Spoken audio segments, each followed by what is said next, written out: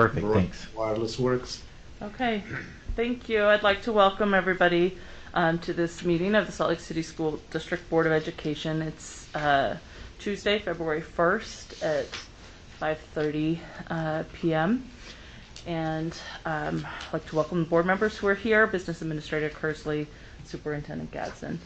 Thank you. And I would like to entertain a motion to convene a closed executive session for the purpose of discussing litigation, negotiations, and/or property, as well as character, professional competence, or physical or mental health of an individual. I'll make that motion. I move that we go into closed executive session on February 1st, 2022 at 5:31 p.m. for the purpose of litigation, negotiation, and/or property, character, professional competence, or physical or mental of a individual and/or deployment of safety personnel, devices, or systems. Thank you. I have a motion. Do I have a second? Second. Okay. Motion by Christy and seconded by Catherine to enter a closed executive session for the purposes of discussing litigation, negotiations, and property, as well as character, professional competence, physical or mental health of an individual, and/or deployment of security personnel, devices, or systems. Any discussion to the motion? Okay, let's go ahead and vote, starting with you, Bryce. Bryce Williams, yes. Jenny Sika, yes. Catherine Kennedy, yes. Nate Salazar, yes. Mohammed, yes. Melissa Ford, yes. Christy Sweat, yes. Okay, let's go ahead and close the meeting. Thank you.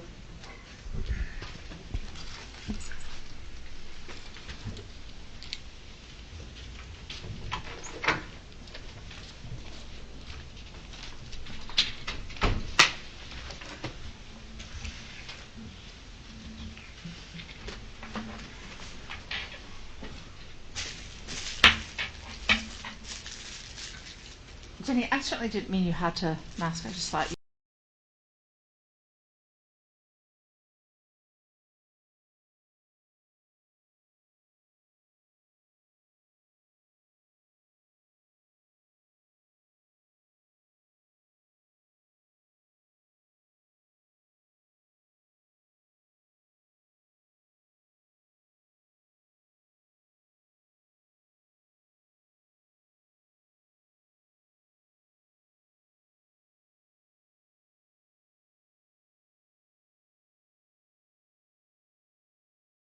Yeah, I think it's fine. We'll gather. Okay, all right.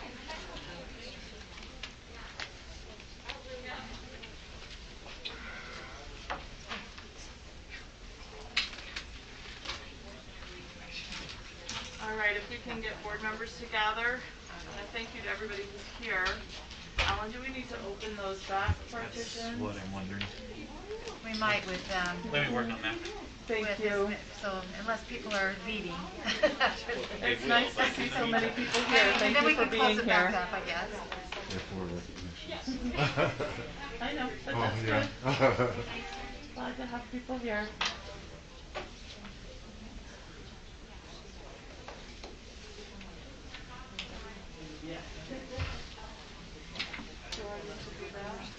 Do we need a bell?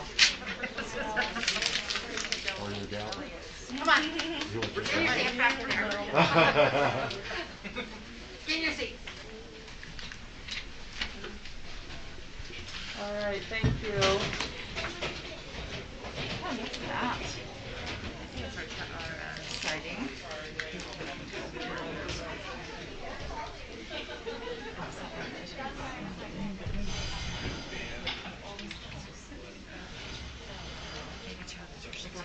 Email. I'm sure you do too.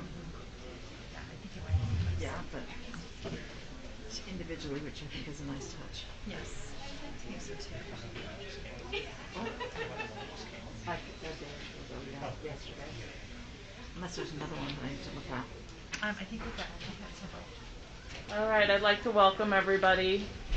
Thank you to Dr. Taylor and Business Administrator Kersley for opening the partition. Thank you. Hopefully it's not going to be that kind of night for me where I can't remember my words. Thank you all for being here tonight. I'm really grateful to see so many people here. It's really fun to see you. I'd like to welcome Superintendent Gadsden and Business Administrator Kersley, as well as all the board members. And we have Board Member Bade participating remotely. So he's up here on our screen. I don't know if you can see him, but he can see us. Okay. Oh, good. Okay. Welcome. I'd like to welcome those who are here representing our employee association groups. Thank you for all that you do. James Tobler representing SLEA. Thanks for being here, James. And Mike Harmon as well. Welcome. Thank you for being here. I believe our SLASA rep tonight is Brian Conley. Thank you, Brian, for being here. Also like to recognize Cindy Mills, who represents SLEOPA, and President Steve Russo. B. Alonzo, are you here, B? Hi, B. Welcoming, representing Child Nutrition. Thank you for being here, B. Also Che Olson, representing Building and Grounds, and Cindy Davis with Transportation. Really want to thank you all for all that you do to represent our employees. All right. Do we have somebody who's leading us in the pledge? You don't. Oh, okay. Vice President Salazar will be leading us in the pledge.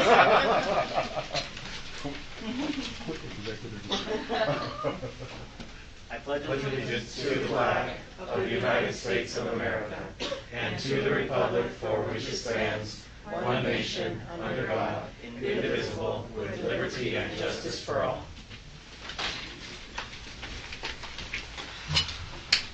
All right, thank you, Nate. I appreciate that. We have several recognitions tonight, and I'm really excited for those. And so I'm going to let Superintendent introduce those, and I've given certificates to board members to give to those who have earned these recognitions. And we're really excited to have you here so that the board can recognize the good work that you're up to. Superintendent? Yes, President Ford and members of the board, I'm going to ask Tiffany Hall, Dr. Tiffany Hall, to come forward, and she will actually do the recognitions for the Utah Foreign Language Associate Teacher of the Year and National Board Certified Teachers. Dr. Hall. Thank you. What a pleasure. Am I on? Here comes Sam. I don't think it's plugged in. It's plugged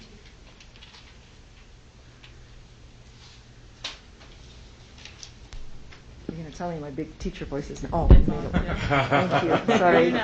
This is really a pleasure to get to be able to introduce Layla Lamani to our board, and I know you're here. There you are. Come on up. The Utah Foreign Language Department is sorry, I don't have my words tonight. Okay. I get nervous on this side. So Layla Lamani teaches French and Arabic at West High School. Her students always participate in the International Schools Debating Championship that actually you were televised to, and when you presented about this, you said Qatar differently than I say it. Yeah, Qatar. Qatar, okay. And so there was this whole thing because your students had to participate at night. Yes, so we debated from midnight to 7 a.m.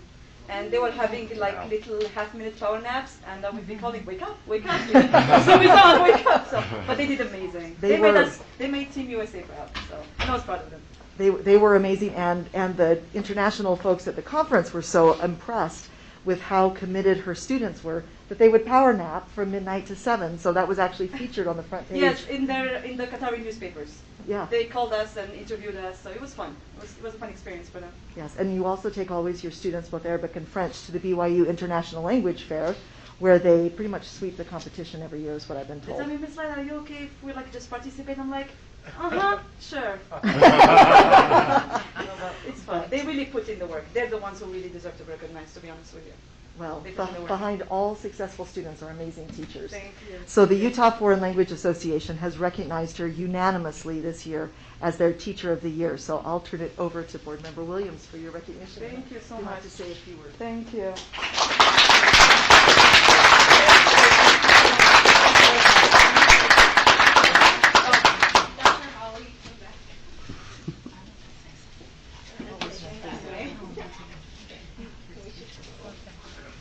Thank you. Okay. 1, 2, 3. Thank you very much. Thank you. Can I add on to that? Thank you so much. I just want to add on to that, Ms. Lamani.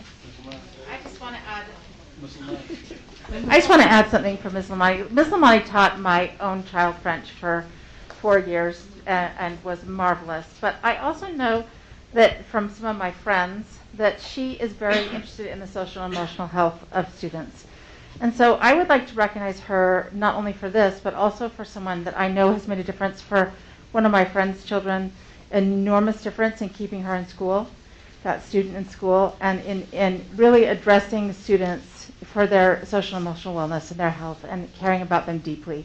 And I just would feel like I was making a mistake if I didn't take the opportunity to recognize that not only is she an excellent teacher of languages, but also really cares about our students' personal lives. So thank you so much, Ms. Amani.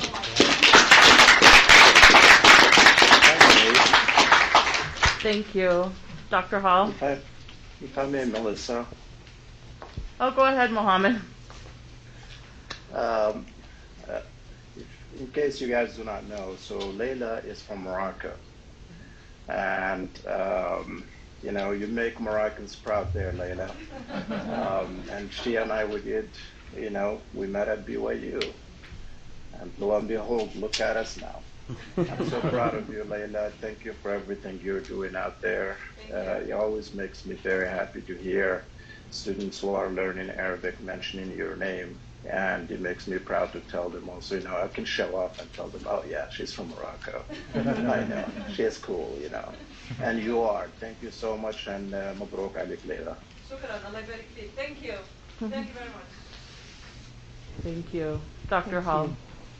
I also have the pleasure to introduce our new nationally board certified teachers. This is a process that our teachers go through. We have more nationally board certified teachers in our district than any other district in Utah. And we have 4 teachers who have previously earned their certification and then recertified, which is a process that they have to go through.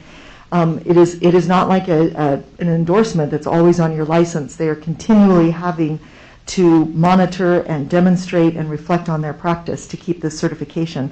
So we have 4 tonight, and I know I saw a couple in, but the minute I get up here and your mask is on, I can't see you. But we have Amber Callister, who is a park coach. Amber, come on up. And is this the first or second time you've renewed? This is my first. Your first renewal. So this is your, because it's every 5 years, right?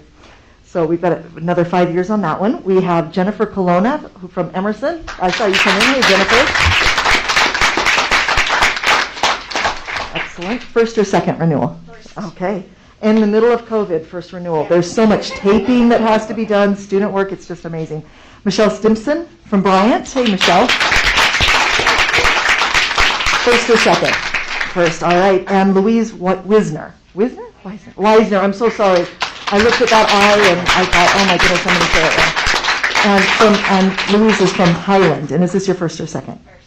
So these guys, in the middle of everything, they went through, did their first certification, recertified, which means that you had to do units of study and reflection, look at goals for your students, tape the goals of your students. There are so many people who just won't do it because you have to get in front of the camera, and it's a very scary thing, right? And really look at your practice and to do all of these things. So these are 4 amazing teachers that we have here tonight. So I'm going to now turn this way and make sure you know I'm presenting you to our board.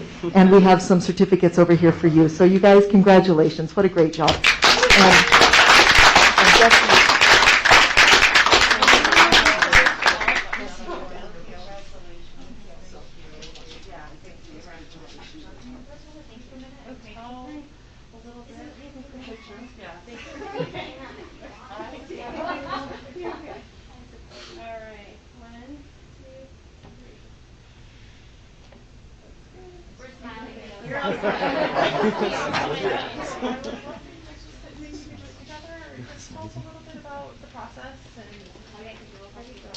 You want me to start? Yeah.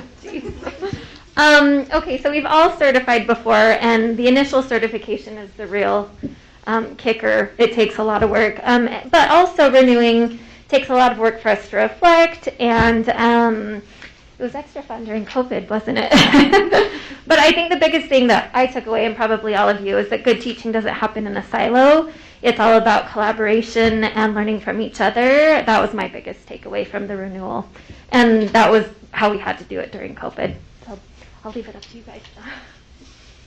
I think my biggest takeaway was reflecting on what intention I had and what I intentionally incorporated into my instruction over the previous 5 years to make sure that my students were continuing to grow in the direction that I wanted to see them, which I think is easy to kind of lose that focus at times. So thank you. My certification is in teaching English as a new language. And I chose to do my case study on a student who would never once appear on camera nor speak on Zoom. So all of my communication with this English language learner was through written communication. And so I was really grateful that this process allows us to really reflect on what's happening with these students in this time. Not what we've done in the past, not what we'll do in the future, but how we're getting through this moment with a student who won't speak and won't appear on camera, but will communicate in other ways. And so that's one thing I appreciate about the process. The end of the alphabet is always a lot of pressure. Anyway, they all said it beautifully, and it really was a process of reflection, and especially during COVID, how can we get our students to participate? My certification area is in math, and when students don't participate, they really struggle to learn math, and so finding ways to have them demonstrate their work while on an online setting was the challenge that I took as part of my process to renew. So, Thank you. Thank you all.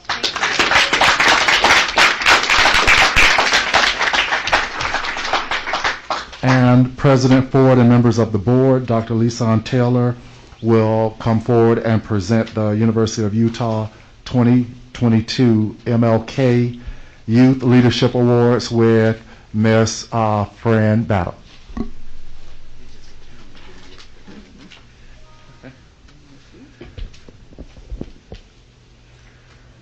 We want to take this opportunity to recognize these students who are recognized by the University of Utah.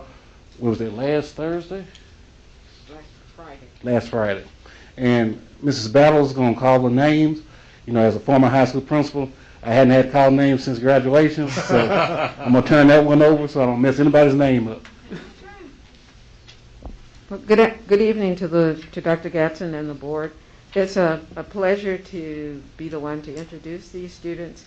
You need to know that in the state of Utah, there were only 12 recipients for this award. Salt Lake City School District should be very proud because 6 of the 12 are from our district. So I think they need a round of applause.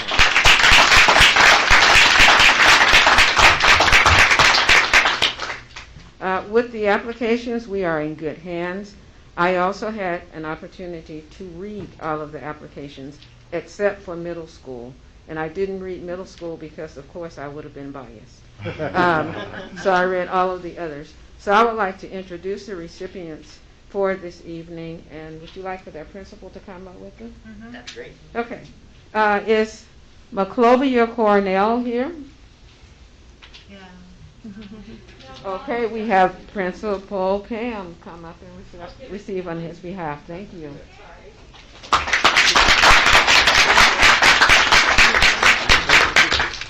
And that's from East High School. We have Safia Hamoud from West High School.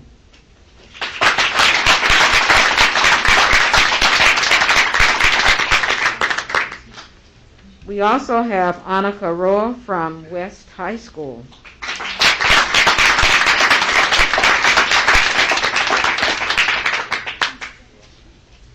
We have Ms. Amma Bafour from Innovations Early College High School.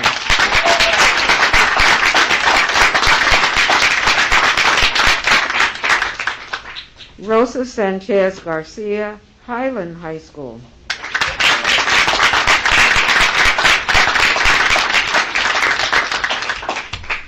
And the only 8th grader to receive this, Ms. Cadence Golson, Nibley Park School, K-8.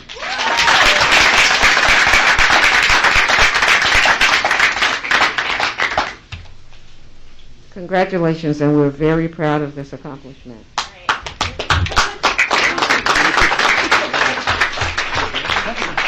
How I get out of this? Okay.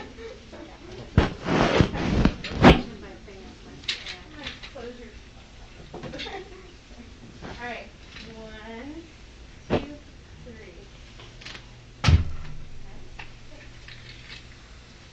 Good job.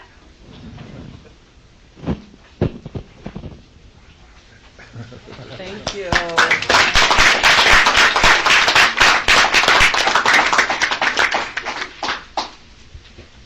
Thank you. It's really great to see the great things our students are up to and the great things our teachers are up to. Thank you for everything that you're doing. It's really appreciated. All right, we will now move to our consent agenda, which is long. And I'm open to accepting a motion on the consent agenda.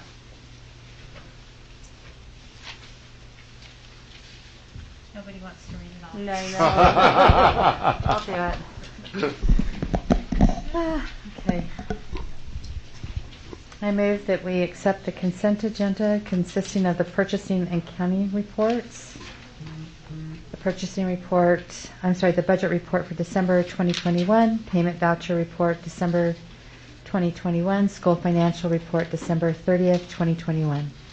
Our board meeting minutes for January 4th, January 14th, and January 18th, 2022. The Human Resource Services report, the Northwest overnight trip. Number 7 has been pulled. Is that correct? Thank you, Christy. Our board policies, B2, F2, G5, G9, G17, G24, I-12, I-23, P7. And then a request approval for Special Education Procedures Manual for Open Classroom and SLCSD. Thank you, Christy. Do I have a second to the motion? Second. Okay, motion by Christy and seconded by Mohammed. Do I have any discussion? Christy? I have one request, and it's not to, I think that the minutes are great, but Board Member Bayad in 2 different meetings did an eloquent job of talking in Arabic and also in French. And I've had several people ask me if we could not have that translation connected to our minutes so they could hear they could read what he actually said. You know, that since it was in a foreign language, to connect it to our minutes. And so obviously we'd have to go back and have that transcribed by Board Member Bayad and then maybe connected to our minutes at a later date. Okay, yeah, thanks, Christy. I'm sure you'd be willing to do that, Mohammed. Okay, thank you. Yes, absolutely. Or we can volunteer Layla. I think you both have a lot on your plate, but I think it's a good idea to have that attached. Thank you. Any other discussion to this? I would like to thank the policy subcommittee for their work on all of these policies. It really does represent quite a bit of work, and it's important work that the board does in reviewing these policies. So thank you for that, and it was good for me to have an opportunity to review them as well for this on consent. So thank you for that. And I did have a quick question about the request for approval for special education, because we did approve that last time. Is this a secondary approval once it's been to USBE, or what's the reason for having it on here again? Well, our charter schools are approved separately, so the board has already approved our district manual, and this is specific to those charter schools. Okay. Which is but we also approved the charter schools last meeting. Is there a, Christina, do you want to? Do I need to, can I just stop here? Yeah. So as you know, you had previously approved the district special education manual, and then it went to USBE. And because they had some changes that they wanted to see, we tried to send a letter, but the letter wasn't sufficient for that purpose, so we needed it approved again by the board at a time subsequent to when USBE had approved it. So that's why it's on the agenda again today. Okay, thank you, Christina. All right, any other discussion to the consent agenda items? Seeing none, let's go ahead and vote, and we'll start with Bryce, precinct 1. Bryce Williams, yes. Jenny Sika, yes. Catherine Kennedy, yes. Nate Salazar, yes. Mohammed, yes. Melissa Ford, yes. Christy Sweat, yes. All right, thank you for that. That consent agenda is passed. Now we'll move to our request to speak. And I will read this statement that I've been asked by the board to read at the beginning of every public comment time. The board enjoys the opportunity to hear from the public during the public comment portion of its meetings. Before we begin, I would like to take a moment to remind you of our board rules governing your comments. Time may not be used to air complaints concerning bidding contracts, employment or personnel issues, to criticize or defame district employees, or to make complaints for which other avenues for redress exist. Time may not be used by employees or their representatives to circumvent formal communication channels or established grievance or negotiation procedures. The total time reserved for public comment is not to exceed 15 minutes, with individual presentations limited to 3 minutes and group presentations limited to 5 minutes. I'd also like to explain that unless the speaker's topic is already on the agenda, state law prohibits the board from deliberating or taking action on items raised during the public comment period. However, if it seems appropriate to the circumstances, I may direct district staff to follow up with the speaker on the topic discussed. We have 3 speakers that have signed up to speak tonight, and I'd like to first invite the first speaker is Scott Mccloud. If you'd like to come to the podium. Thank you, Scott, for coming to speak to the board. We really appreciate you taking your time to do that. Thank you. Thank you so much. Distinguished board members and Superintendent Gadsden, I'm speaking tonight as a follow-up to my comments at last month's board meeting regarding Magnet ELP. During the board's discussion, several issues were raised that I would like to respond to. I hope to make 2 main points tonight. First, that separate can never be equal. And second, that no program should exist that does so at the expense of another student group. Magnet ELP fails in both regards. During last month's meeting, Dr. Hall was asked to study the effects of Magnet ELP. By all means do so, only don't stop with MELP students. Study its impact on neighborhood students too. In the over 30 years of MELP, has anyone ever thought to ask them how they are affected by the program? My guess is no, but if you do, you will learn that it is real and it is negative. Davis District learned this the hard way, but they only did so by asking students directly. Be proactive. Show us what it means to take equality seriously. Another point was made that the district should care about the growth of all students, including MELP students. While reasonable on its face, the idea is once again full of disingenuous assumptions. If we learned anything from the Black Lives Matter movement of 2020, it is that those who criticized the movement saying all lives matter failed to grasp a simple truth. We have over 400 years of data showing that white lives matter, but not so for black lives and other people of color. Their point, now is the time to focus on black lives. So what does this mean for a district? If you are genuine about your desire to improve growth, focus your time, energy, and resources on those who need it most.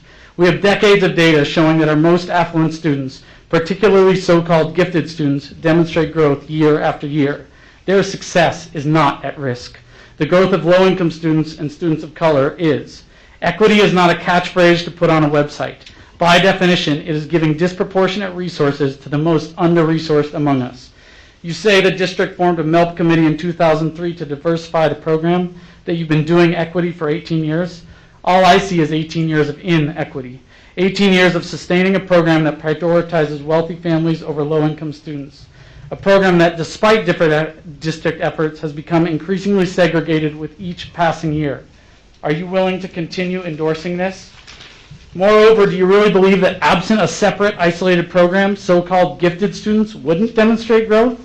Do we not believe in inclusive classrooms? Do we not believe our teachers are capable of differentiation? Do we not see it every day in our neighborhood classrooms? I do. Integrated classrooms help everyone. And yes, it is true that district enrollment is declining and that you will need to be creative. But MELP is not the answer. No program to attract families can be done so at the expense of low-income students and students of color. If you want ideas, look at San Antonio. They've spent years attracting new families through efforts grounded in integration, guaranteeing a certain number of slots for low-income neighborhood students in every program, and it has worked. Or look no further than Slicksy Rose Park and Slicksy Bryant. Their programming, built on integration, attracts families. I am confident that if more parents understood the negative impact of milk, they would seek alternatives. And alternatives exist, but it is up to you to create them. Thank you. Thank you, Scott. All right, next to speak, William Suval. Thank you. Is William here? Okay. And B Alonzo from Child Nutrition. Thank you, B, for coming to speak to us.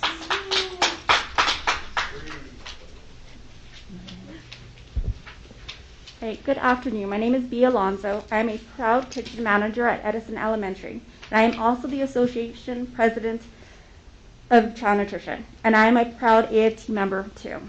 I came across this poem and it touched me so much to my heart. Okay, so I'm just going to read this poem. Mm-hmm. What is a lunch worker? They are likely to be the first to get to school, waking before the birds and most people. Sometimes they cry before going to work because they are exhausted, but always have a smile on their face for the kids. Early to school gets the kitchen ready for the day and making sure they have enough food for the day. Making sure that they have all of the paperwork done correctly and that order goes in on time for next week.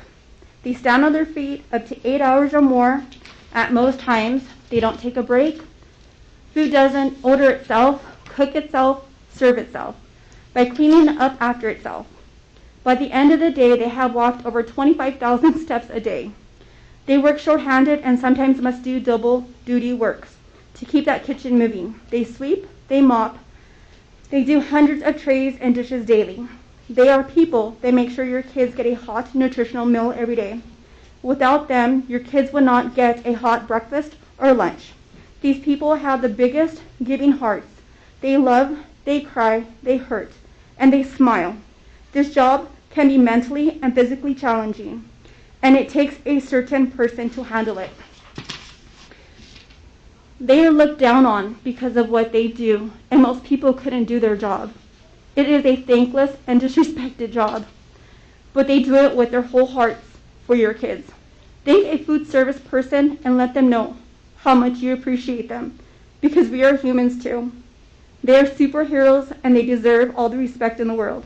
Thank you for letting me speak, and thank you, board, and thank you, superintendent, for everything that you do. Thank you.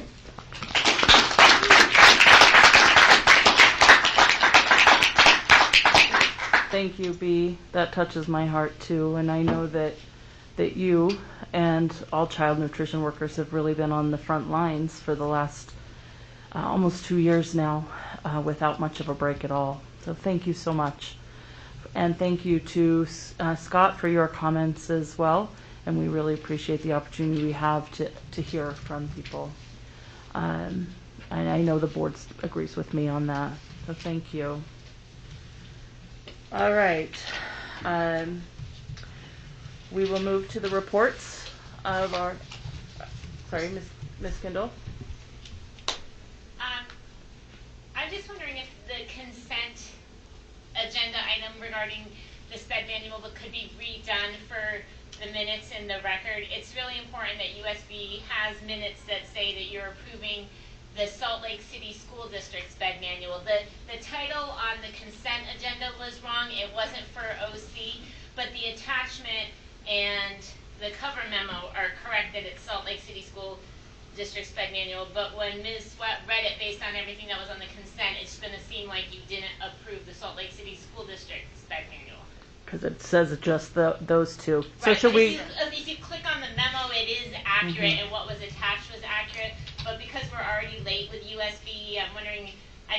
I just don't want there to be any further confusion. If you could take a new motion to. Okay. Thank you. So I would like to entertain a motion that we approve the special education manual for the Salt Lake City School District. So moved. Okay. Do I have a second for that? Second. Any discussion? Let's go ahead and vote, and we'll start with you, Christy. Christy Sweat, yes. Melissa Ford, yes. Ahmed, yes. Nate Salazar, yes. Catherine Kennedy, yes. Jenny Sika, yes. Bryce Williams, yes. Okay. So just for clarity, we have now approved the special education manual for the school district as well as for our charter schools. Thank you. Thanks for that clarification. All right, our first report is on the STEM ecosystem. I'd like to invite Dr. Hall, James Yapius, and Candace Penrod to come forward. Thank you.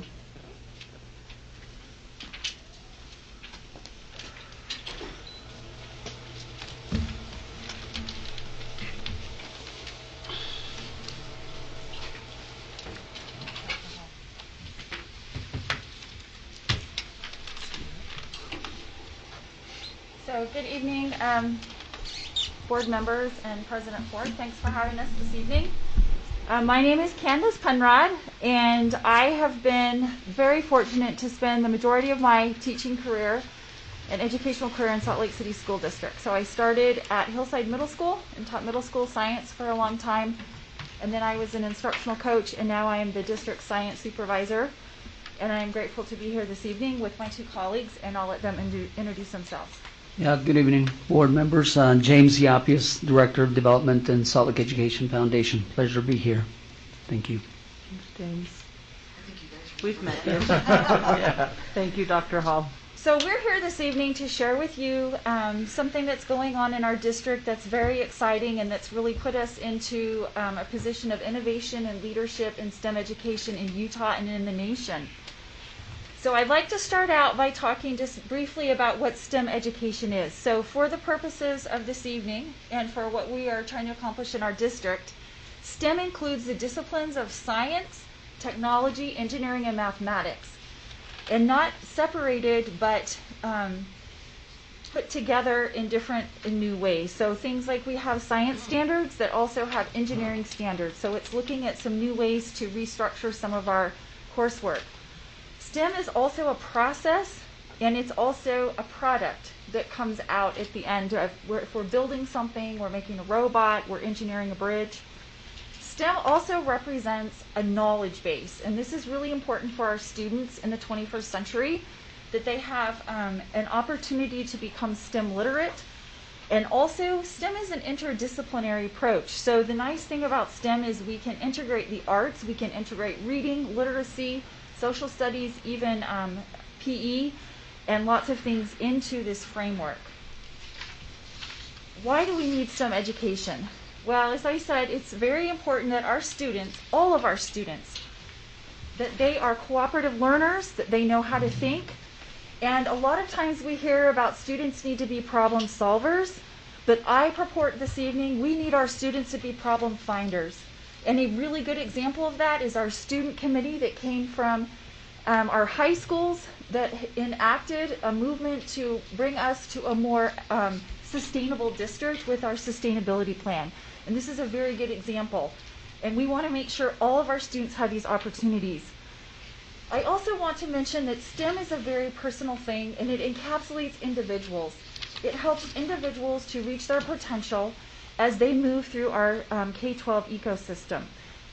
Mr. Yapius, can you please tell us now about where we are in our district? So for the past 2 years, it's been a pleasure for me to be working. Actually, I've known of our curriculum department for many years, but for the past 4 years as a development director, we've been able to collaborate with curriculum department, digital teaching and learning, community education, CTE, the internship, the apprenticeship programs with Stadler, SLCSD, school clubs, and most importantly, every year we collaborated extensively with the STEM projects and the fair that we have every year. As a foundation, we've also aligned our priorities to ensure that we support the STEM initiatives by the teaching and learning department. And it has been a tremendous experience for us as far as making sure that all of the foundation resources are supporting every student within our district. And that's significant for us. So a few years ago, James and I were approached by a community member that had quite a bit of money that they wanted to support STEM education.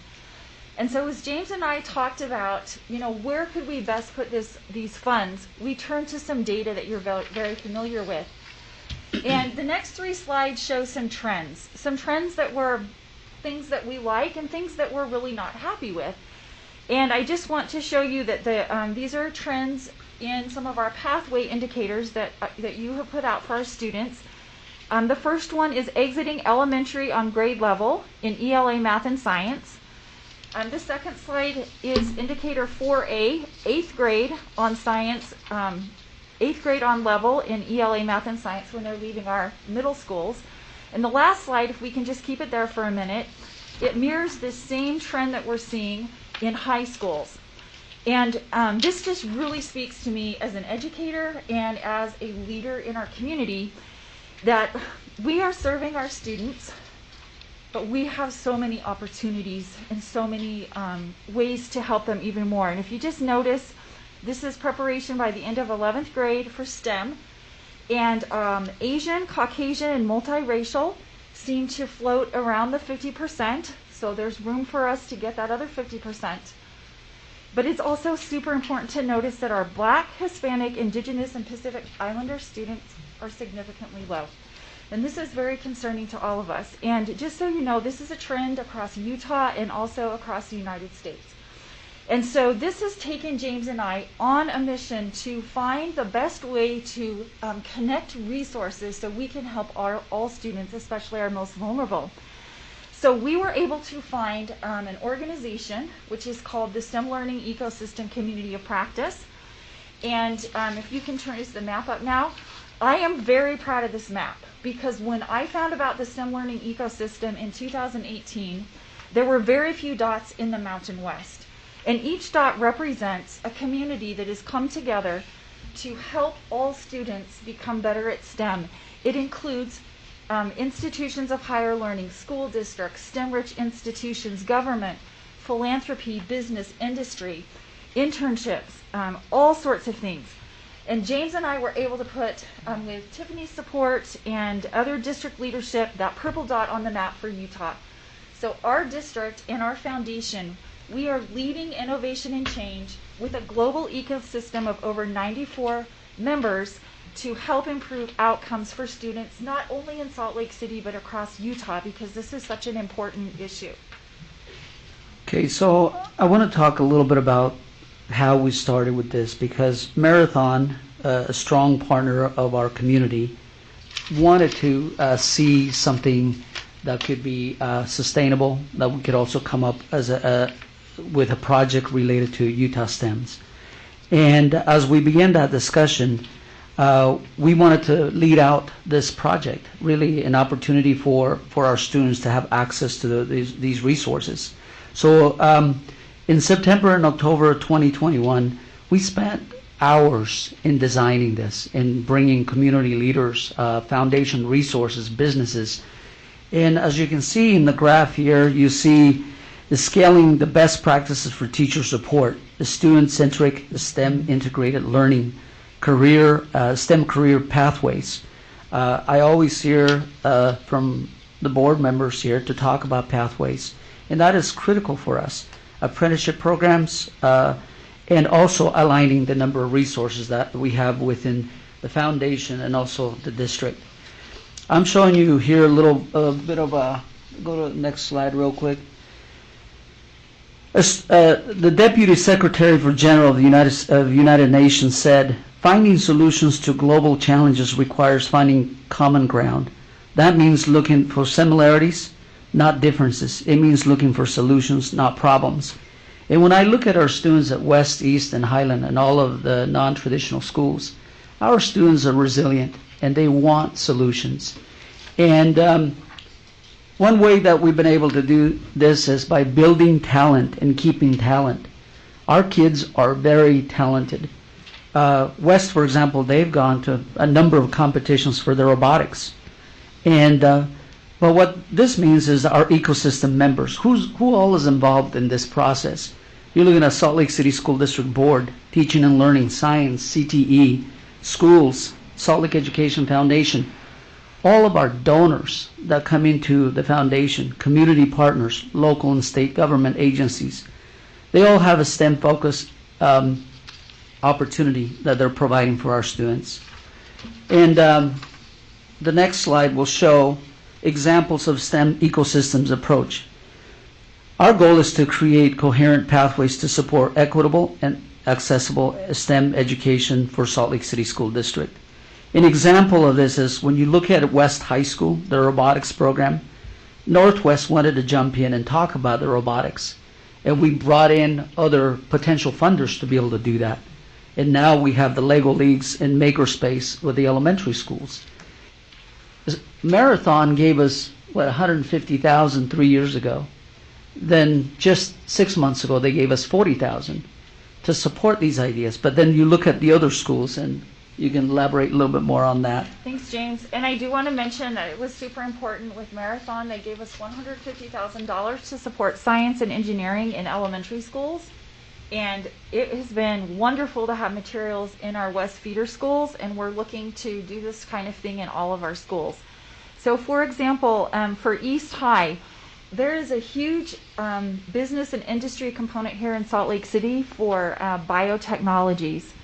And so we want our students, especially our multilingual students, to have these opportunities in high school to be prepared to enter these innovative businesses and careers. And so we are working with our elementary schools in this feeder pattern. We have a couple of schools who have elementary science teachers who work in our leadership cohorts with my coaches. We have science coaches in these schools. At Glendale Middle School, they've been leading some change by double blocking science classes. They work with the Museum of Natural History in a youth mentoring program. And all of this is to help these students along this pathway, because an ecosystem means that every member has a part and every member is needed. And we just want to, finish with the benefits of STEM education.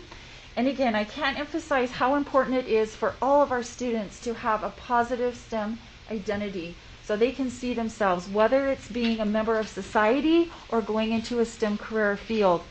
Again, we have integration opportunities that we've been working on, and also interdisciplinary approaches. We do want our students to have this cohesive knowledge base, and we want them to be STEM literate. One of my favorite quotes of STEM comes from President Barack Obama, who gave a stirring speech in 2010 called Change the Equation.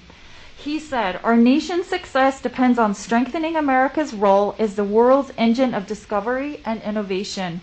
And I would say our role in Salt Lake City and Utah's engine of discovery and innovation, especially in science, technology, engineering, and math, to provide the leadership of tomorrow.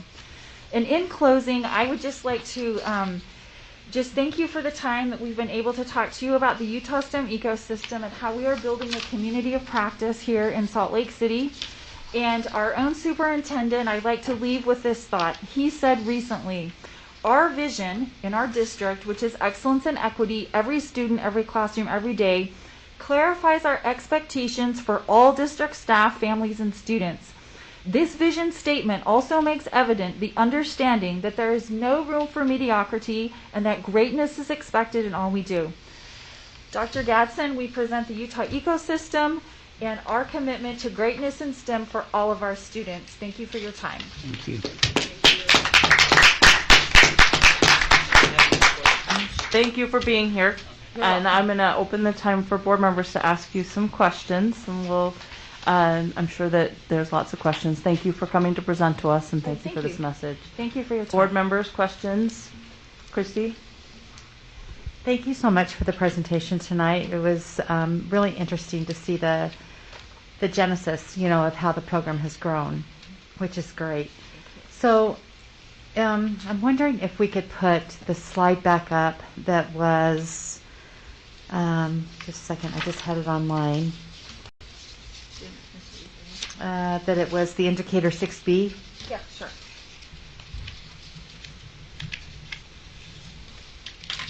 And that is middle school, I believe.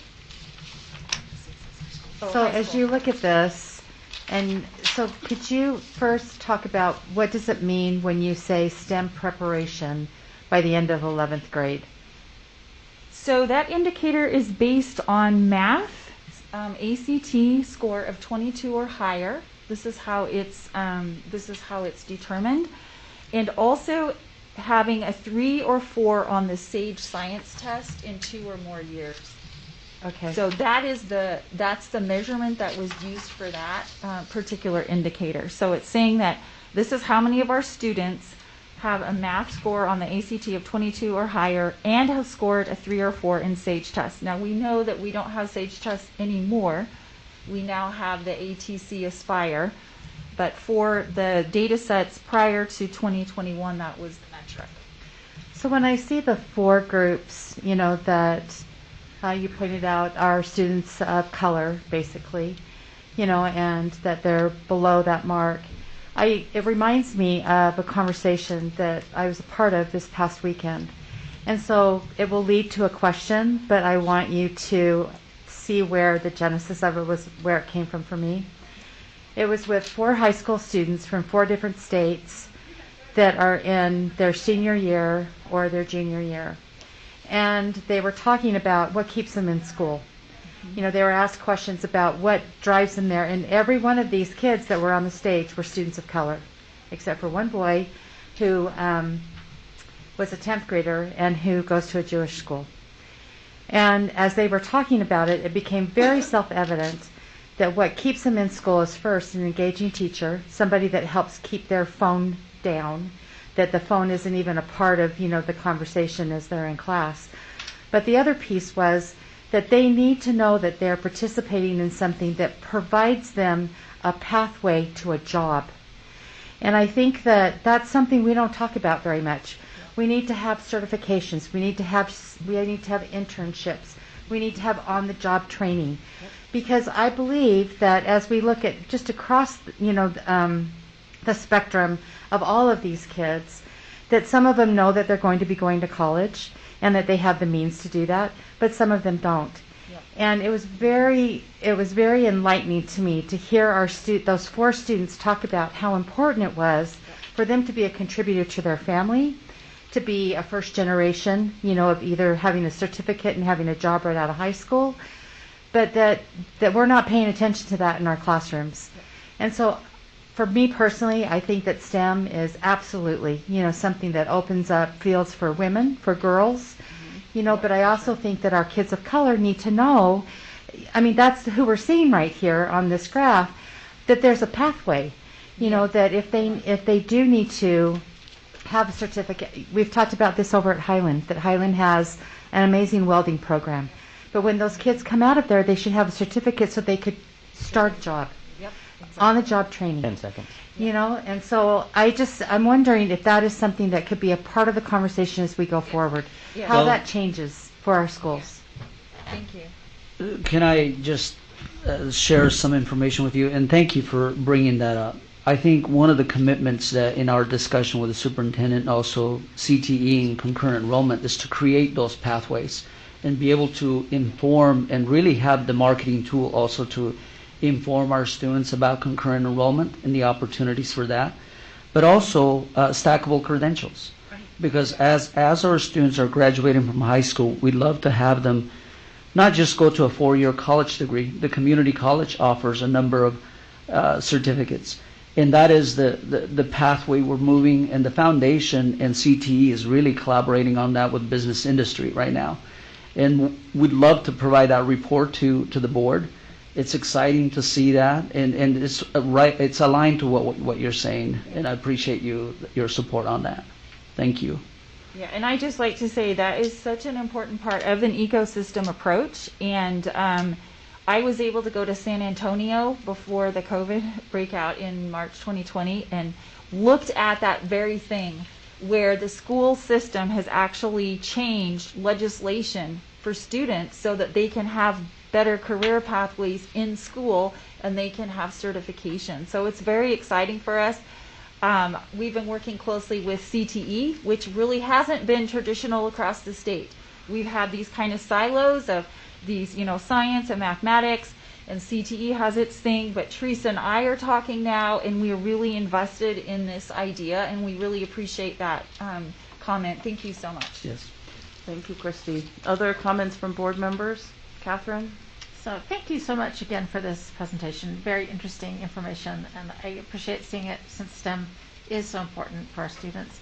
I just had a couple questions about, first of all, the numbers in your boxes on the 3 charts, the 3 graphs. Are those numbers based on self-identified ethnicity and then the kids that took those tests? Is that what it is? Okay. Because I was thinking those numbers represent maybe just slightly more than 2/3 of our students. When I look at those numbers, that's what I see, at least in the high schools. That's probably only about 2/3 of our students. So I'd be really interested to see where they fall. Yeah, they have to meet both indicators to be on the chart. Right, and some students don't take the ACT with their schools. Yes, correct. And some students didn't take this Yes. age. So I think that it's really an interesting chart because it like I said, it represents about 2/3. Yes. So, but I appreciate seeing it, and it's still clearly, no matter what, we have room for improvement. Yes. And these are wonderful programs. I love the fact that you put us on the map. And I would say that the one thing I'd like to see is us talk about all of the STEM things that we do in our schools. This is part of it. I know I'm a huge fan of the West Robotics team. It serves a relatively small number of students. But I know West High has tons of STEM things going on. I'd be interested to hear a report on the district science fair, what happened in the district science fair this last weekend. Yep. I think that the IB programs do a lot. So I just hope that, I know you guys are, and I just want to say that you're highlighting these wonderful things, and I hope that you will also, that we can recognize your work in those other areas, because I know that you're doing the work in the other areas. I know that Dr. Hall is doing the work in the academic arena, and you're doing the work in the science, and James is supporting those. And so I just would like to say that I recognize that. I recognize your work in IB. I think there's a lot of in STEM in IB because they have to work together in groups of 4 from all the different sciences. As they do the higher levels, there has to be someone from chemistry and physics and biology and math on a project, and every student has to participate in one of those projects. So I just want us to make sure that we're representing all the work that you are doing for the STEM kids in our district. Thank you. I really appreciate that. And I want to say, there are so many things. Nibley Park has an experiential learning emphasis, and Backman and Clayton have been collaborating on getting kids out in place-based education, and it really is wonderful. So we are working on mapping across the district, the wonderful things that we're doing. So I'll be sure that when we have that completed, that we'll get it to you. We've been looking at hands-on science programs, and just so many pieces of this. And that's the beauty of an ecosystem, is it gives us an opportunity to really get everything together and to see what those pieces are, and then to fit them into an architecture that can be codified into making the system even more successful. So thank you so much. I recognize that you're reporting on this in a specific way, but I just want our entire district to know that our STEM goes a lot farther than this, and it's because of what you're doing that it does. Thank you. I want to add to what Candace is talking about, mapping out, because a lot of our funders nowadays, what they're saying is, what's the outcome? We give you 50,000, 60,000. We want to see some measurable outcome, and that's where all of our different programs come in. We're able to align those resources, but also to see the outcome of their investment, and so. We'll get that report to you. I appreciate you asking for that. Thank you. Mohammed, you had your hand up. Go ahead. Candace and James, Dr. Hall, thank you so much for everything you're doing out there. And it gives me hope when I see that you have identified tangible evidence of the disadvantage, unfortunately, that the BIPOC community is dealing with in our district. And having STEM, this is like really, really fantastic because especially, having kids or just like we live in a district that's majority minority. We have refugee communities, we have immigrants and so. And those of us who are coming from outside of the U.S., we are like used to doing things with our hands. And this is like such a great opportunity. And so here's what I'm going to do. I'm going to be asking you questions as, just as a regular parent, for example, that does not know anything about this, okay? We're just gonna go with the scenario, I'll ask questions, and you go ahead and answer them for me. All right. Hi, I have two kids. One of them is in elementary and one is in high school. I heard something about the STEM, and I know they are they're a little bit, struggle with the testing, and so can you tell me a little bit more about what the STEM, how is it going to benefit them? Yeah, thank you for your question. So one thing that we know about STEM is that there is a cultural piece to it. And so, for example, one thing that I was thinking of when you were thinking of your children is there are pieces in every culture that support STEM education. So for example, I have some ties to New Mexico and to some Native people that I know there. They have a very rich STEM community with their clay work, with their weavings, with things like this. So I would talk to you about your family, about your children, what their interests are, and I would start connecting those things that are in your culture that are STEM, that are representative of this problem solving and of this technology and things that can relate to the student, because that has to be our bridge. We know that part of the problem with the STEM pipeline is that it favors white children. And so part of our ecosystem is looking at different ways of bringing STEM into communities in more culturally relevant ways. And so I would also say one thing that I worked with Dr. Hall in the summer and with James Yapius with his after-school program and summer school is to actually take our children, our students, into STEM-rich institutions. So for example, Red Butte Garden is a beautiful garden, a beautiful place to take children to learn about Utah and about some native plants and some things there. And it's very inaccessible for our students that don't live on the East Bench. So we were able to work with James Yapius and get some students up there and out to the Hogle Zoo in the summer so that they could have these rich experiences to learn about STEM in our community. We also have a program I would tell you about at Discovery Gateway. They're very supportive of coming into our after-school programs and getting with our young learners. They have a great program for kindergarten teachers that will train them how to use these little B-bots in their classroom. And so for your high schooler, I would say there are many different avenues. We have CTE pathways. We have many at our high schools. We have after-school clubs. We have a MESA club, which is run by Holly McIntosh, our mathematics supervisor. And we have programs that will help extend the learning for your student. We also have push-in programs in our schools where we have people coming in to help. So I would be very interested in knowing what schools your children are at and connecting you with those resources and with those people who can help them individually connect to something in STEM. Thank you, Candace. Thank you. Thank you. Thank you, And Mohammed. one of them is in high school, and where should they go at school to get those information? I'm sorry, where did you say they were going? One of them is going to East. Oh, when they get to school. Yeah. They could start with I would say start with their science teacher, if they have a science class. And I will say this, our library, tell me the right name, library technology teachers in elementary schools are very often STEM experts.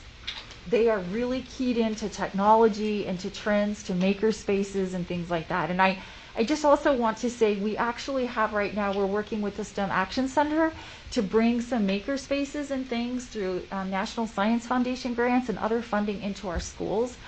And so I'm hoping that there will be things at the school where your child is. And please contact me too if you need any help. I'd be more than happy to help connect you. Thank you.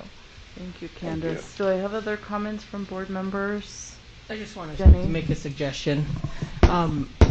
Wonderful. I love this. It does, of course, the data does stand out.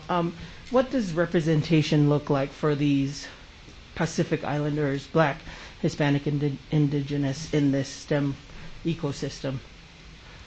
Yeah, so thank you for asking. Part of our ecosystem practice is to invite people from all cultures into what we're doing. And so so we are working with, for example, there's Rebecca, I can't remember her last name now. She used to be, I'm sorry, her name Hawk, I think. But I worked with her, and she represents the Latino community. Like, I've worked with her before. We were working with Salt Lake City, and they have some staff members there that work with culture. We work with Jenny Meyer-Glenn up at the University of Utah with community education programs, and I know James has some more. Yeah, I think partners. one of the other barriers that we've seen is funding for be able to go to field trips.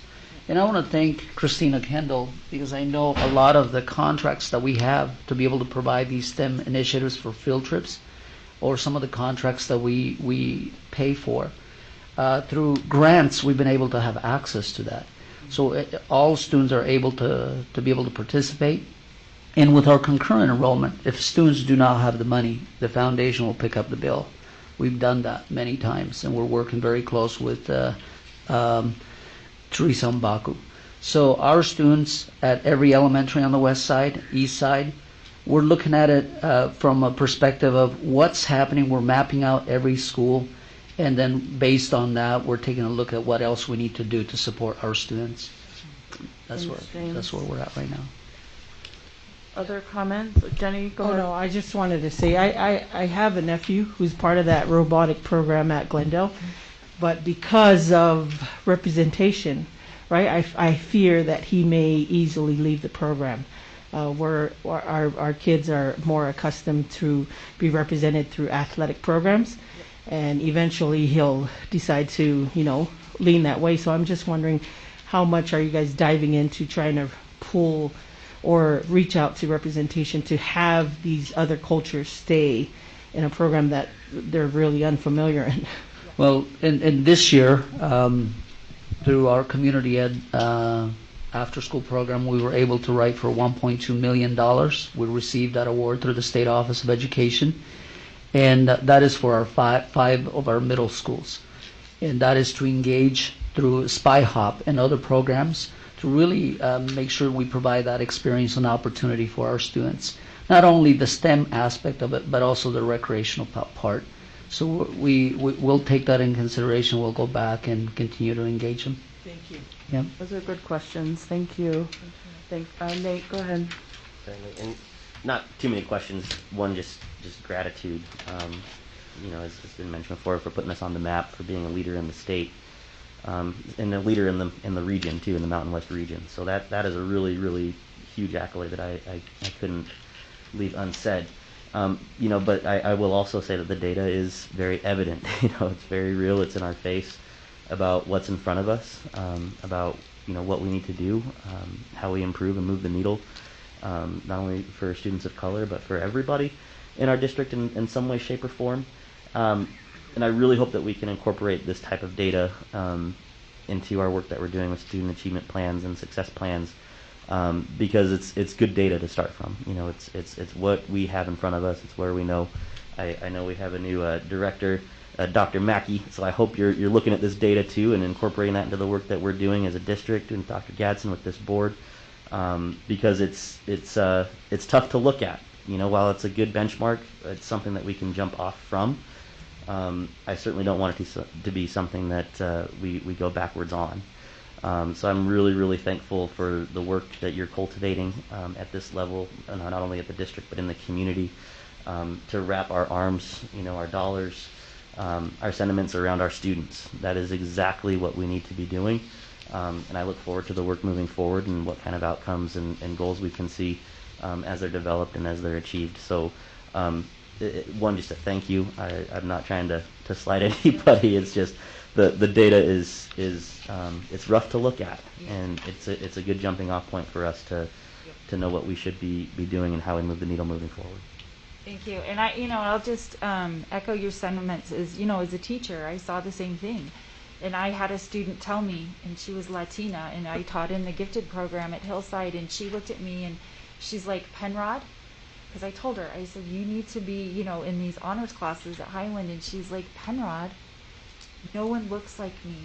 She's like, for 3 years I've been in classes with white girls, and she's like, they're not my friends. And it wasn't that it's just, they weren't her, they had their own thing. And I had nothing for her. So, I'm telling you, this has been something for me that I've been really working at for a very long time, is to open up representation. And, you know, to your point also, one thing that we could do as a community is put pictures of people of color in STEM on buses, on billboards, and get it out there, because it does matter. If a student cannot see themselves reflected in the people in front of them that are in that, it is a problem. And so I'm happy to be here and to help us be problem solvers. And I'm just going to call out really fast, Dr. Gadsden recently asked me to help him write an article on access to early STEM. So that is going to be my parting thought, is that access to early STEM is critical. And we've been working with Audrey with her early childhood program, and we're Audrey Powell, and we're very excited to extend what we're doing. And, you know, James has done so much work with the CLCs and early childhood that it's really exciting. So thank you for your time. But thank you for being here. Thank you for this report. I think you can tell from the comments and questions from the board members that this is something that's important to all of us. And as I listen to the comments and to your presentation, and Dr. Gadsden, I would say that the board definitely supports this work and would like to have you feel empowered to engage in additional work and this ecosystem in creating those pathways as you described them. Thank you so much. Yes, thank you very much. Thank you, Dr. Gadsden. Thank you. All right, our next report is, thank you, is Capital 2022-23 Capital Projects List. And I'm assuming that that'll be our business administrator and perhaps Paul Schulte. Board members, you have that in front of you. Paul if needed. Okay. So attached to the agenda, so each year Paul and his team go out and they visit each school and they develop a 5-year capital projects plan. What you're seeing on your agenda is those projects that were determined to be done for the 2022-23 budget year. As noted in the memo, the prioritization is based on life and safety, followed by building integrity and preventative maintenance, instructional needs, and discretionary projects. And that's how they determine which projects get priority over others. And also, as noted, some of these projects, in order to get them done, even though the budget year will not start until July 1, if there's carryover that we have not used this year, we will start some of those projects as soon as school dismisses in the summer. To take advantage of that time. Yes. All right. So board members, you have the cover letter and the capital projects lists attached to the agenda. Do I have questions for Mr. Schulte or Mr. Kersley about the capital projects? Christy? I'll ask a question. Yeah. So I think over the years we've seen different bottom lines, you know, depending on, you know, what is the capital need. Is that correct? Because, like, is it I'm trying to pull up my thing, but is it $9 million? Yeah, it kind of varies between 7 and 9. Between 7 and 9 every year, yeah. Right? That's correct. And that comes out of our capital budget. Correct. Correct. And so can you talk a little bit about how you prioritize? You know, when you're looking and you do that walkthrough at the schools, how is it prioritized by the amount of money that we have? Is it prioritized by need? Is it prioritized, you know, by the principal? I mean, how are those lists prioritized? Yeah, I mean, money obviously is one of the ways we prioritize. Trying to keep within that. You know, we don't want one year where we're spending $20 million, then we don't have any money the next year to get any projects done. So we do try and smooth out the amount of money we're using each year, and I'll let Paul address the rest of the question. Yeah, thank you, Christy. Excuse me. We start without thinking about money, to be perfectly honest. We go through with every building and we go through the needs. We start with the critical needs. So we keep track of roofs. We keep track of, at the auxiliary services, we keep track of our HVAC systems and boilers and all those type of things that a principal wouldn't really be query to, wouldn't have that information. And so we create a baseline based on that, and we have that out 5 years. In fact, we have it out much further than that. We know our roofs are 20 years. So we start with that, and then we do visit with the schools, and we visit with the administrators, and the custodians are a great resource as well, and then prioritize from there. But I will tell you that we try to start without a dollar figure and then kind of make it work from that point of view. So that's kind of how we do it. And then occasionally what happens is someone will come up with a need in the springtime or the year's time outside of that cycle time. We always say, okay, make a note, we make a note, and then when it comes back to the following, this is done in the fall, so we're ready for now, then we'll try to push it into the next year. And then if you look in the budget, you'll see that we have discretion. I have about $750,000 of discretionary money that we use for emergencies. Thank you, Christy. Other questions from board members about this list? I appreciate the amount of work that goes into it. Bryce? Mohammed has. Oh, okay. Mohammed? Yeah, I have one question. So the district building, does it fall under any of these in terms of capital? No, so what this really is it's one building block piece of the entire capital budget. On our next business meeting in March, we will bring the remainder of the capital budget, and this will be one piece of that, but you'll see there's other pieces that will, the big, building schools, building buildings. This is more just ongoing maintenance within our buildings. Okay. Okay, thank you. And I appreciate you guys in the letter listing, the prioritization based on the criteria listed out here, and especially when it comes to life and safety, which are big things for the space. Thank you. Thanks, Mohammed. Did I see your hand, Catherine? Yes, and this isn't a question. Thank you, Paul, for the work that this covers. I do think that this report reminds me that we need to be serious about thinking about boundary alignment and closure, because we need to prioritize our money and our cash. And we've seen the demographics, and so I just encourage us to schedule those meetings. So we're making the kind of repairs we need to for our schools, but we're not making repairs that we shouldn't be making. Thanks, Catherine. And thank you, Catherine, for that. I don't know if it's my place to speak in, but I want to speak to the fact that, thank you, Catherine, for that observation, that we're functioning right now as business as usual. So the buildings we have are the buildings we're making plans for. So that's a very timely, it's not my position to weigh into it any further than that, but I want you to understand as a department, we're functioning as these buildings are going to exist indefinitely until we have other direction. As I think you should. Thank you. Go ahead, Can I Christy. ask a follow-up? Yeah.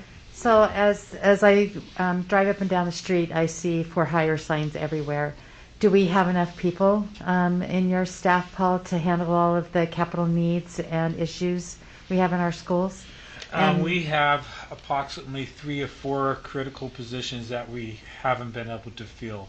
We're doing okay relative to our maintenance, whether it's electricians and plumbers and these type of things, but there are a handful that we haven't been able to fill. 1 or 2 are quite long term. So we're not critical, but it's affecting us. Do you feel like it is, do you know what the reasons are behind it? You haven't been able to fill it? Is it the salary? Is it just qualifications? Put pencil to paper. I couldn't really weigh in on that. Sometimes we attract folks from the industries because of the retirement systems and stuff. So sometimes we do have a little bit of advantage as well. I know a number of folks that work for us that took a pay cut, but security, so when the economy's hot, they have a job and then they don't. So sometimes our industry does add some advantages. But we do have about 2 or 3. I think 1 is an electrician that we haven't been able to replace in like about 18 months. But we are staying up on our work orders. Our work order, and I think I addressed this in a board meeting not too long ago, but our timeliness, 90% of our work orders are done in under 30 days. Okay, thank you. Thank you. Thank you, Paul. I appreciate you. This is good information, and I appreciate the amount of work that goes into putting this together. The next report is the 2022-23 school budgets. Business Administrator? So last board meeting in the study session, we went over detail on how these school allocations are developed, and we used the current year as our example that we went through, and that is what is in your folder and also attached to the agenda, page 1, is the current year allocations of funds to the schools. On page 2, we have now developed the 2022-23 school allocations, developed the same way. We had talked before about possibly adjusting the way we did textbooks. We have chosen to keep the textbook allocation the same as we've done. And I know in the past, Board Member Kennedy talked about looking at that allocation for high school activities. We haven't developed a new plan yet, but since the idea is we don't lower anybody and possibly add to, we're continuing to working on a proposal to bring in a future board meeting.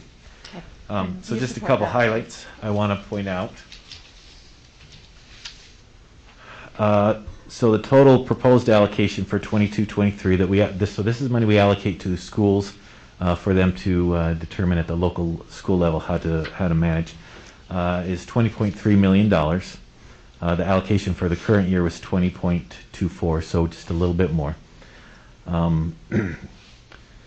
There, from the 2020-21 year to the current year, schools carried over $7.1 million into the current year. Those carryovers they stay at the school and they can use those in the subsequent year. The one change we did make is virtual school is now included in these allocations. Some of the allocation models we talked about don't really fit at the virtual school, so we've excluded those, but they are included in the allocations for the 2022-23 school year.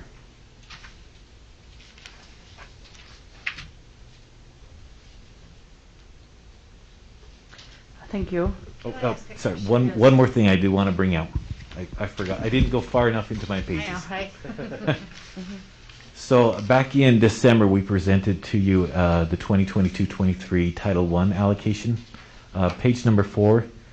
So we found an error in that allocation. What it was is pre-K students were included in the counts. So we've corrected that. In addition, our allocation from the state changed a little bit as well. So we've made those adjustments on this allocation, and this will be what is used to build the budget for the 22-23 school year. So these numbers will look a little bit different than those ones we presented in December. Okay, thank you, Alan. This is a lot of information, and I appreciate that we took time to study how they're put together. And then this is what's going to be, this is the current, or for next year's budget cycle. And so I'm sure board members have questions, and we'll start with you, Christy. We don't have to. We can go to somebody else. You asked first. I'm sorry. You're good. We can go to somebody else first. Alan, are you going to talk about the green and blue sheets, or can I ask questions about that now? So the green and blue sheets are kind of, so the green sheet, there's two types of allocations. One is that we allocate a flat dollar amount, and then it gets divided on the number of kids. So those per student allocations are going to change each year depending on how many students. And then there's a flat allocation per student, so that remains constant, and so the total allocation will go up or down depending on how many students. And there's really a mix on this green sheet of those two different kinds of allocations. But as far as the dollar amounts or the per pupil amounts, we haven't changed any of those base amounts from the prior year. And then the blue sheet is FTE allocations per schools, and those have not changed either. Okay. All right, so. I mean, the one change you'll note from if you looked at last year, we added that 0.5 assistant principal to Highland, right. And that's noted now on this blue sheet. On that sheet. Okay, so one of the questions that I was asked when you look at it's the title of this is Board Distributed Student Achievement, Title I, Title II, Trust Lands, Funds, TSSA. Could you just explain why special ed isn't involved in this also? Yes, so special ed has their own funding source specifically for special ed, both federal and state funding. So we don't allocate money to special ed as a district or as a board, because that comes from the state and the federal allocations. And the federal allocation. So that's why we're not seeing it specifically Correct. here. Okay. I really appreciate, how you've mapped this out, and I think that if someone were to look at this, you could, especially if you go back and forth between sheet 1 and sheet 2, you can see the adjustments with the enrollment. which is how it's allocated correctly. I mean, correct? Is that right? Yep, that is. So if you look at page 2, and you can see Backman and then Beacon Heights, even though both of them had a drop in enrollment, why would Beacon Heights show not a minus? Is it just because there's different allocations and different allocations? The previous year's going to have carryover included in their titles. Okay, so that could be where that is coming from. Okay, all right, that's helpful. Thank you. And then my last one is on the blue and green sheets. And my memory is not quite as sharp, but I'm thinking that this is a different way of looking at when you say per enrollment on the green sheet and the blue sheet. I had thought that it was done through ADM. And so is that not right? Is it all done through it's done through our projected ADM. Okay. So Sam Quantz builds our projections for next year, and those are the numbers we use to allocate. And then on October 1, when we get those October 1 counts, we do an October 1 adjustment to the schools based on up or down, depending on what their actual enrollment was.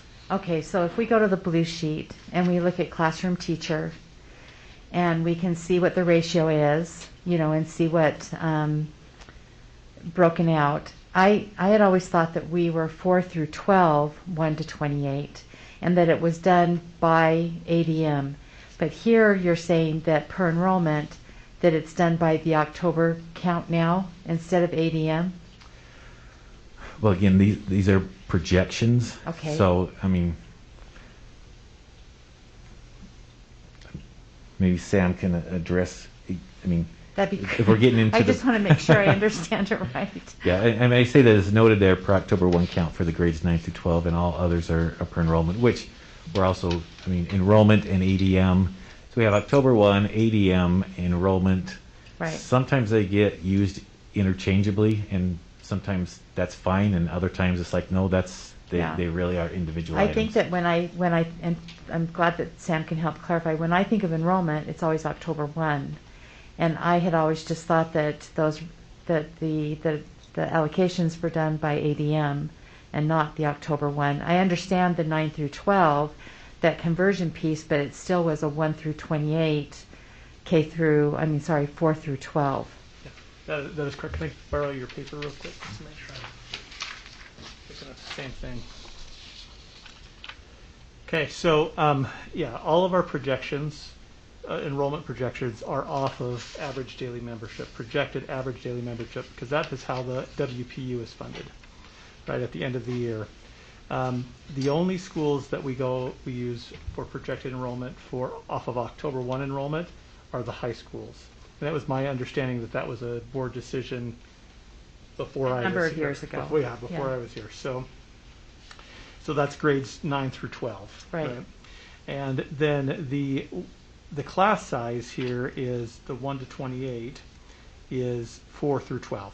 It is 4 through 12. Yeah, that is 4 That's through 12. correct, yeah. Yeah, the 30.2, I'm not sure where that comes from, but on the devices, the tools I use, it's 1 to 28. And I think that we'll have to research it, but I think I remember, maybe Catherine and Melissa might remember this. Maybe it was before you guys, but we talked about, the high school specifically, that they were able to use both, the ADM and the October enrollment, because there was a conversion formula that was working. But we still were committed to the 1 to 28, 4 through 12. And I'm just wondering if that should be more of a parenthesis, because then it looks like we're at a higher ratio at the high school than what we really are. Does that mean? Yeah, and is my rambling? Yeah, no. Let me clarify on that, though, Okay. because I do remember where the 1 to 32. Okay. So when I do project in the winter or spring, I have two projections. There's the fall enrollment for the high school specifically, and it's the 3 comprehensive high schools. We do have a 1 to 28 ratio that's on our standard ADM projection that we use, and that is to help us balance when we look at this, the October 1 enrollment, which now we do remember is the 1 to 30.2. Right. And we use both numbers to see what target we are at. Okay. Right, and because we try and align with an overall district enrollment, Mhm. because it can be kind of fluid at times, just to see, especially October 1, we have a lot of enrollment right at the beginning of the year, and then how that balances out over That the course balance, of, right. yeah. So do you still feel comfortable with it saying per enrollment, or do you feel like it should say per ADM? And maybe it should say per estimated ADM. Okay. That's whatever you guys want to go. I just want to make sure I'm reading that right, because I thought, okay. And then as far as the 1 through 28, I don't know how we would delineate that a little bit better, because it does look like it's only 4 through 8 instead of 4 through 12, the 1 to 28. With that little piece of the October 1 30.2. Yeah, versus I know. the ADM, correct. Yeah. Okay. All right. Thank Thanks, you. Christy. Other questions? I just have a couple things, Okay, Ellen. Catherine. And that is that you identified the thing that I was looking for in this, and that is the sort of making the activities fees equitable between the high schools. So I appreciate you looking at that, and I think Board Member Williams would like to ask for that too. Then the other thing that I would just mention is that it in some ways was helpful to me. A while ago we used to have all these budget items in a 3-ring binder, and we had it, I think we had it separated by dates, by board meeting dates, and then, every section.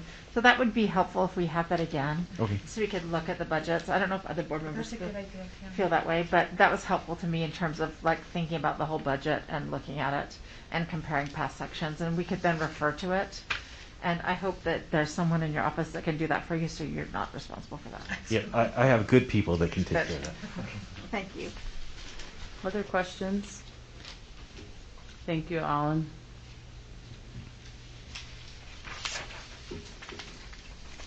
All right. Now we will have our inclusion resolution annual report. Superintendent? That will be Dr. Johnson White, Aaron Anderson, our new special education director, and Nicole Suchi, our special education coordinator. Welcome. Thank you, Dr. Johnson White, and thank you, Aaron Anderson and Nicole Suchi. Thank you for being here.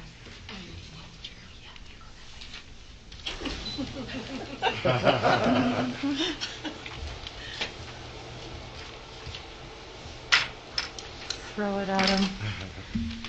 Welcome. Yes. You're changing up on me?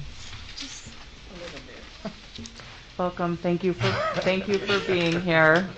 We're excited to have you here, and welcome to our new special ed director, Aaron Anderson. Thank you. Thank you. Our president of the board, President Ford, Superintendent Gatson, and board members. I think everybody know who I am. Gwendolyn Johnson White, Associate Superintendent. And my team members, Aaron Anderson, our new Director of SPAG, and Nicole Suchi, our Coordinator. Thank you for being here. Our board mission is the strong belief that each child has the right to learn and to reach their highest academic potential and be valued as a member of their school community. All students deserve this. Our district shall strive to implement best practices in inclusive education by concentrating on 3 major components.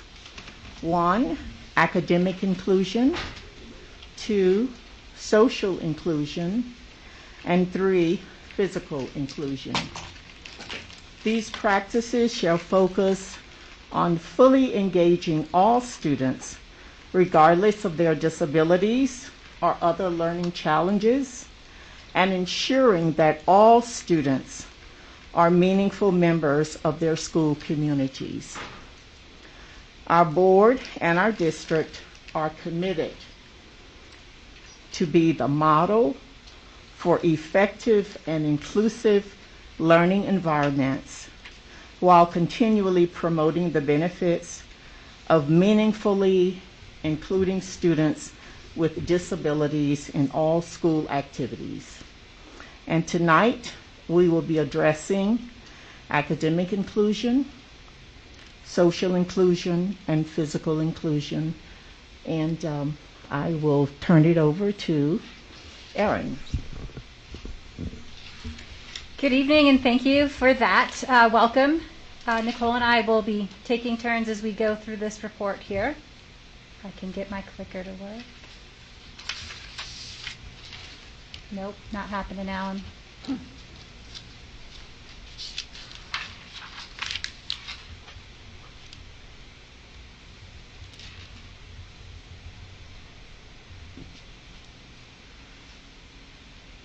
just need the good old-fashioned next button. So Alan will be your clicker today.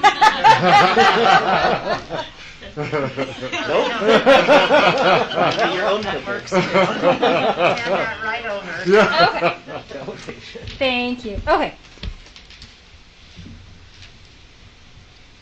That didn't change that.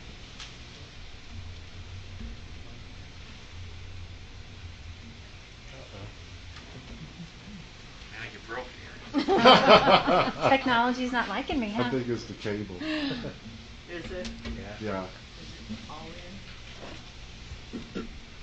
The cable connection to the projector. Oh, the projector. I like to flip it over.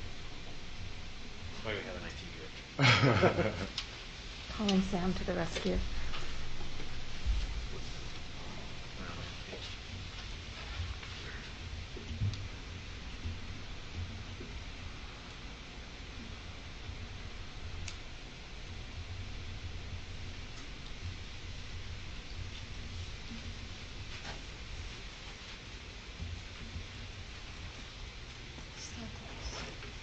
So Aaron, you did break it. I did. We're fighting for the last piece.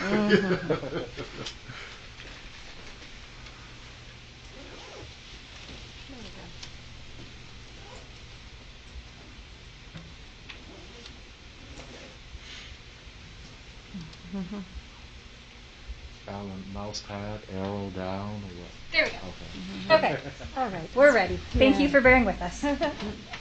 So, like Dr. Johnson-White said, we are going to be talking about these three main areas of the focus that were part of our inclusion resolution that was adopted: academic, social, and physical inclusion. And as we talk about them, they are really very hard to just tease apart cleanly. So as we talk about them, you'll see a lot of overlap. So just be aware of that while we're talking about them. So, Erin. Okay, so our first area that we've identified in the resolution was the academic inclusion piece. And something we want to highlight for you all is the support and addition of co-taught classrooms and the collaborative classrooms. They're going to be interchangeable depending on which school you're in and how we use those terminologies.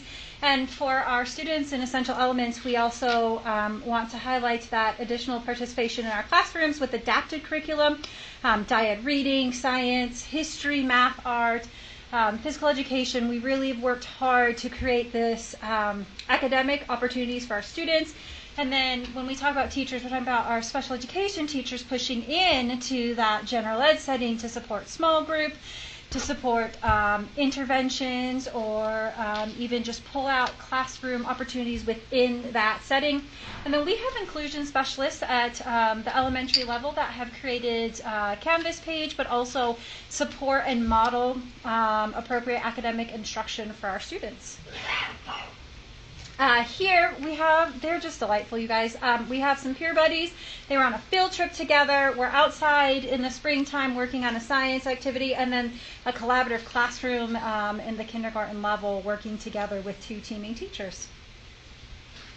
So in terms of our social inclusion, we have peer buddy programs that are happening at multiple locations. We also have a Best Buddies that we have started in locations and we're expanding, as well as some special in the Special Olympics and Unified Sports. And Erin's going to talk more about that because we're excited because we have some big expansion taking place there, and she'll talk about that some more. We also have elective courses that are offered to any high school and middle school student, that they can take any elective courses. We also have opportunities in our elementary school that the students can access social or their specials, which include things like physical education, dance, art, music, and library, and then also any kind of counselor lessons that they can participate in. Lunch and recess are fully inclusive, as well as we have some very robust community-based job training programs.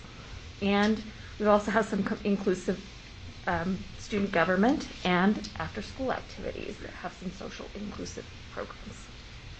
And these are our cute friends doing collaborative classrooms again. We've got a science class going on. We've got some social activities, and then physical education going on outside. And our last one, which I think is kind of our most broad area, is the physical inclusion, which does include some opportunities for PE, some Special Olympics, which we'll talk about a little bit later.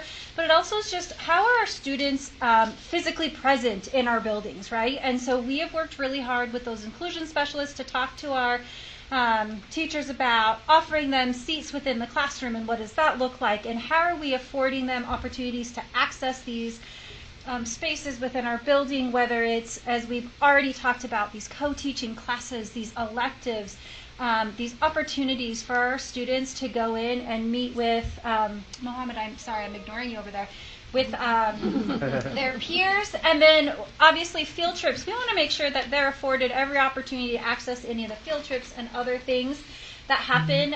Assemblies are a big deal, and you guys, this is fantastic. Student of the Month at East right there. And then we already talked about the community outreach. Those friends are out shopping and learning social skills and how to be adults. And then our cute friends are singing around their school for a wintertime activity. All right.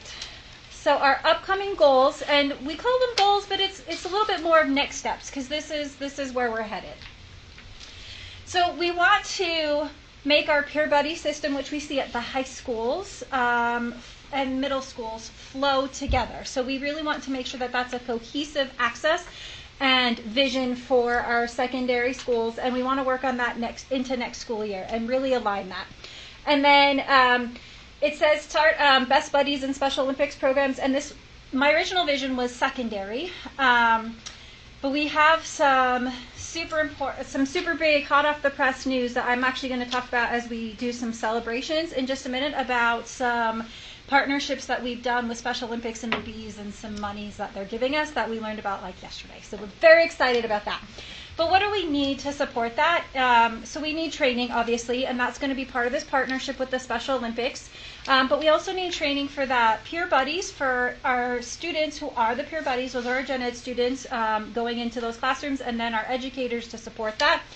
And so what kind of resources are we talking about? Well, we're looking to have staff support the Special Olympics, and then the Special Olympics are going to bring in some staff of their own to help teach us. To make sure that we have that, and then time. All of this, as you're going to hear, there's going to be this repetition of time. We're going to need some additional supports for time for our staff to talk with one another, work with one another, and collaborate. Yes, and some other goals that we have are around the co-teaching and expanding our co-teaching. Right now we have some really excellent co-teaching going on at a lot of locations, to be honest, but we would like to make that more expansive and have it taking place in as a model in language arts and math in all of our secondary locations. And I have to say they've done a really good job at where they're doing it now currently.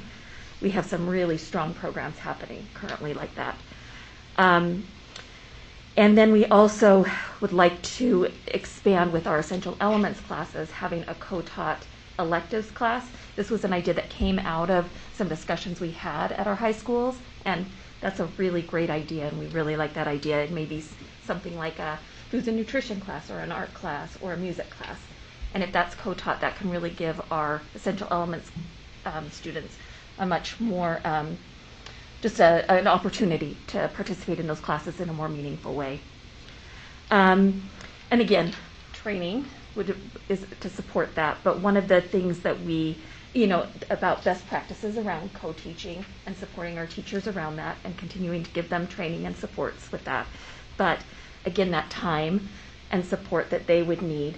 And also supporting our administrators, because one of the things that is we found that is really important in supporting co-teaching in schools is helping support our administrators with how to develop a master schedule and how to schedule teachers, and to support them in giving them time to plan, both before the school year starts and then within the day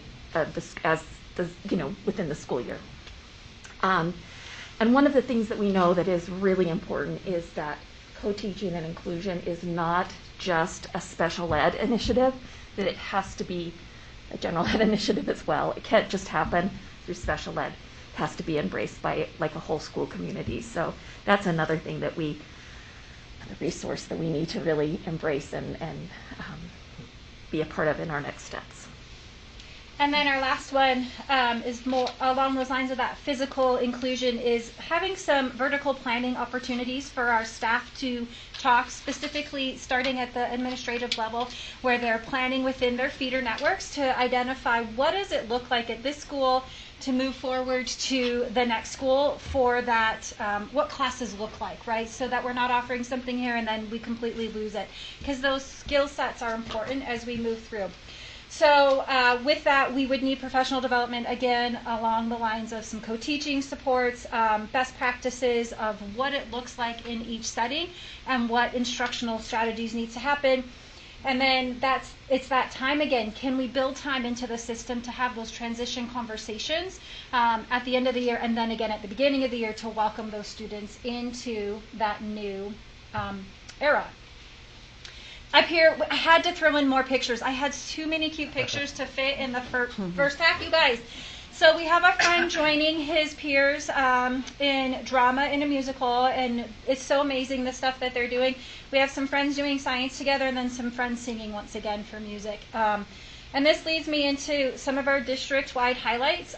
We have the 2 inclusion specialists who work so hard to modify curriculum, adapt curriculum, support parent questions and parent needs, and support both our general education teachers and our special education teachers with Canvas pages. And that's the next bullet, is the Canvas page that we have created.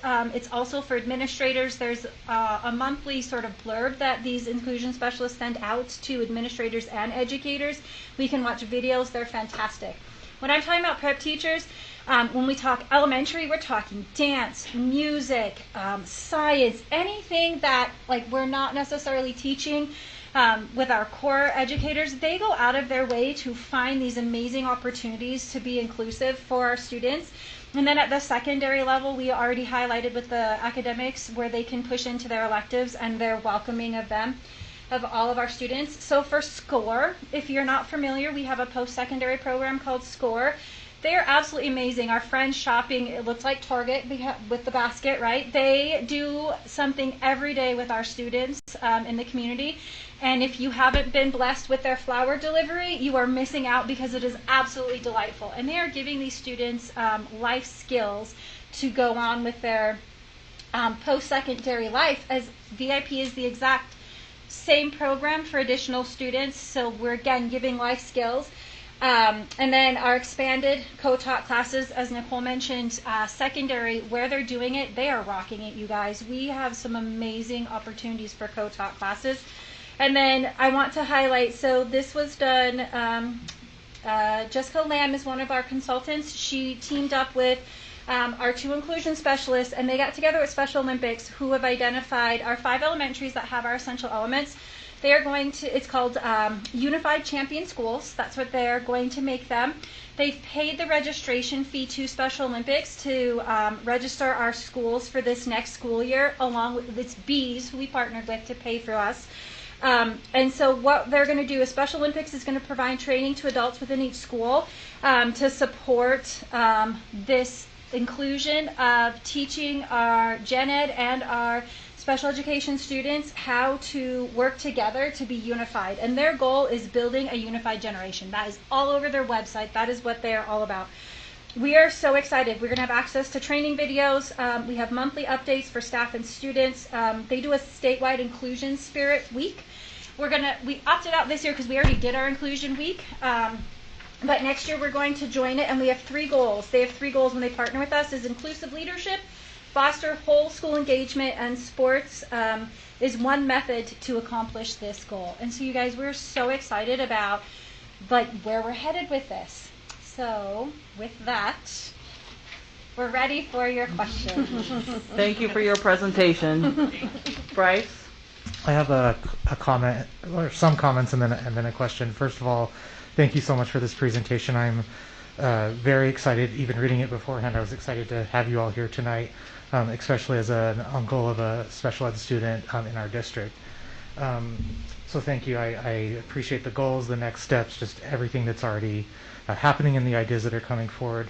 I'm particularly interested in Best Buddies. Prior to being appointed to the board, I served as the University of Utah Best Buddies chapter advisor, and so I wasn't aware that we had Best Buddies in our schools. Can you talk a little bit more what that looks like?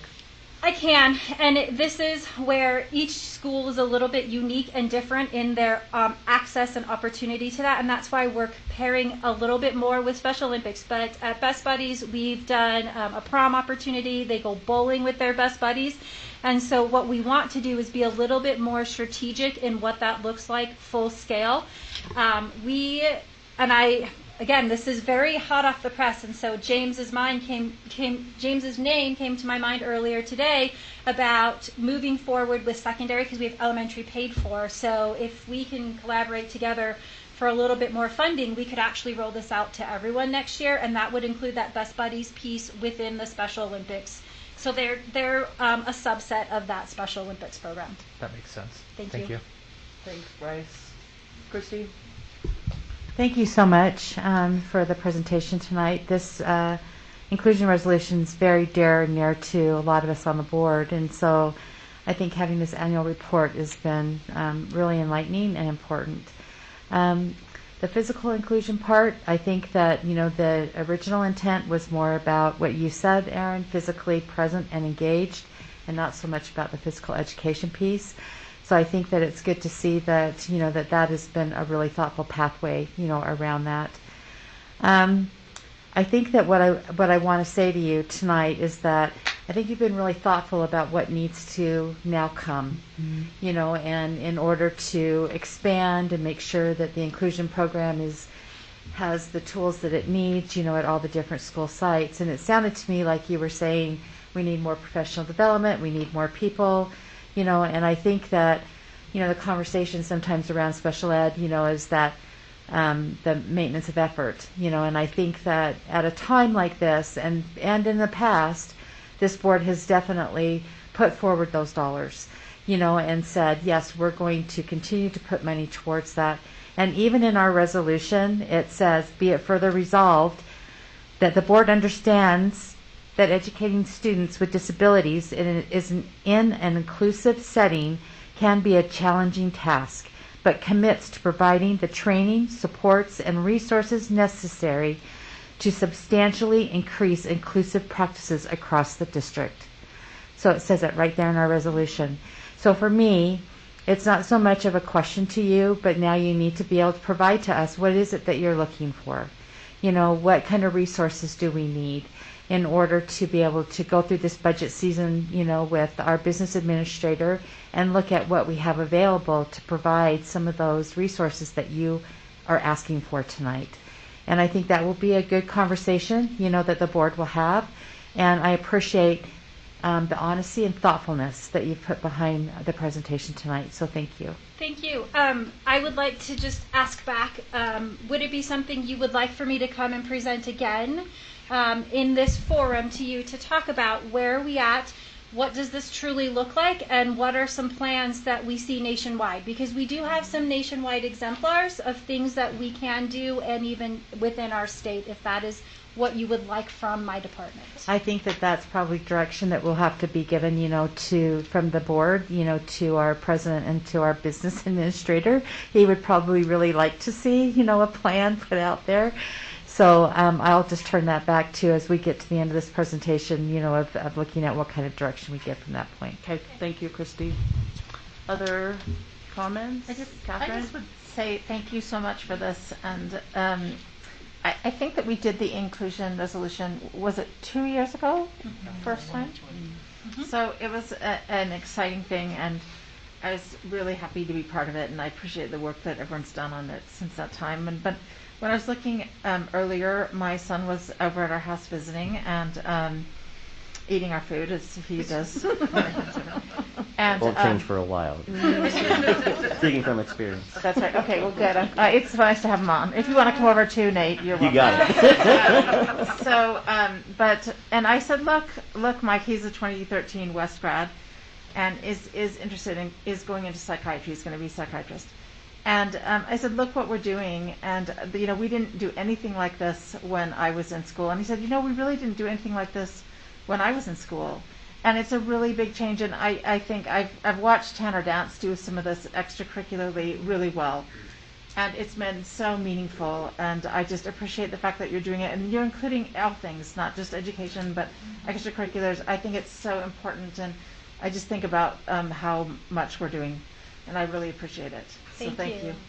And I forgot one other hot offer price is you say that we have a new cheerleader at East High for next year who is a part of our Essential Elements group. So go cheer on East High. She is delightful, and it just makes us so amazing to see the things we're doing to include all of our students and provide them that opportunity. And the years and years that didn't happen. Exactly. And this lonely, sad, I mean, I'm sure many people have wonderful lives, but really must have been some loneliness and some sadness involved too. Yeah. Well, and the benefit it is for all the kids. Exactly. To right. be able It benefits to participate everyone. and that's right. that inclusive. All right, Nate, go ahead. It just addresses our mission for the board, excellence and equity for every student, every classroom, every day. Thank you, Dr. And that's really Johnson. what it's all about. Nate? Yeah, I just want to dovetail on what everybody said. Certainly to Christy's point, let's talk about, what types of resources you need and what that looks like. Nicole, thank you for acknowledging that it benefits all students. And, I've talked a lot about being a peer tutor at East and was actually allowed to participate in that program longer than I think general education students are. But, the benefit for me, I think it really saved my high school education. And I just can't speak to that enough. Just some other highlights. Even our SCORE kids were at the city library on the floors that I managed this week, helping us with stuff around the library, and they did such a great job. And it really added some life to our floor, being that the main library downtown is closed right now. So we was happy to make sure that we got that approval for them to come in and participate in that. But I'm wondering, just along with these buddies program, and other opportunities that we have like SCORE, is the peer tutoring program still an aspect that we have at East and other high schools? And could that also be included in this type of work that we're doing and discussions that we're having? It is, and it's really popular, which is maybe why we didn't highlight it as much of a moving forward, because it is solid and it is rocking, and as you mentioned, it impacts every child's life who participates. And so that's why it wasn't one of the areas that we specifically focused on, because it is rocking and rolling, and we are super pleased with that part of it. So we focused on a couple other areas, but we definitely can highlight some of those things that continue to work well within our district as well. I love it. Thank you so much. And then just one other thing relative to the physical inclusion. Were there any discussions around physical safety and how students feel in the environment, in the physical locations of their schools and with their peers and classrooms? I'm wondering if that was a topic that was discussed, or if it wasn't, could it be, and how we might include that physical safety piece, especially knowing in my experience in high school in the peer tutoring program. One of the unique opportunities we had as peer tutors was also just being a buddy, being a friend, but also standing up to things like bullying and setting a different example for our peers. So I'm wondering if that was at all a topic of discussion, and if not, could it be included in the discussion? It was in the standpoint of more of that physical safety of how do we navigate our students in a safe manner, but I love the angle that you've taken with the inclusion piece of the bullying. We look at that with our elementary students, and our inclusion specialists work really hard. When I was principal at Parkview, we did a lot about We are all unique. It doesn't need to just be one specific day or one specific week, but rather we celebrate our uniqueness every day to come back to that piece of it. But looking into the secondary, we really could address that. We haven't moved that inclusion piece up that ladder of grades. So I love that, and we will definitely bring that back the next time we come. Awesome. Thank you so much, Thank you. and welcome. Thank you. Mohammed. Thank you so much for coming in and telling us more about this. I mean, thinking of you three and everyone that is involved, you're not just doing something as work, but you're doing actually God's work in a way. Because these are kids and children who are, born as they are just as beautiful as anyone else, and they are just as smart as anyone else. And I think recognizing them in our society, in the community, and making their family also understand that their kids also are members of the community, members of the district, and they are not, treated any different just because of whatever the disability might be or the circumstances. So I just want to really, at times when you feel tired, and at times when you feel overwhelmed with all the red tapes, just know that you are doing some amazing changes in there, some amazing work that will leave, positive outcomes in their future and their families as well. Thank you. Thanks, Mohammed. Thank you. Can I just really quickly, I want to thank you for coming and welcome Erin as our new special ed director. It's a complicated job. It's an important job. I know you feel that. I can feel your excitement and energy for it, and I love that about you. I think you've heard the board express our dedication to this resolution. The resolution is on discussion because we've had requests from board members because they would like all of us would like to reaffirm that. As I'm looking at this annual report, I would really love to see us measuring progress on how we're doing to increase that inclusion, and that does include what resources you need to make that progress. And as you've said, a lot of those co-teaching, especially those co-teaching models, that funding stream doesn't need to be special ed. It really benefits all students.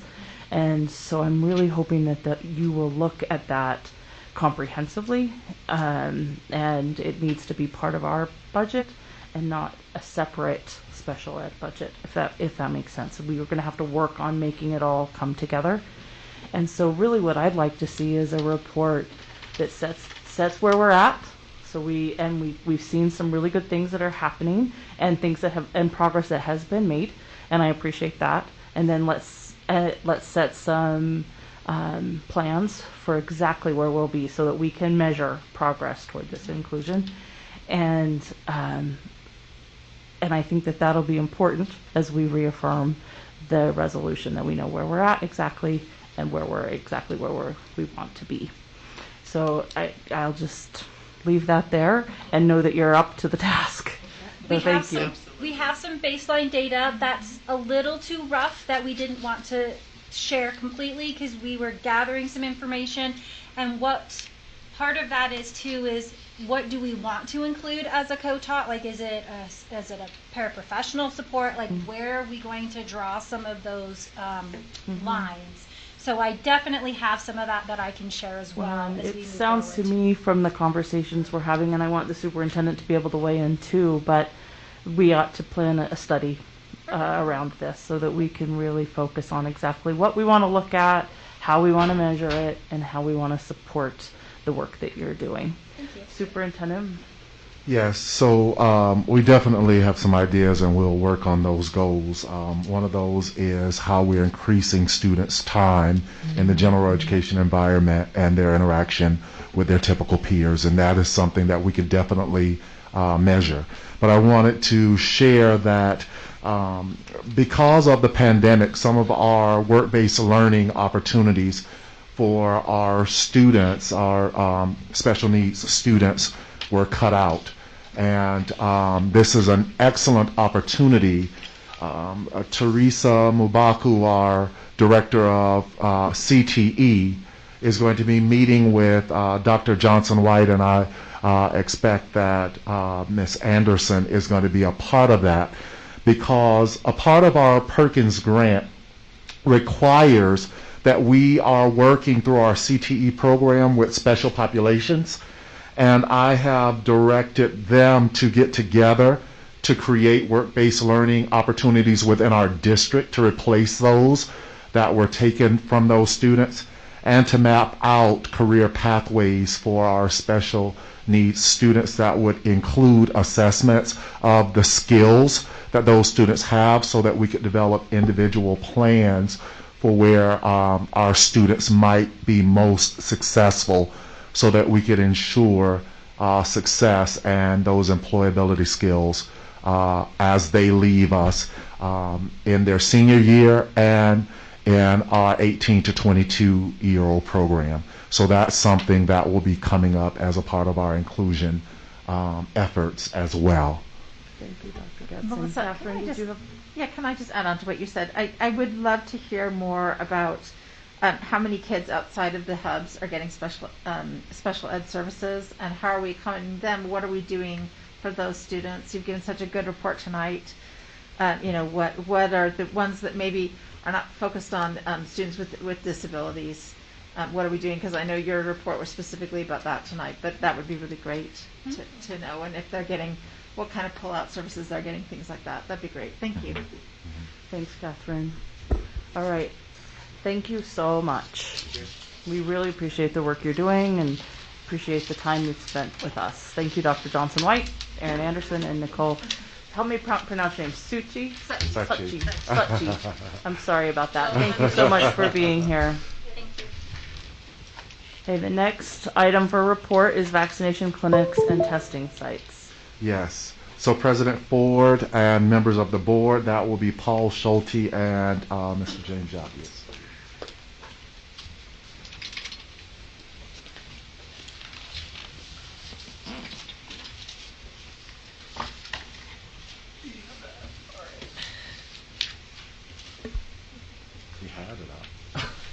There it is.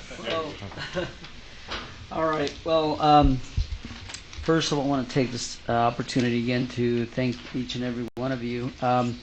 We've been tasked to put just a brief presentation and a report on COVID testing and vaccination sites.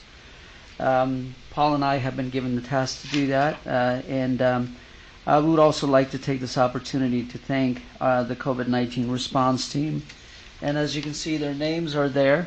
They're not here with us, but I can tell you they put hours and hours of just trying to make sure that we inform our students and parents and get this information to them. So one of the things that we started doing from the beginning, but most recently to really inform our parents, and one way that we've decided to do that, and this through the recommendation, and that is to establish a Salt Lake City School District COVID-19 FAQ.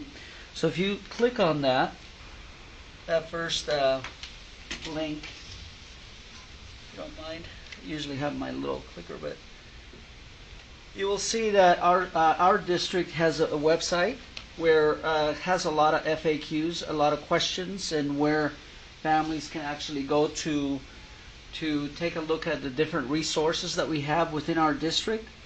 And this has been put in place because we know there are a lot of families asking for. Did it come up? Yeah. Oh, all right, there it is. So if you scroll up a little bit, or down. Yeah, down. I can't go up anymore. All right, go down. There you go. So on the right-hand side, you see the number of COVID-19 cases at each school, COVID-19 mitigation plan, COVID-19 FAQ for employees, school vaccination clinics, COVID-19 information in multiple languages. It has taken countless hours for us to be able to keep this information updated. every day something new happens, and we're in communication. We're meeting at least 2 or 3 times a week. As we receive new information, we're updating this information. So I want to thank also our communications department, Jason Olson and Yandri. Her department really has been significant in making sure that we get the most accurate information to our students and to our staff. Also, let's go back to the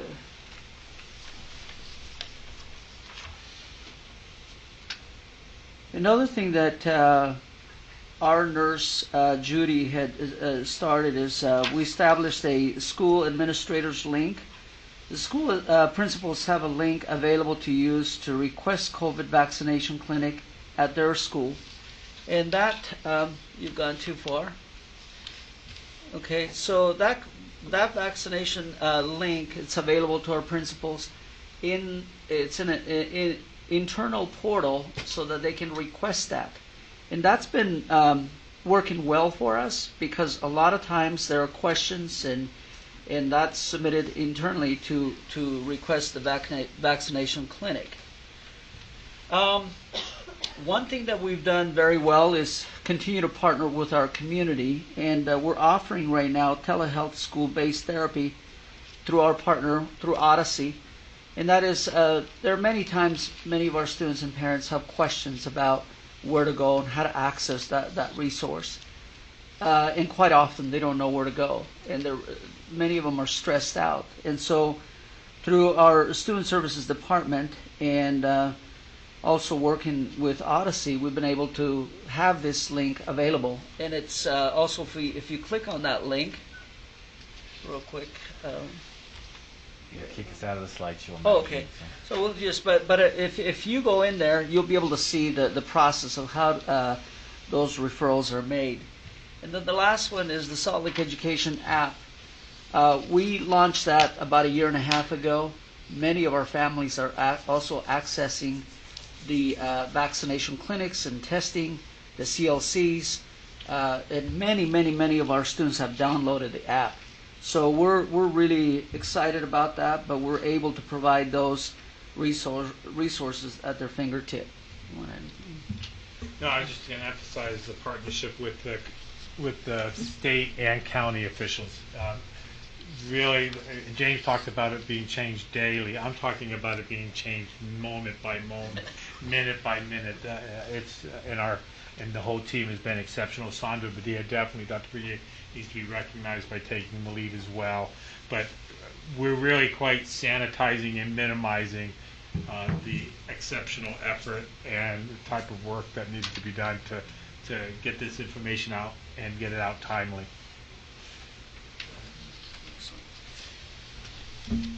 The other part, about 2 weeks, well, actually it's been now 3 weeks ago, right? We were tasked to get as many masks for our students. Paul was significant in working with us, with the foundation and local leaders, to be able to get masks for our students and also our staff. And the LDS Church was significant in that, and we appreciate for their support. The work is never done alone. I think we're always contacting the resources from the state and the county, and to be able to have that at our hands. So thank you for doing that, Paul. And also want to acknowledge it was the state as well provided us a great amount of those masks. And we have in stock now, we're delivering them weekly. So we just keep sending out indefinitely, we will send out masks every week.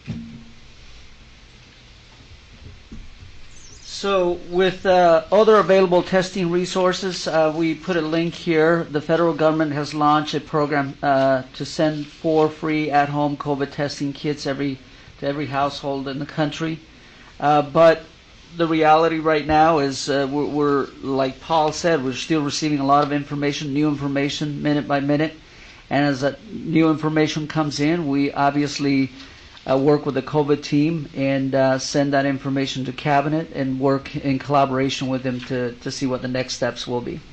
With the change in the legislation and stuff, we don't quite know exactly how testing is going to play out, but just so you have the assurance, we received 50,000 tests today. They're not take-home tests, but if they were to pivot and go back to test to stay or some other type of alternative, we're now prepared. We have enough to take on whatever type of situation or system that might be thrown upon us or thrust upon us. I wanted to give you an example. A few minutes ago, you were not able to see the links, but this is something that I wanted to commend the district board. I know that many years ago when the decision was made to create the CLCs, really you were thinking ahead in terms of providing resources for our families. And the CLCs have played a significant part in providing vaccination opportunities, testing opportunities, food distribution, computer, and many other resources. But here's an example of what we're doing within Salt Lake City School District, where you have at Rose Park, Liberty, and Glendale, and there's the phone number, the hours of operation, and there are some specific notes by specific sites. And so this is just specifically to the CLCs, but the next slide will show, we also provide that to our district and to our principals, where these are established COVID testing opportunities in Salt Lake City, so beyond the CLC. So we try to find as many resources from the county, from the state, and collaborate with them and make sure that our families are getting this information. The next two slides are similar, except it's more about vaccination within the Salt Lake City School District and vaccination within Salt Lake City. They have provided us with a lot of support. They call us at least once or twice a week when there's an opening. They'll ask us, do you want another date for vaccination? And Paul, I can't say enough about your staff. They've been tremendous as far as just being flexible. The custodians and everybody else, they've been able to set us up for all the vaccination testing clinics. So, and last, probably, I just want to say thank you to each and every one of you. I know that this isn't easy, and we just want to continue to do the work. And there's a lot more information that we could share with you, but I think this was specifically about vaccination and testing opportunities. Thank you for this report and all this information. It's wonderful to have it attached to our agenda. And thank you for showing us where it's available on the website as well. Questions from board members about this information? Then I'll say thank you, and thank you to your team. This is a lofty list of great people working really hard to protect our students and our community. Thank you. All right, we'll move to the final report. Let's see, which is the Student Success Plan. Dr. Gadsden, Dr. Leeson Taylor, and come to the table. Board members, you have these plans attached to the agenda. Dr. Gadsden, I'll let you talk about what your expectation is with those. Oh, Dr. Taylor, time is yours. Thank you. Once again, greetings to everyone on the board. We have submitted the student success plans for your review. If you have any questions, we're here to address those questions. We looked historically at what had been the format and what had been the process, and therefore followed along with that historical precedent. And moving forward, as we develop our student achievement plan, the goal would be to ensure that everyone is familiar with that student achievement plan by tying our student success plans and the development of the goals and the work at the schools to the work that is prescribed in the student achievement plan. So my expectation, and you can, this is up to the board to discuss, but the plans are attached to this agenda. It's here as a report. If you've read through them and have questions for Dr. Taylor or Dr. Gadsden or about these plans, please ask them now. I'm not asking for the board to approve these plans at this point because there's a lot here. But I just wanted you to have an opportunity to see them, to ask questions. If you have questions about them, you can see that there's a literacy goal, a numeracy goal, opportunity gap goal, and a culture goal. and read through them. And then what we'll do is put them, I would take board direction. I'm suggesting that we bring it back on a discussion agenda for us to approve at our next meeting, or discuss at our next meeting and potentially approve. Does that sound fair? Yes. Did you want to assign them to schools to certain people like we usually do for the? So we have done that. Every plan needs to be reviewed. So I'm certainly happy to do that. If the board would prefer that, it means you read less plans, so that's good. Well, I mean, I think you can still read all the plans, Yeah. but you're responsible for looking at some specific ones very carefully. Okay, so we can do that. That's what the board would like to do. See some nods. It takes it down from 40 to like 12 or 13 each. Sound fair? Yep. Okay, all right, we'll do that. So we'll make Dr. Taylor will work on that, and I can show you the list and how we've broken it down before, and then we will put it on discussion for our next agenda. Thank you so much. And in the meantime, as you're reviewing, if you've got questions, please feel free to reach out to Dr. Gadsden and Dr. Taylor. They can answer your questions. Thank you. Thank you. Thank you. Thank you so much. Okay, that concludes our report agenda, and we'll move to our discussion agenda. I've had a request that we move the letters training discussion up to first, if the board is supportive of that. Okay, we'll go ahead and do the letters training, Dr. Hall and Dr. Maloof. Thank you.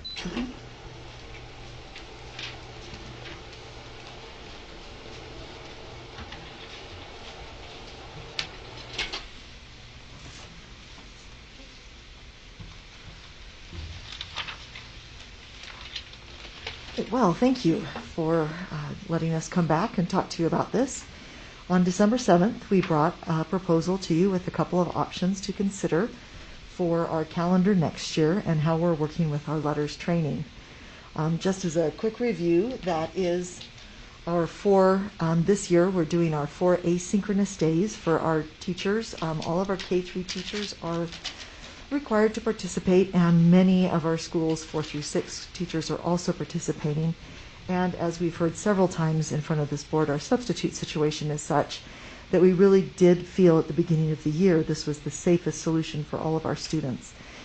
Our 3 proposals that we brought to you last time, one included adding additional days to the calendar, and since then we've really had some discussions around the inability to open up contract negotiations and the amount of money that would be. So tonight we're just going to bring to you 2 proposals for next year and ask that you might choose one and approve that so that we can begin to make plans to work with teachers and also to inform our families about how the calendar for next year will look. So I'm going to give this to Dr. Maloof. It's working now. So we can just kind of go through this and then at the end hear your questions and come to a conclusion. Thank you. Okay. At least it was working until I touched it. We'll see.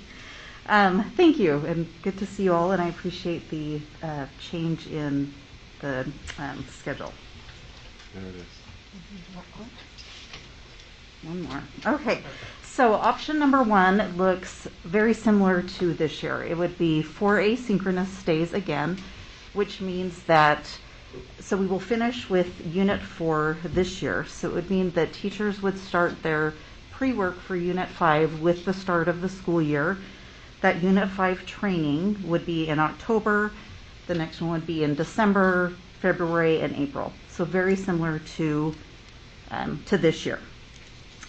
Chelsea, can I interrupt you? I'm sorry. Yes. What days of the week are those? Those are Tuesdays again. That's what I thought. And for teachers who are new to the training, they would start with Unit 1. It would be on the same day. Option 2 looks a little bit different. Option 2 would have teachers start with the pre-work of Unit 5 this spring as soon as Unit 4 ends. So, and the purpose for that would be that they would start right after, because as part of the online work that they do and the work in the book, they do work with case study students. So they would start that work with the students that they have been working with this year. As part of it's called Bridge to Practice. So they're bridging their learning with the practice in the classroom, using those students so that they could have that work done before they go on summer break, so that none of this work would be done during summer. It would all be done during their contract time.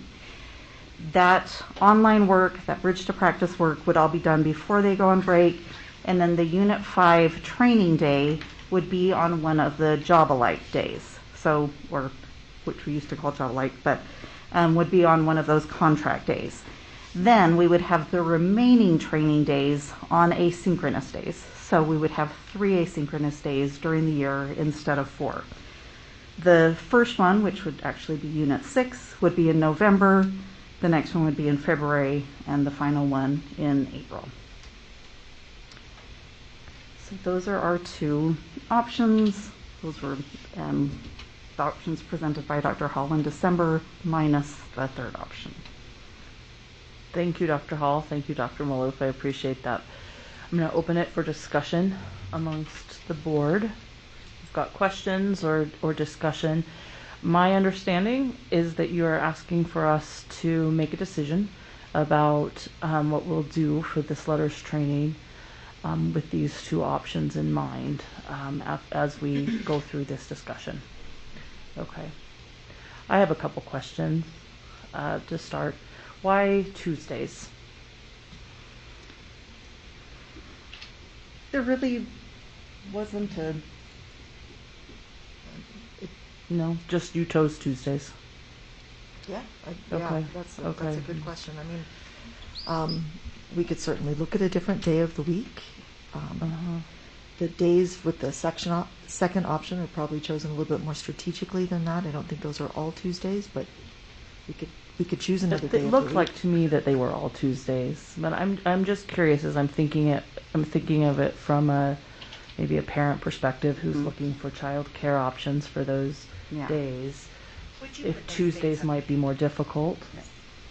We wanted to avoid the Monday, Friday, particularly Mondays because it is hard for teachers to deliver instruction for students.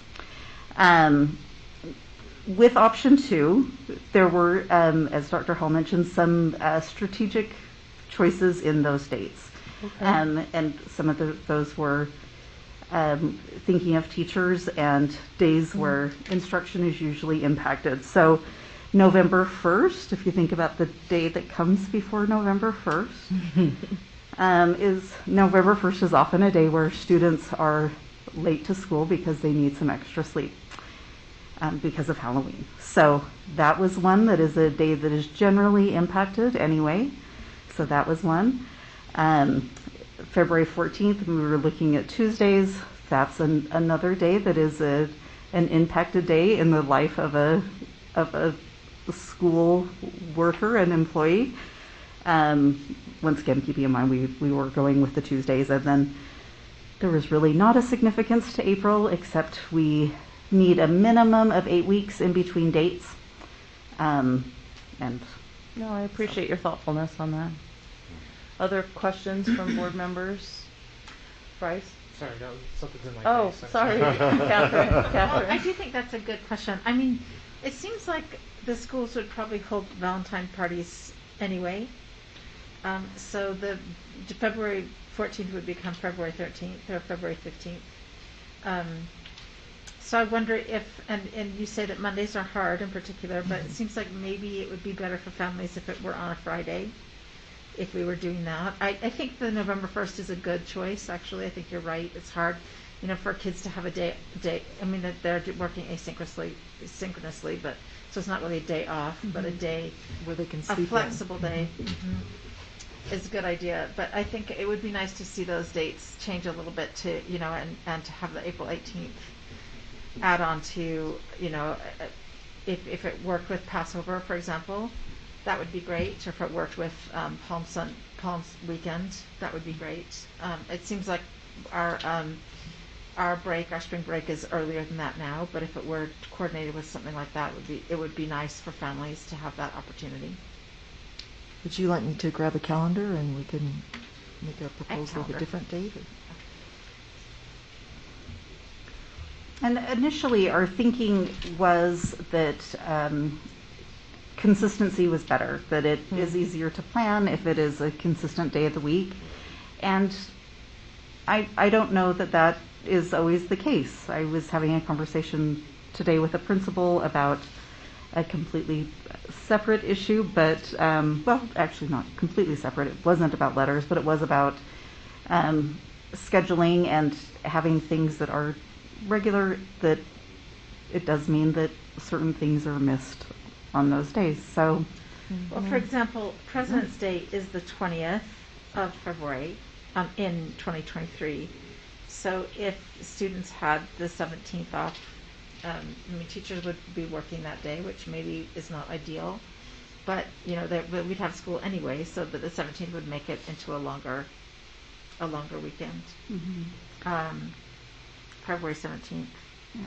One of the concerns with making it a longer weekend is that it generally does become a holiday and not a true asynchronous day, not a true learning day.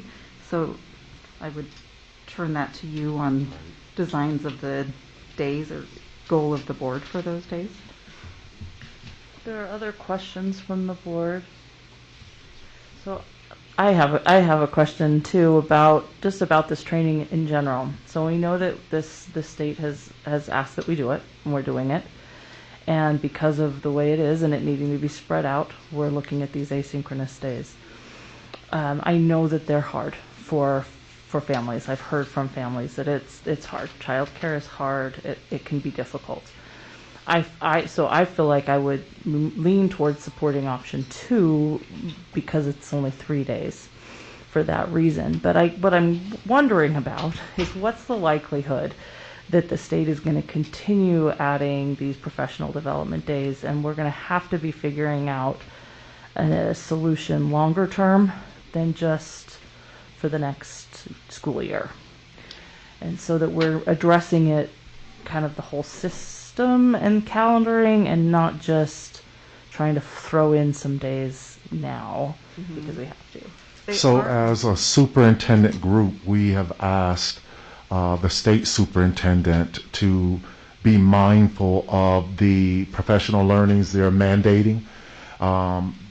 Because as a district, we have some of our own mandated professional learning, and look at the length of our calendar and the amount of time that we actually have. And we have actually asked that we not be presented with mandated professional learning as we were with letters with the timing that they did, and kind of leaving it to district's own devices to get that training. So the training was mandated, but there was no definitive plan on how we could do that. And one of the things that we talked about was if we did it during the school day, there was no way we would ever be able to get enough subs to get our teachers trained in the timeline that was given to get our teachers trained. And that's how we arrived at the asynchronous days. So as a superintendent group, we've asked the state superintendent to be mindful and not make this a regular practice. Thank you for that, Superintendent. I mean, one thing to keep in mind is that after this initial 2-year push, it won't be as impactful. It is unfortunate, the timing and the rollout, because the training is very, very good. I'm a participant in it, and not to toot my own horn, but I do have a lot of literacy training and experience and background, and I am learning a lot from it. The quality is very high. And it's just unfortunate about how it came about, because that has impacted people's perception. But because we will have, the majority of our people trained, from this point forward, it will just be an onboarding process for our new people, which I believe will be manageable. Okay, that answers the question I was trying to ask, but didn't do very well. I see the value of the training. I do see that it adds a burden to our teachers and a burden to our families, and so I want to be sensitive to both. Other questions from board members about this? Mohammed? Thank you so much for bringing from bringing this as well. So I too lean to option 2 because I like the fact that the teachers will not have to worry about that during their break. And 2 is also, the days they seem to be, proper days. We're not going to be able to find like a perfect day, but at least we have these, and as time permits and as we get our feet, on the ground, things can be changed down the road. But I'm for option 2. Thanks. I guess I would say to the question that was, what kind of day do we want this to look like?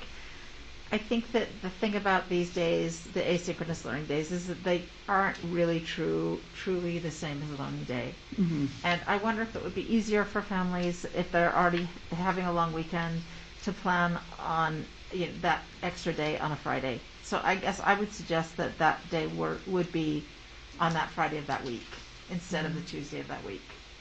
I think that my guess is that the majority of families would prefer that it would be easier to deal with it. The Friday's a half day anyway for students, and that would work out well. Thanks, Catherine. I appreciate that. I would be open to entertaining a motion to move this to action so that we can make a decision on this. And the motion could include our discussion, but once we get to action. Christy? Question. So right now, none of us have kids in school except for Jenny. And I think that, and what? Mohammed. Oh, and Mohammed, yeah. Mohammed, I keep forgetting that you're up there. Sorry. And I think that it would be good, we've heard from Mohammed, that he feels like option 2. Jenny, do you have a preference of what you think? What Catherine's saying, to look at Fridays versus the days that are up there? Yeah, but I would take that one Friday just. Yeah, Right. I just am trying to, think. I think, I don't speak for everyone, but for myself, I feel like if it's there, I'm well prepared. It's, ahead of time. So it doesn't mind. Of course, Friday's ideal. But yeah, I for myself, it doesn't bother me what day it may be. Okay. Well, I think the reason I ask is because I think it's important to listen to our board members who sit here and do make decisions, for this, but also that parent perspective I think is important, to have, because I hear from parents, but yet I don't have kids in school right now. And so I think that it's important to have that perspective. So I appreciate you and Mohammed weighing in on that. Those are good questions. Thank you for thinking that through, Christy. I would like to entertain a motion to move this to action.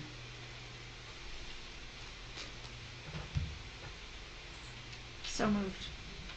Okay, do I have a second? A second. Any discussion on moving this to action? No? Okay, we'll go ahead and vote. So are we moving option 1 or option 2? We're just moving letters, discussion. training. Okay, Mhm. I just wasn't sure. Yep, and then we'll make a motion, we'll have somebody make a motion Okay, when we get to okay. there. All So right. we'll go ahead and start with you, Catherine, to vote on the motion to move to action. Catherine Kennedy, yes. Nate Salberg. Mohammed, yes. Melissa Ford, yes. Christy Sweat, yes. Bryce Williams, yes. Jenny Sika, yes. Let's go ahead and take action on the letters training days. I would entertain a motion.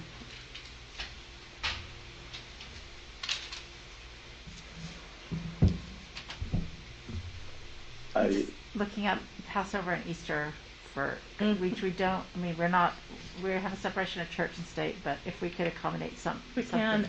Well, and perhaps while we're talking about making a motion, one way to look at it is we have approximately the time frame, Mhm. and maybe if the motion were to support option 2 with those 3 days, Three additional so all days. the first 2 bullet points and then the remaining 3 asynchronous days with a little bit of flexibility to Dr. Hall and Dr. Malouf to come back to us with specifically what those days are, perhaps March 1st. So that we could then, if you want to look at it, so that we could maybe choose one Friday. that is an option. If the board would like to make a motion to support these 3 days, great. If I'm open to that. And Dr. Kennedy, if you want to just take a minute to look at the calendar, that's fine too. It looks to me like if we go with that week, the 17th, which makes it a long day, that we miss both Easter weekend and Passover by a week. And Passover ends the day before, which is not super useful for Passover, I think. It ends on the 13th, and 2023 starts on the 5th, I think. Let me just check if that's right. So you're looking at April 5th through 13th. And 8 weeks, if we have to, you must have 8 weeks a between the two. minimum of 8 weeks. So then it starts on the 5th and ends on the 13th.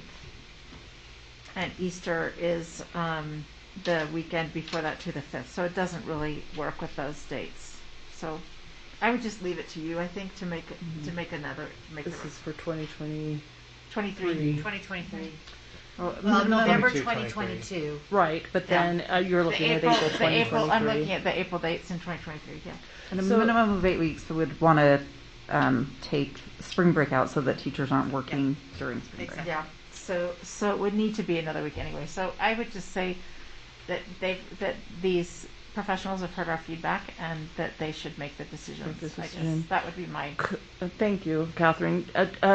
Can I just ask, we've got Mr. Tobler here. How do you think, I mean, I know you can't speak for everybody now either, but wondering how teachers might feel about Fridays versus Tuesdays?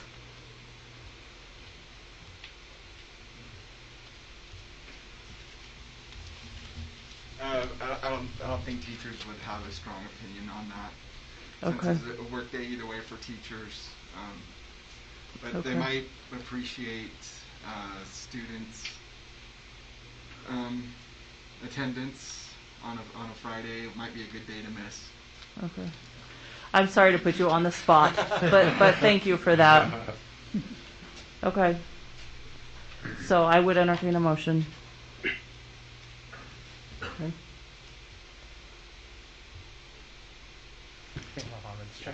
Okay, go ahead, Mohammed. I Yes, can never tell if the hand goes, if it's been up for a while or not. I'm sorry, Mohammed. It's it's a brown hand. I need to change the color. it just stays up sometimes. Sorry. Okay, so I moved that we take action on letters day training, letters training day, with option 2.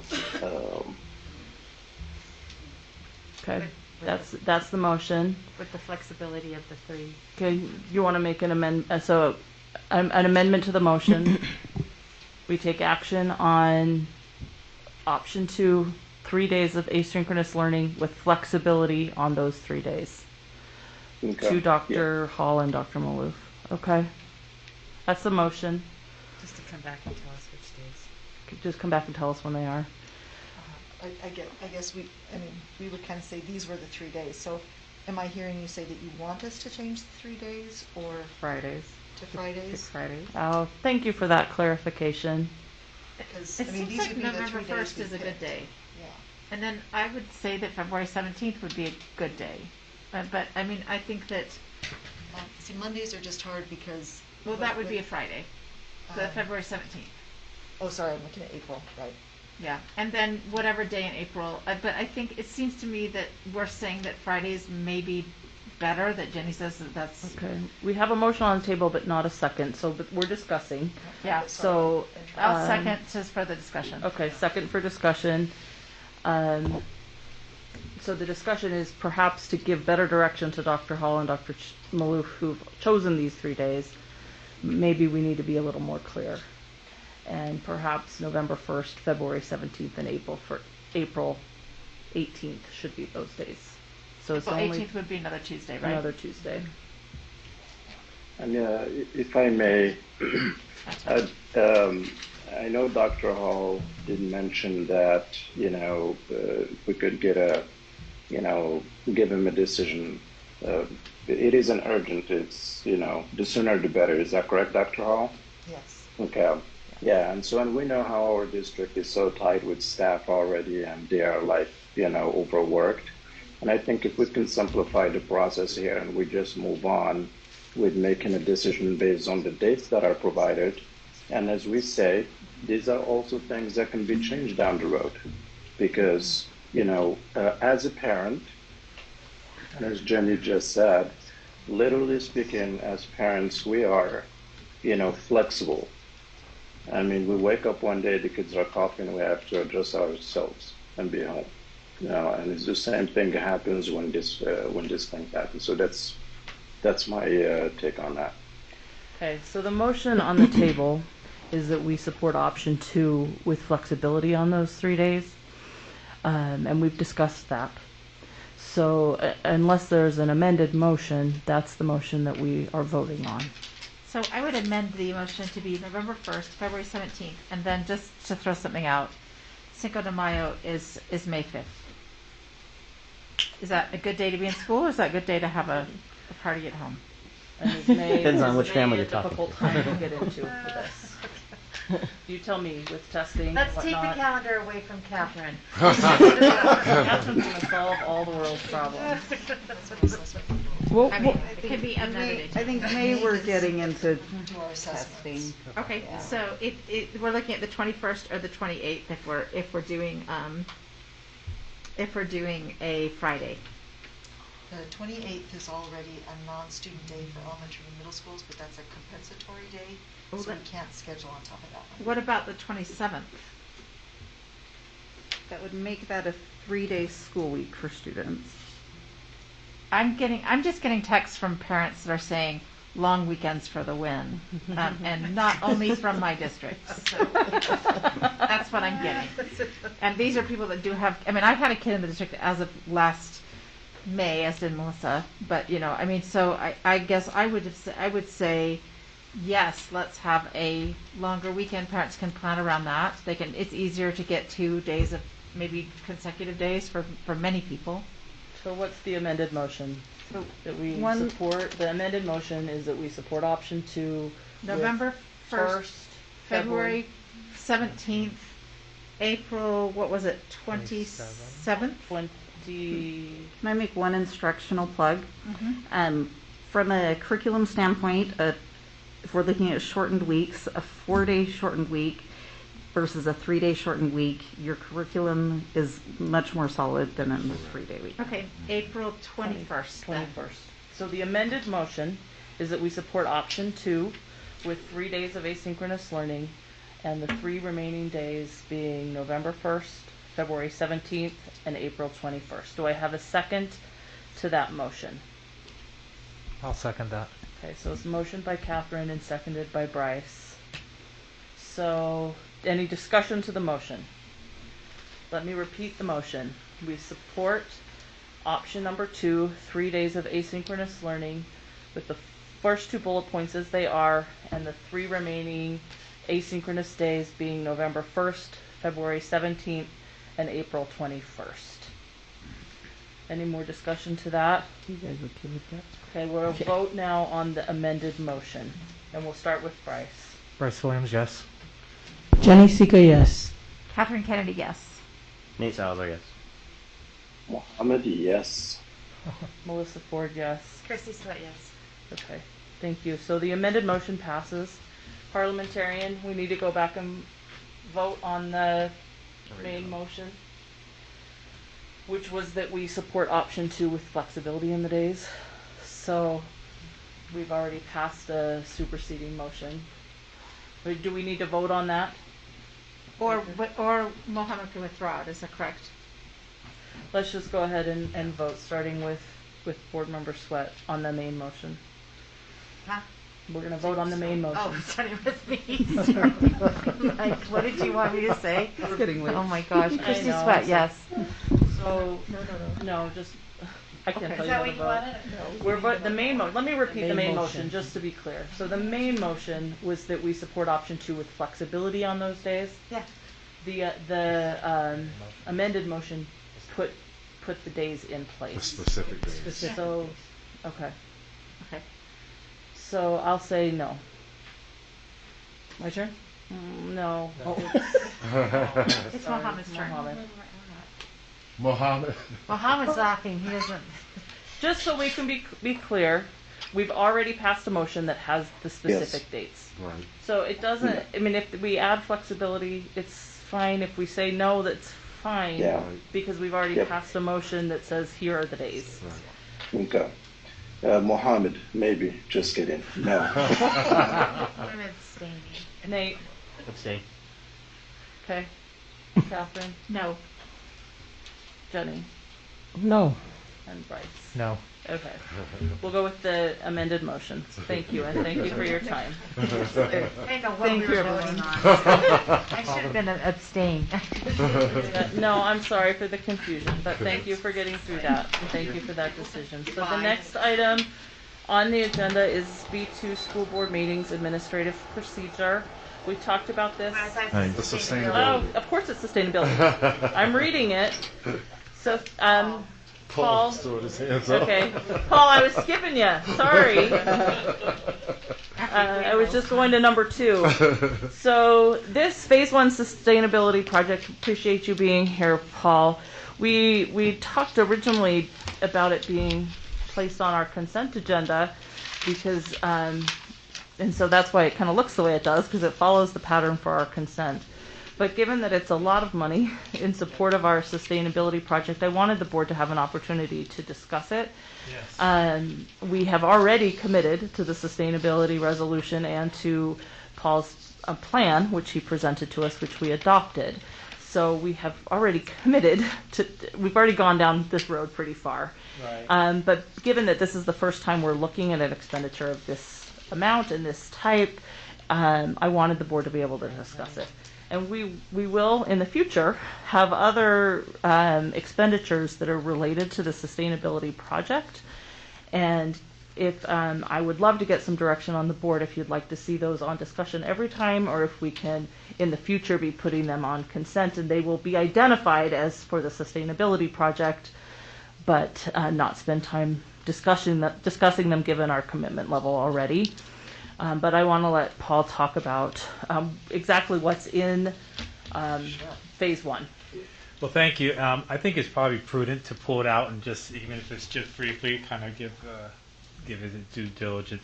I think the letter to the board does a pretty good job of outlining this. This has been about a 12-month process, maybe a little bit more.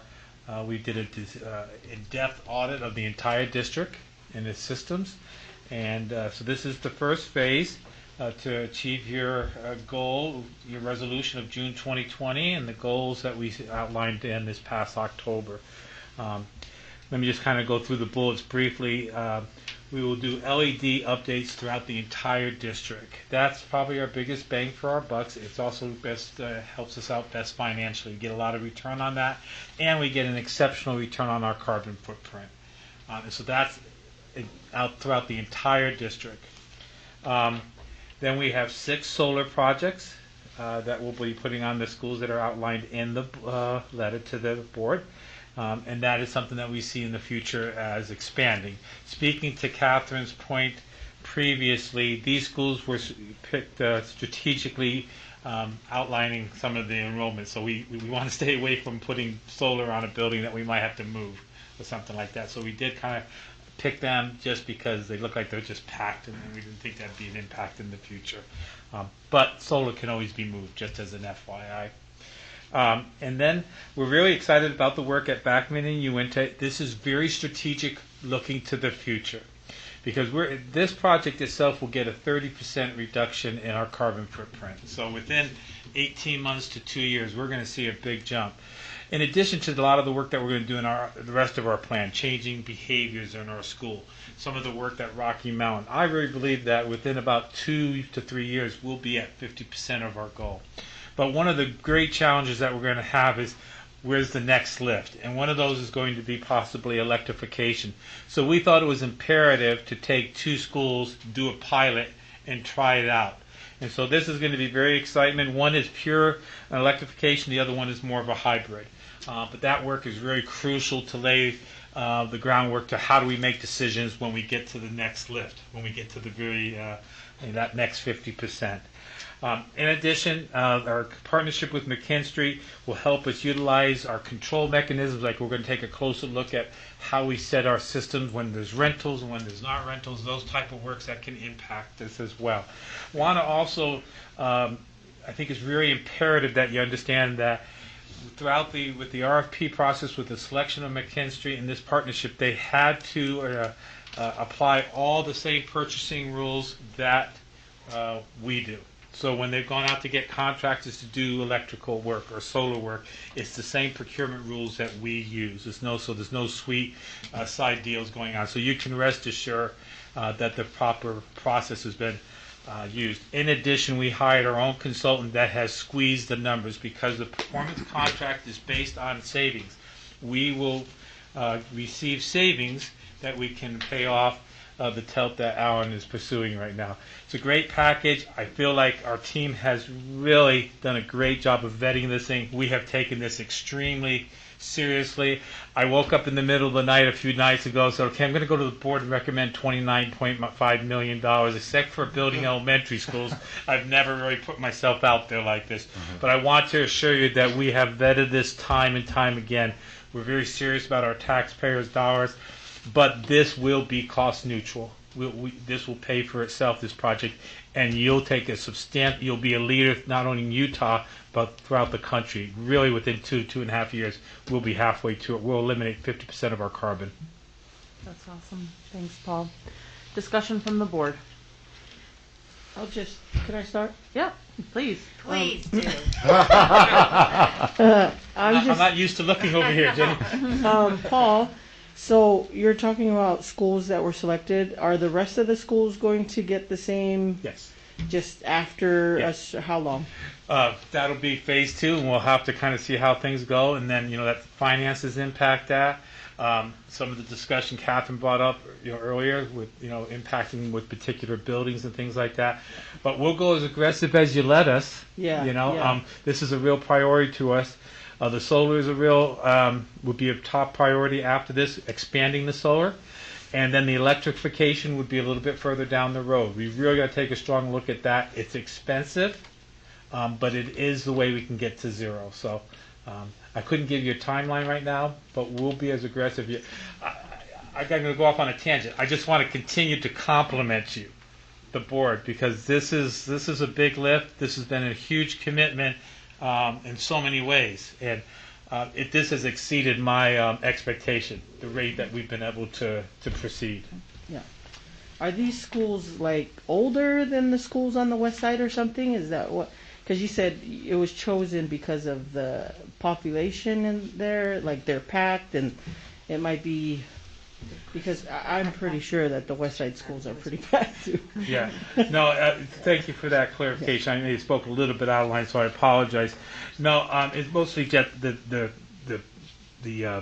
population of the building was over 65 or 70%, so we anticipated that wouldn't be a school that we would discuss. It was nothing real strategical. It was really, really superficial, just looking at random numbers. So wouldn't put into that we're making any decision. There was no in-depth dive. It was very, very superficial that, this school is take Emerson, for instance, very, very full and those type of things. But the biggest thing I'm excited about with this whole plan, because the solar is going to be expanded, is the LED, because the LED is a great return, and it's going to also very much impact our instructional strategies for everybody. This is going to be a great resource for teachers in the building. Yeah, I know it's going to be a great resource. I approved of your first plan. I didn't really look at West White because I think Mary Jackson's over there, Newman, these type of things. So I'm hoping we're equitable that way because that's very conscientious. But we just looked at pure, just flush numbers, no deep dive at all. Mm-hmm. Thanks, Jenny. Catherine? So I also have questions about the schools. Even though you're making it out to me, I guess I would choose our newer schools to put the solar panels on, and probably try to distribute them evenly throughout the district. Even if we do choose to do something different with a school, it seems that our newer buildings, that the panels would enhance the rental value or whatever it is. But for example, I wonder if Emerson's full, but Emerson is also an old building that may need to be rebuilt. And so I wonder whether it is the right choice. Bonneville's a relatively new school, so it seems like it is a good choice. So I guess I would advocate for a distribution that's more even across the district and for new buildings. That's what I would. That's my question that I had when I looked at this list. I was wondering some of the same things. I will tell you that the solars can be moved. So from moving it from a building to another building. Absolutely, is but not it's it's costly and to do that, and I would just say that let's put them on our newest buildings and rather than our older buildings, with the idea that some of these schools could get rebuilt. Well, I think too, even though we've listed these. We've listed these buildings, you can still approve the PO. Correct. And the building list can change. Yes. Yeah. Yeah, and that's kind of how I'd like to talk about this maybe when we motion it. I'm not sure I'm the most qualified to decide which schools would be the best to have that on here, and I think taking into account the conversation you've got here, I'd like to see you make that decision. I will add. Again, I've become an engineer in the last 3 or 4 years. But another thing that factored into this is also the space on the roof and the efficiency of doing that. Thank you, Greg. Join us, please. Sorry, I have to jump in. Speak into the microphone. Thank you so much. One of the key criteria for the decision with the schools, and there were originally 14 that were identified based on the remaining life of the roof, which is a key thing. To your point, I mean, it was a very important decision component.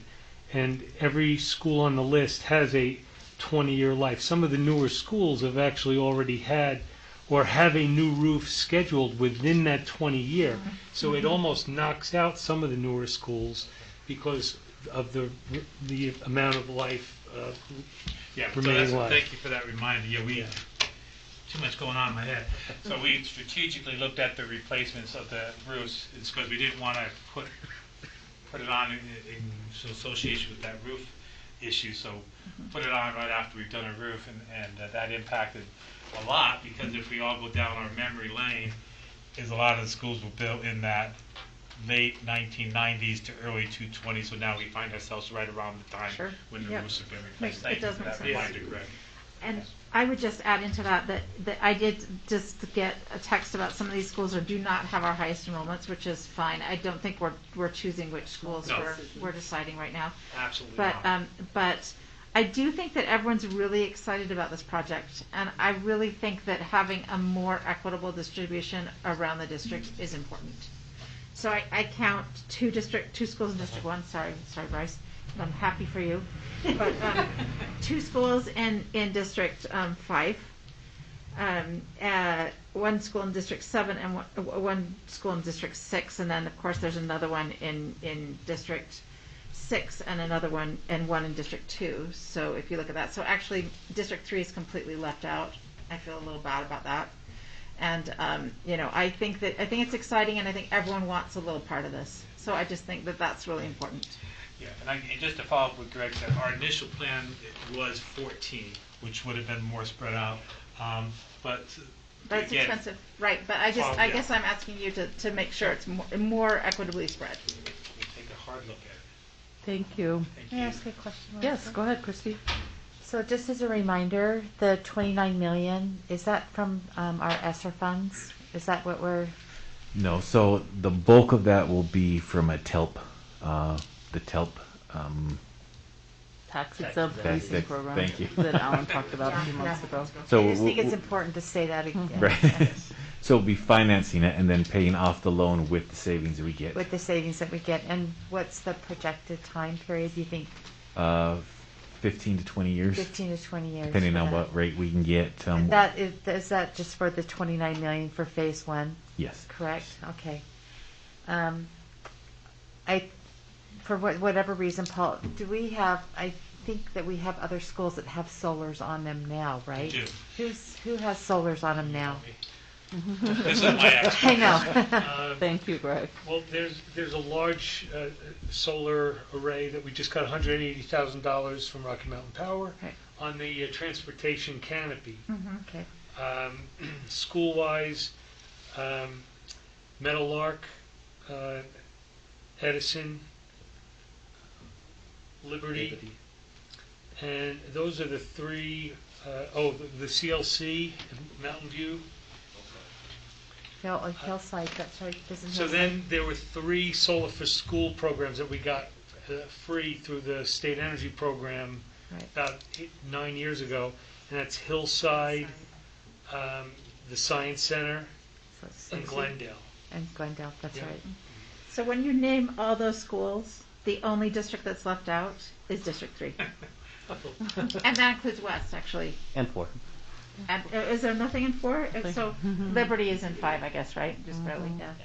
So I think that it's good to know that we have a number of schools, you know, that we've got solars on. And let me say that this will be a significant more array.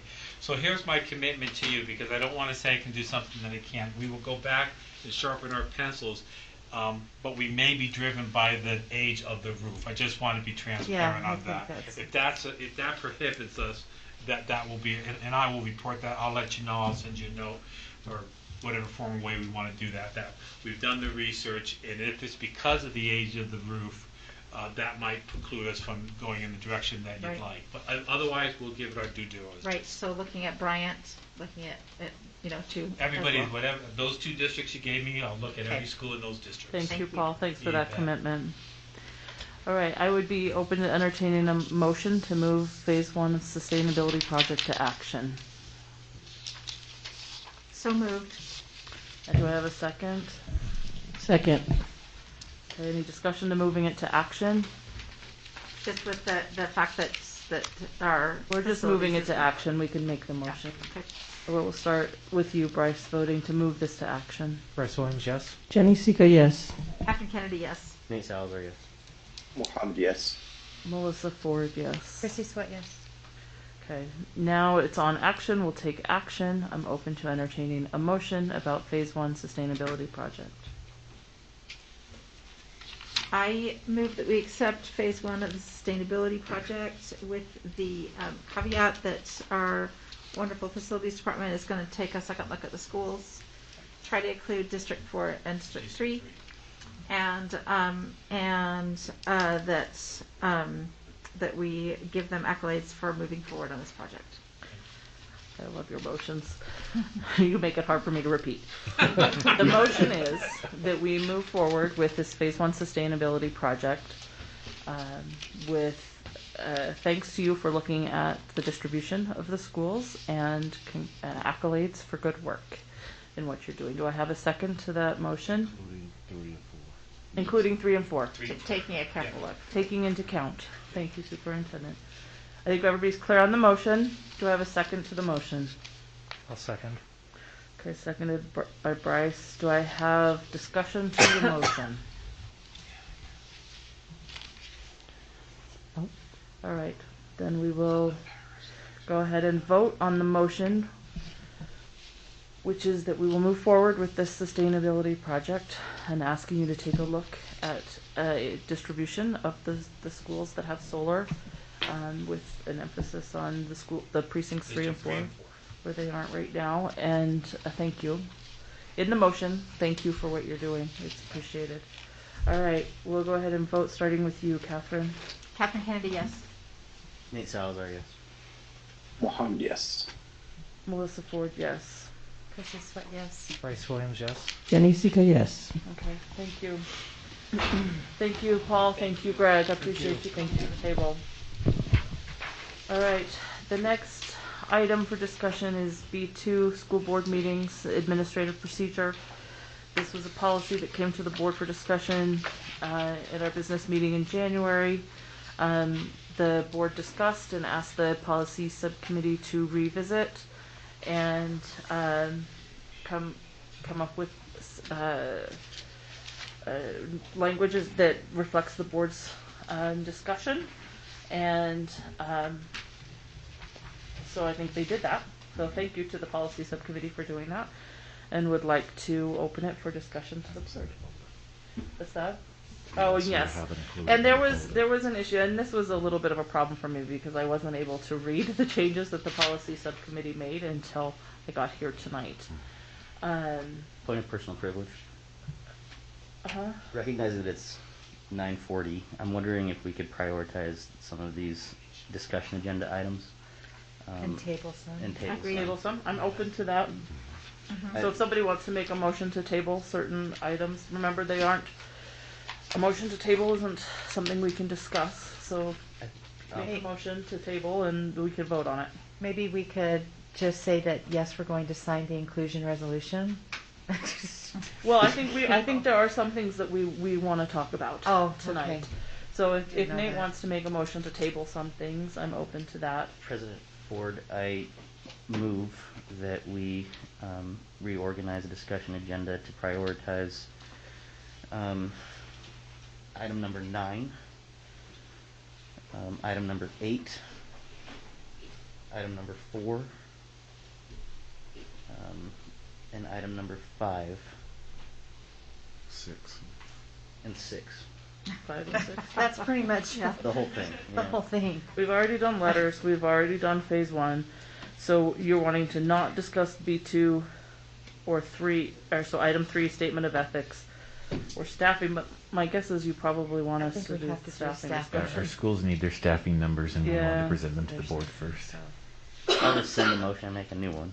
Mhm. President Ford, I move that we table item number 2, item number 5, 3. and 3. Okay. So the motion, do I have a second to the motion to table those 3 items? Second. Okay, let's go ahead and vote, starting with you, Christy. We're tabling, the motion is to table item number 2, B2, school board meetings, administrative procedures, item number 3, statement of ethics, and item number 5, student achievement plan. Christy Sweat, no. Melissa Ford, yes. Mohammed, yes. Nate Salazar, yes. Catherine Kennedy, yes. Jenny Sika, yes. I have comment. Bryce Williams, yes. Okay. We'll table those 3 items and we'll put them to the next meeting. Melissa, may I make a comment? Yes, please. So I think that what's disappointing for me tonight is that we really did need to talk about the student achievement plan. Mhm. I think that, after our last meeting, that it was left unsure, what the direction was. And I think for us to table it tonight once again and push it out is something that I just, I'm disappointed. I understand, the length of time. I really do. And so my caution would then be again that we don't have long agendas like this. This is a lot that you have on this agenda tonight. Yeah. So I just want our community, our district personnel, the superintendent to know that, the student achievement is important, that plan is important, and it's unfortunate that it was tabled tonight. I would just add on to that discussion that I agree. I do think that we can't address it effectively tonight. It's just we don't have enough time. And I would go back to the fact that, we don't have enough time for our agendas because we're not starting early enough. And we before in past years we have more, first of all, because of COVID and things like that. But we used to start we maybe not be able to start at 4:30 because of people's work, but we used to regularly start at 4 or 4:30 and have study sessions and then have a closed session. And so, we at least need to start at 5 and have a study session. I think this new business meeting study session idea was a good idea to try, but we just plain and simple don't have enough time anymore. Thanks, Catherine. I'm just trying to be sensitive to Bryce. everybody's schedules. Yeah. Bryce, I'll go just ahead. make one comment too, and I know this may not work for everyone, but if we do need to start earlier, I can make some work negotiations to move that. So I'll do my best. Even if it's just 5. Either way. Yeah, I will remind the board, and I mean, this isn't a time to discuss this, but I'll take feedback. For heaven's sakes, Jenny's coming at 4:30. Well, and that would be my reminder. We have been starting as early as 4:30 recently, and today was 5:30, but we have been starting at that time. We did frame. start once this at 4:30. Thank you. Okay, let's keep going.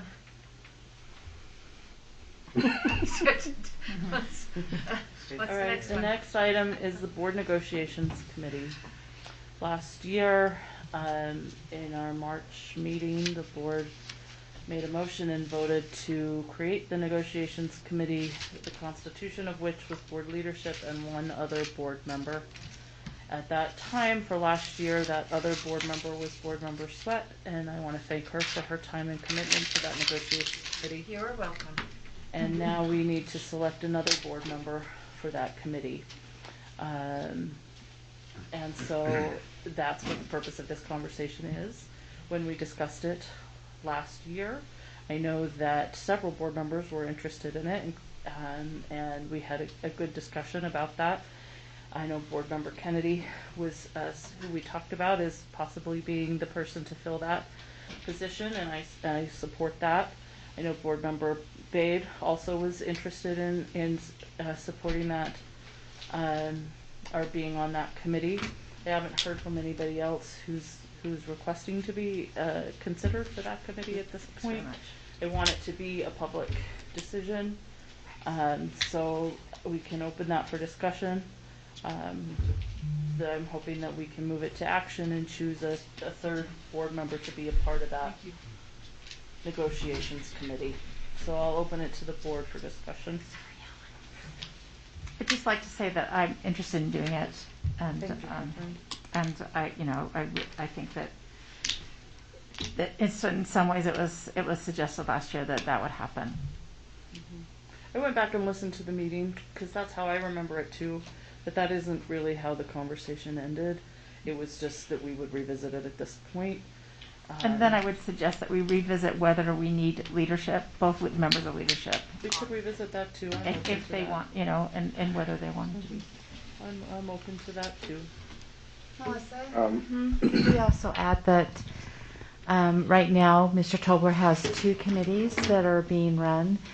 That is our class size and parental leave. And I haven't participated because I haven't been a part. I knew I wasn't going to be a part of the negotiations, so whoever we put on would need to participate in those meetings. They could, but those committees were constituted and Yeah. are meeting.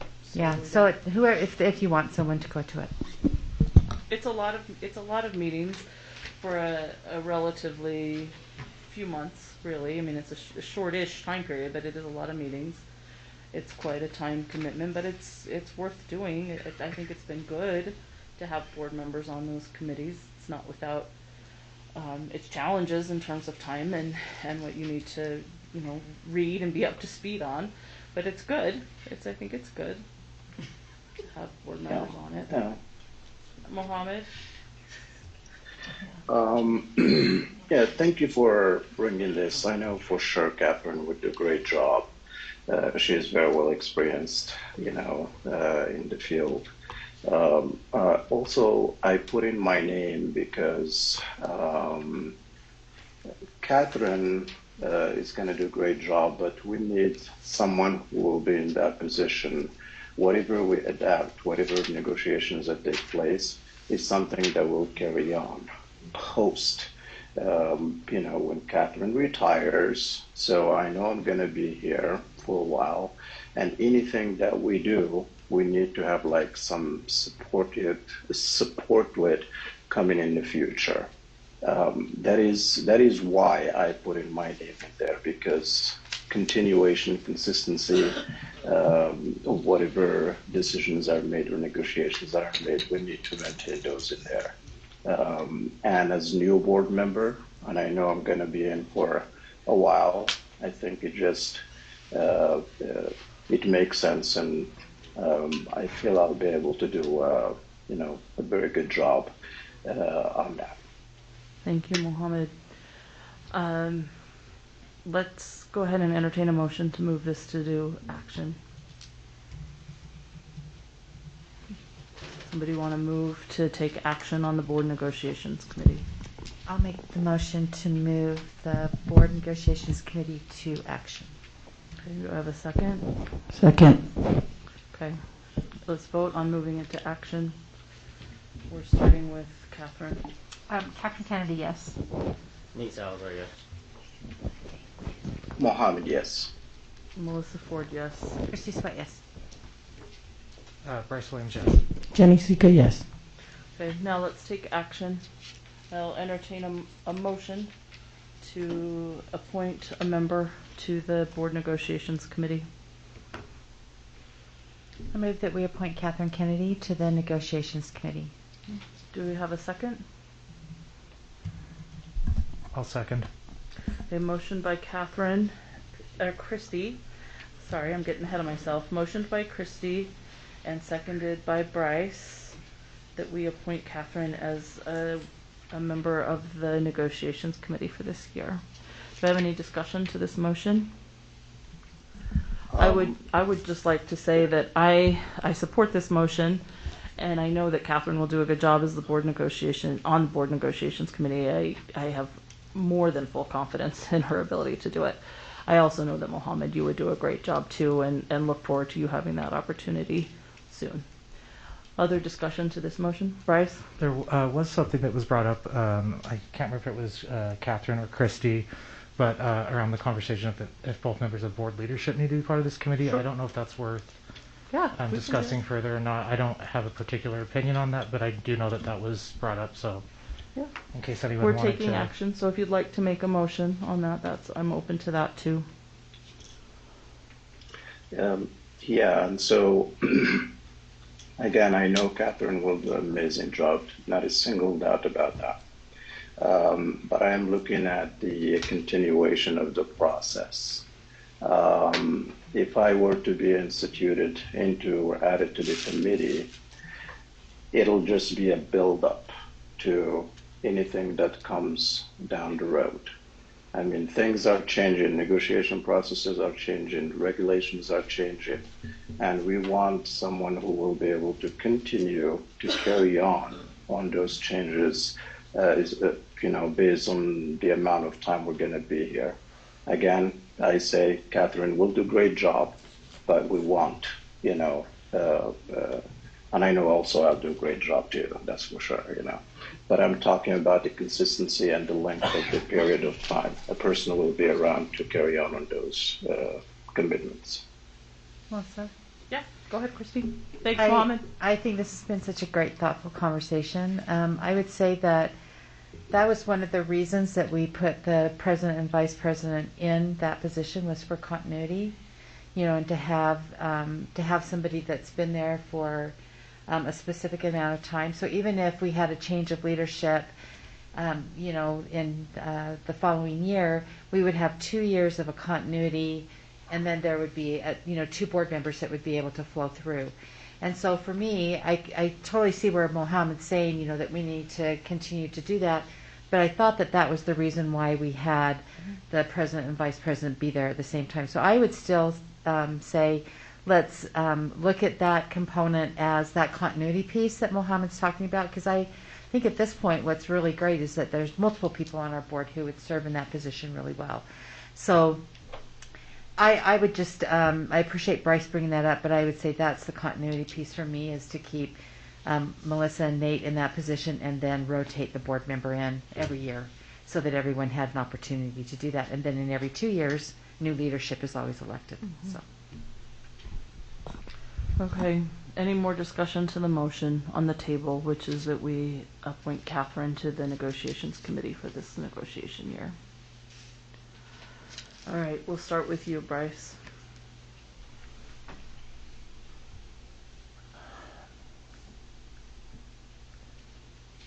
Bryce Williams, yes. Jenny Sika, yes. Catherine Kennedy, yes. Nate Salazar, no.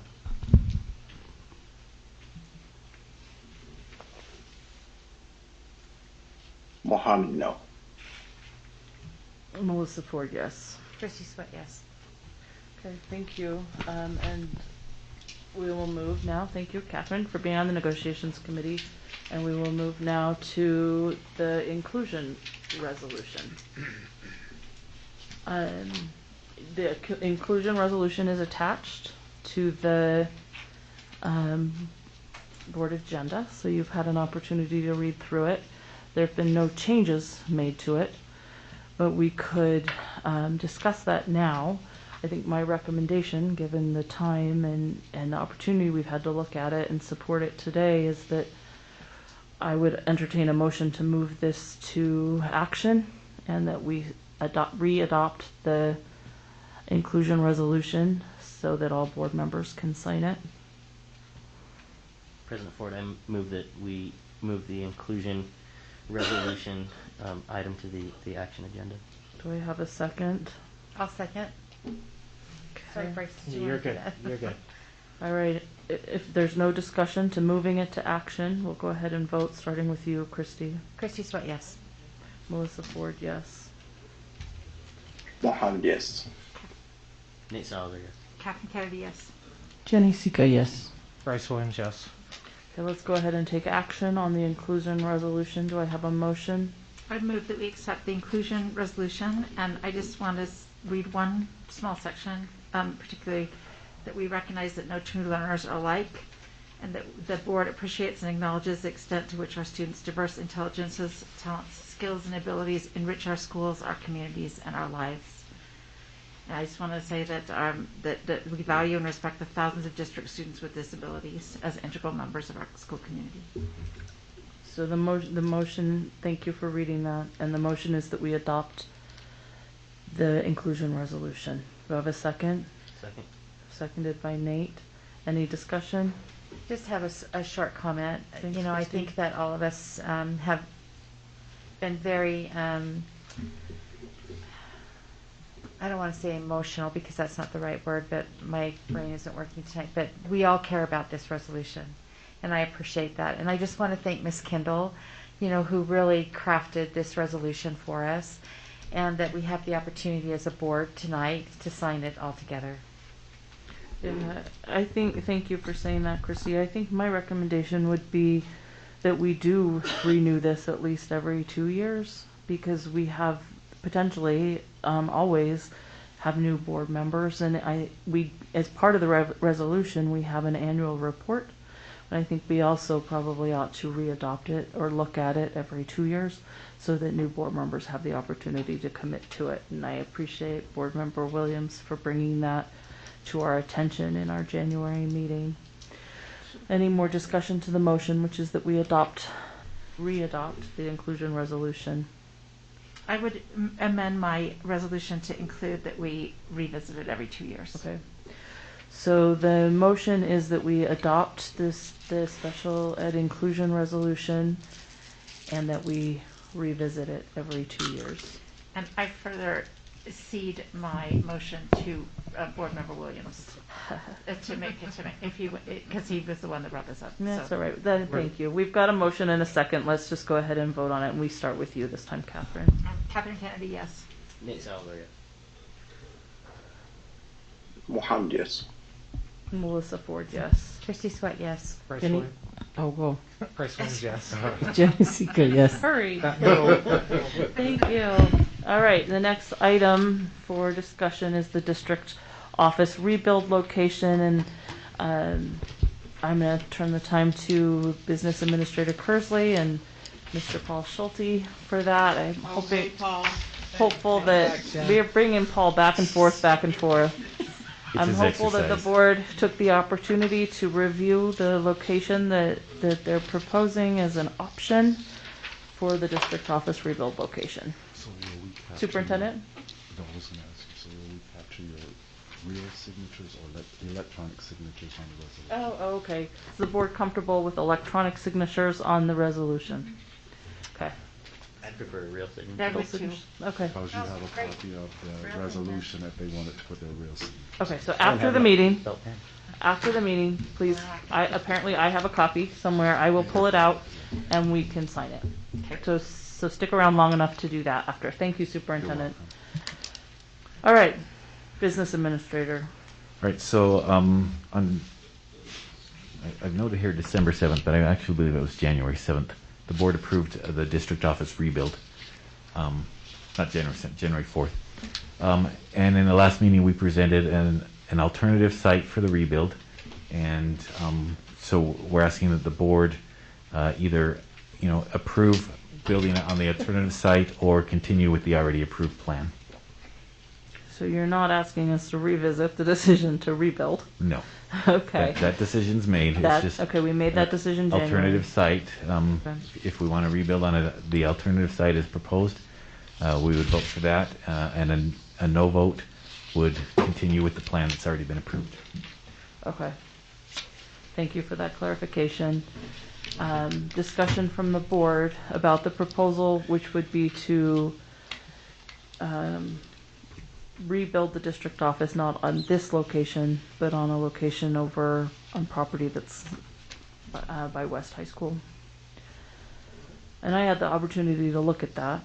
It would be nice, Paul, if maybe you could go through the pros and cons. Sure. Well, with the COVID and the conditions in the market and stuff, we, obviously we keep track of the market, and we've seen an escalation in costs, maybe the likes that we've never seen in my career. So our team looked at it, just came to our mind that there was another way we could do this, that it's not redesigning the site, it's taking the same design and placing it on the field that's part of the West High campus, and by doing that we include a lot of decreased costs. Primarily, the main cost decreases by only having one level of parking rather than two, with retaining walls and concrete and those type of costs. And so we thought it would be our best interest to give you the best option so you can make the best fiscal decisions that you want. We can make either site work. We can go forward with either site, but it is an option that provides the board maybe an opportunity to look at some savings. And so that's why we brought it to you. We can make either way work, whatever direction you give us. Thank you, Paul. Discussion from the board? Mohammed? Yeah, if I may. Yeah, thank you for all the time that has been put into get this organized and beautifully displayed. I am,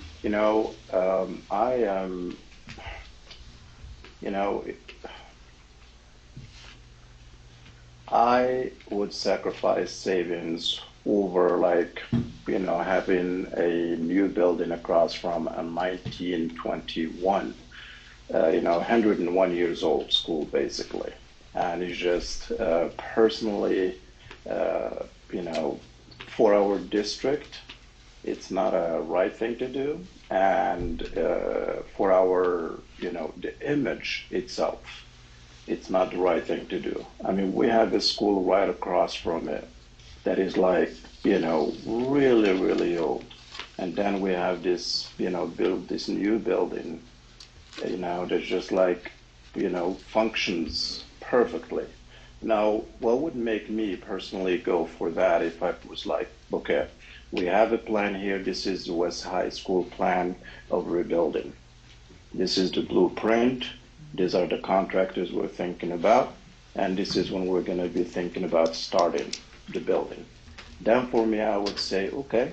And the other thing too is because where the current building is, it's suggested to be as well. I know there are some small neighborhood areas in there. Is that correct?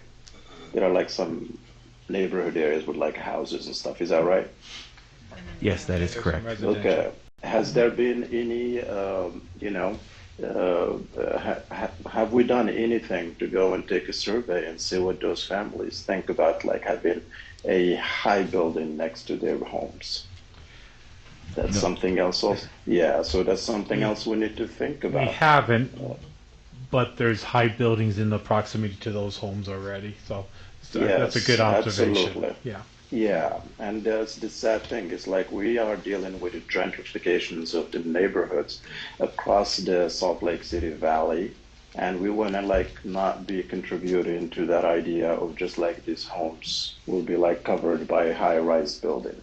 So again, I love the idea. It's fantastic.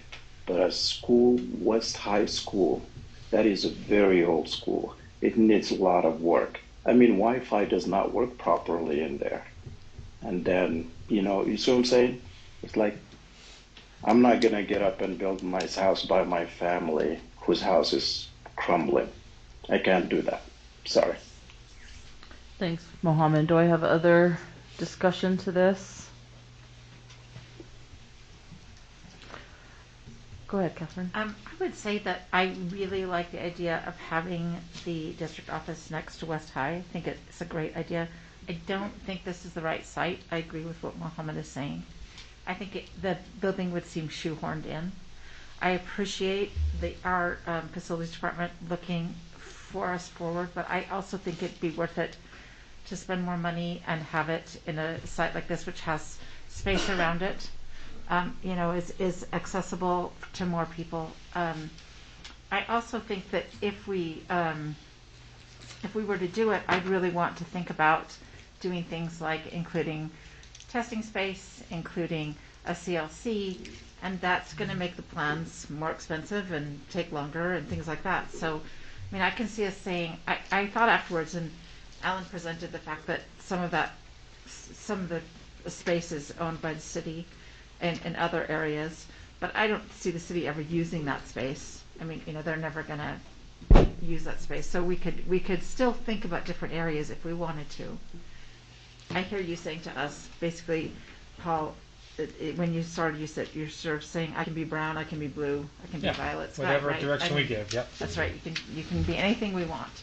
So I just think that we need to, we need to think about it carefully, and I just don't think that's the right site, as much as I like it being next to West. Okay, so just to be clear, if we're not going to move it to the west site, it will be rebuilding here. We've already voted to build it on this location. Other discussion, Nate? Yeah, no, I definitely appreciate what everybody's had to say so far about this.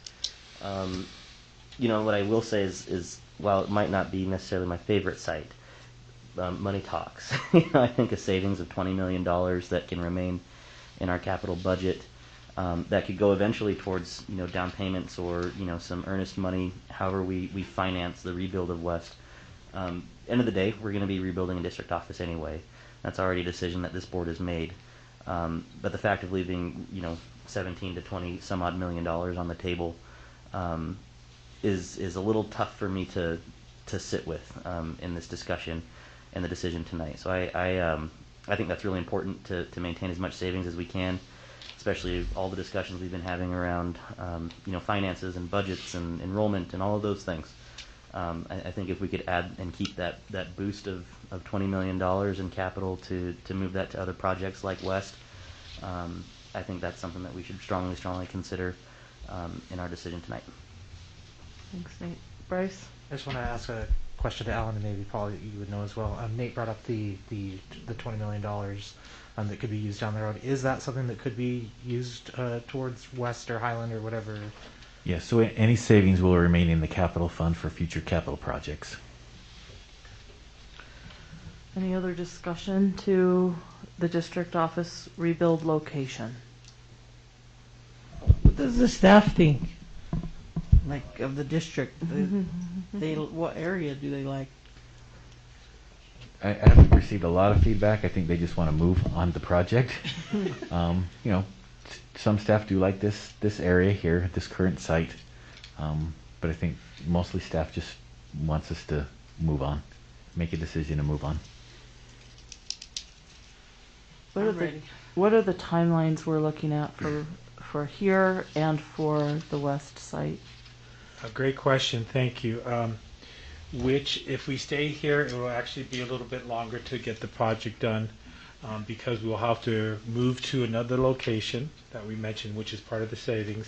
In addition, we'll have to do an abatement on this building and then demo the building.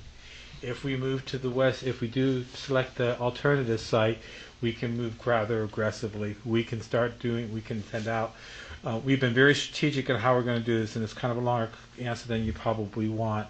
But we feel like we can go out in different stages, so we can send out a bid for the groundwork initially quite quickly. And so there is some, I would say, not exaggerating, a 4 to 6 month advantage of the other site, minimum. And I'm trying to be pretty conservative, not to exaggerate at all. Okay. All right. Any other discussion to this topic? Yeah, so let me just understand this. So the money we save from this, from building, from renewing this building here, we could save those and we can apply that towards building west. Is that correct? Whether it's west or, whatever our future capital projects happen to be. Well, there's Okay. there's no way we could begin building. I mean, we're going to have to bond to rebuild Weston Highland because we just don't have enough money. So we could apply that money, but we don't have anywhere near enough money to do those projects. So it's not Okay. that we could start those projects. Right. Is that correct? That is correct. So Just decreases your. I mean, it's 10-10. This is a huge decision, and I actually wonder whether this should be tabled as well till for 2 weeks because it really is a big decision, and we're tired, and I just think it's really a big decision. I would say if we're going to do this, then we really need to rethink about if we're going to architect the building, if we're going to include a CLC. I mean, it would be really a shame to build next to West and not include a CLC. And I don't know how many of us did get down there because it's just going to be shoehorned in that little space. And I've been, it is in my district, so I've been several times, but it's just going to be wedged into this little tiny place. It's just, I mean, this is a big, this building will stand for what, 75 to 100 years probably? I mean, it's what we should assume. And so we're making this decision at 10-10 for a building that'll represent our district, that'll be the front face of our district, wedged into that little corner for 75 to 100 years. I want to move. Okay. I want you guys to move. I mean, I want us to make a decision. Do something. Yeah. I want us to take action. So make a motion to move this to action. I don't know how. Move that we move the district office rebuild to the action agenda. I move the district office to be built. Just move it to action. Oh, just move it to action. Mhm. Is that it? Anybody second that? We move this topic to action. I second. Second. Okay, any discussion to moving it to action? Okay, we start with you, Bryce. Bryce Williams, yes. Jenny Sika, yes. Catherine Kennedy, no. Nate Salver, yes.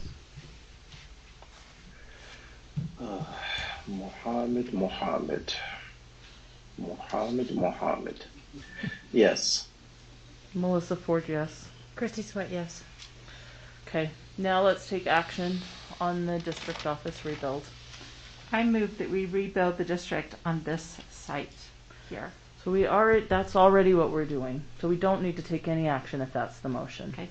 Then I move that we reject the motion to rebuild on the site off 2nd West. Okay. So you move that we do not build on the West High site. Well, I think her first motion was that she wanted to build here. Right. Which we're already doing. We decided to do that. Right. No. That was already motioned and approved in a That we previous were board going meeting. to rebuild the district office, but we didn't say where. It was on this site because it was at the same Oh, meeting. it when- was? when Did we say that? Yes, I'm 'cause it was sorry. the same meeting when we talked about the Okay, I temporary apologize. use. I'm sorry. Well, then maybe I move that we remain with our original decision. Okay. So the motion is that we remain with our original decision. Do I have a second for that motion? I second. Okay. Second. Any discussion to the motion, which is that we keep our original decision of rebuilding the district office on this location for South. Any other discussion to that? Okay, seeing none, we will start the voting with you, Christy. No. I don't want to start. I don't want to start. I don't. A no vote or I don't want to start. No, I don't want to start. I will start. Are you sure? I will Me? start. We'll start with Catherine then. Thank you, Catherine. Catherine Kennedy, I support the motion. Yes. Nate. Nate Salver, no. Mohammed. You guys are killing me. Let me make this simple. Do you want to keep the district office here, or do you want to move it to West? If you want to keep it here, say yes. If you want to move it, say no. No. Melissa Ford, yes. Is it me now? Christy Sweat, yes. Bryce Williams, yes. Jenny Sika, yes. Thank you, board members. And thank you, Paul. Thank you, Alan. Let's get moving. No more. Can that never be discussed again? At least for 75 years. I know. Shall be dead by now. So. All right. The next item, and thank you for sticking around for this, is the non-contract child nutrition and substitute teaching market adjustment. Mr. Hall, Mr. Kersley, Superintendent, do you want to introduce this? Yes, definitely. So we're bringing forward a proposal to adjust the wages of our non-contract child and nutrition and substitute. Sorry, point of order. Can we please limit interpersonal discussions at the board table? We've been through a lot of training about how that's not necessarily appropriate. It's public record. We're in a public meeting. Okay, I would just like to state that. Points well taken. Let's focus on this conversation. So at this time, I will turn it over to Mr. Logan Hall and Mr. Alan Thurston. I appreciate this opportunity. As we've spoken many times already this year about our critical staffing needs and the shortages in the labor market, my staff and I have done salary evaluations of our most critical need positions. Currently we have 30 hourly child nutrition positions that are open and need to be filled. Many times this year, the Child Nutrition Department has reached critical staffing needs where they've had to enlist the help of our buildings and grounds and other departments in order to fill in, just to be able to serve students lunch. It's a critical part of our operations. And as we've talked about substitute teachers many times this year, and the multiple different strategies that we've employed to enlist additional substitute teachers, encourage teachers to save their personal leave if they're able to do so. I'm making this proposal as presented. There is one change that you did receive an update for that will be presented in the amended agenda. But on the proposal, as it says, what we've seen is that our current salaries for our hourly nutrition technician and lead nutrition technician floater are far below market average for other districts here in the valley. As we've mentioned before, if you drive around the city, there are hiring now signs or help wanted signs in almost every shop or store that you go to. And just in order to reach a market average, I'm proposing that we move our current salaries of those two positions to a higher lane that would start at $15 an hour and $16.50 an hour. And additionally, for our substitute teachers, the one change to that page that you received, there's actually a fourth line on that salary schedule that's for our sub, that's for our retired substitute teachers, that was just erroneously left off, and I apologize. That current salary is $140 an hour, and so I'm a day. Oh, sorry, a day. Yeah. That's great. Becoming a sub. Everybody wants to be a sub. You got no, we people's can't afford attention. that. Goodness, that is definitely a mistake on my part. So another mistake. Each of those substitute salaries is per day, not per hour. Thank you, Alan. So the proposal would be for our substitute teachers, instead of having a I likened it to a coffee shop punch card. If you purchase so many, you get one free. Other districts have implemented incentives. If they work 5 days, they get a certain amount of bonus. I'm proposing that we make that a permanent change to our salary schedule. Substitute teaching staffing has always been a challenge, as long as I've been in the district, and it's not just for us, it's nationwide. It's a difficult position to fill, and so I'm proposing that we increase those rates, each of those rates by $15 a day, so that we can be competitive and not only similar to these incentives that other districts have offered, but make that a permanent and ongoing thing. Thank you for this proposal, Logan, and I'm going to open it to the board for discussion. I'm sure there's questions. I'll start. Can you tell us where the funding will come to make these increases? So the child nutrition funding comes from the child nutrition program. As of the end of December, they were in the black, so they do have largely in the black because they're so understaffed. So this will come from there. They do have sufficient funds. The substitutes come from current allocations. As you remember from our school allocations, there was a $7-point-something million carryover from previous years. So the schools do have adequate allocations to cover this increased cost in substitutes. Thanks, Alan. Other questions, discussion from the board? Are we still going to have 5 steps in our hourly rate comparisons?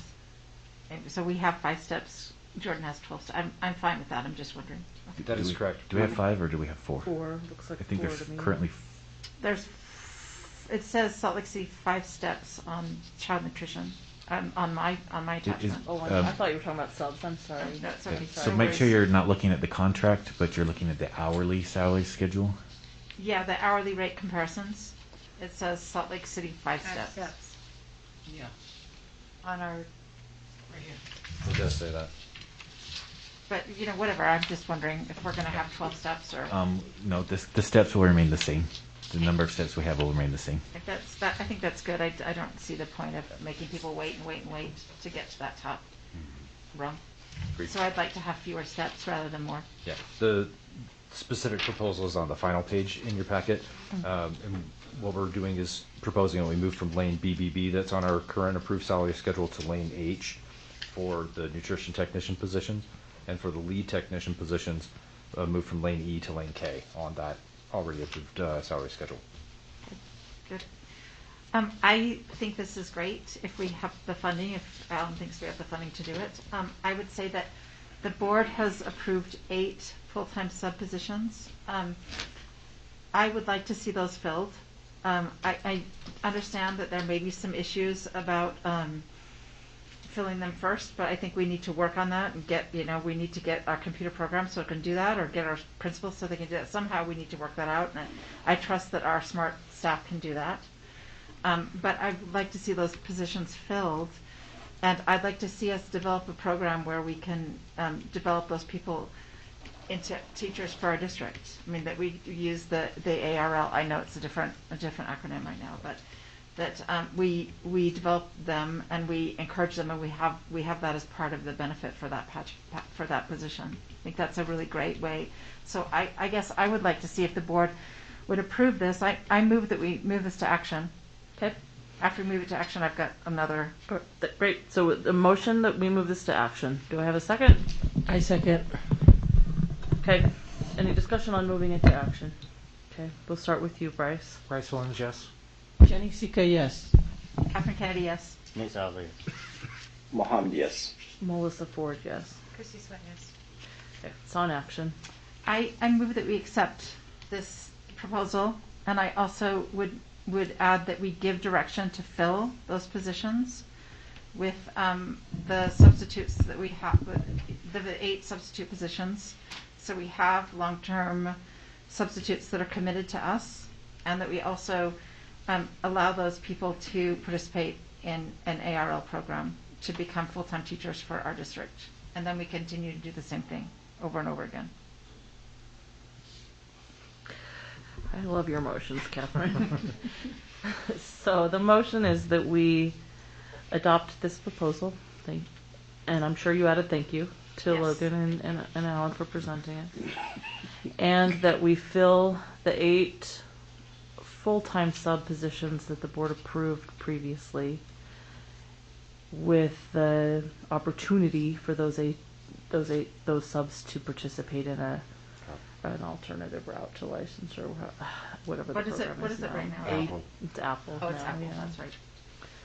So that's the motion. Do I have a second to that motion? Second. Okay, Jenny seconds the motion. Any discussion to the motion? President Ford. Yeah, go ahead, Nate.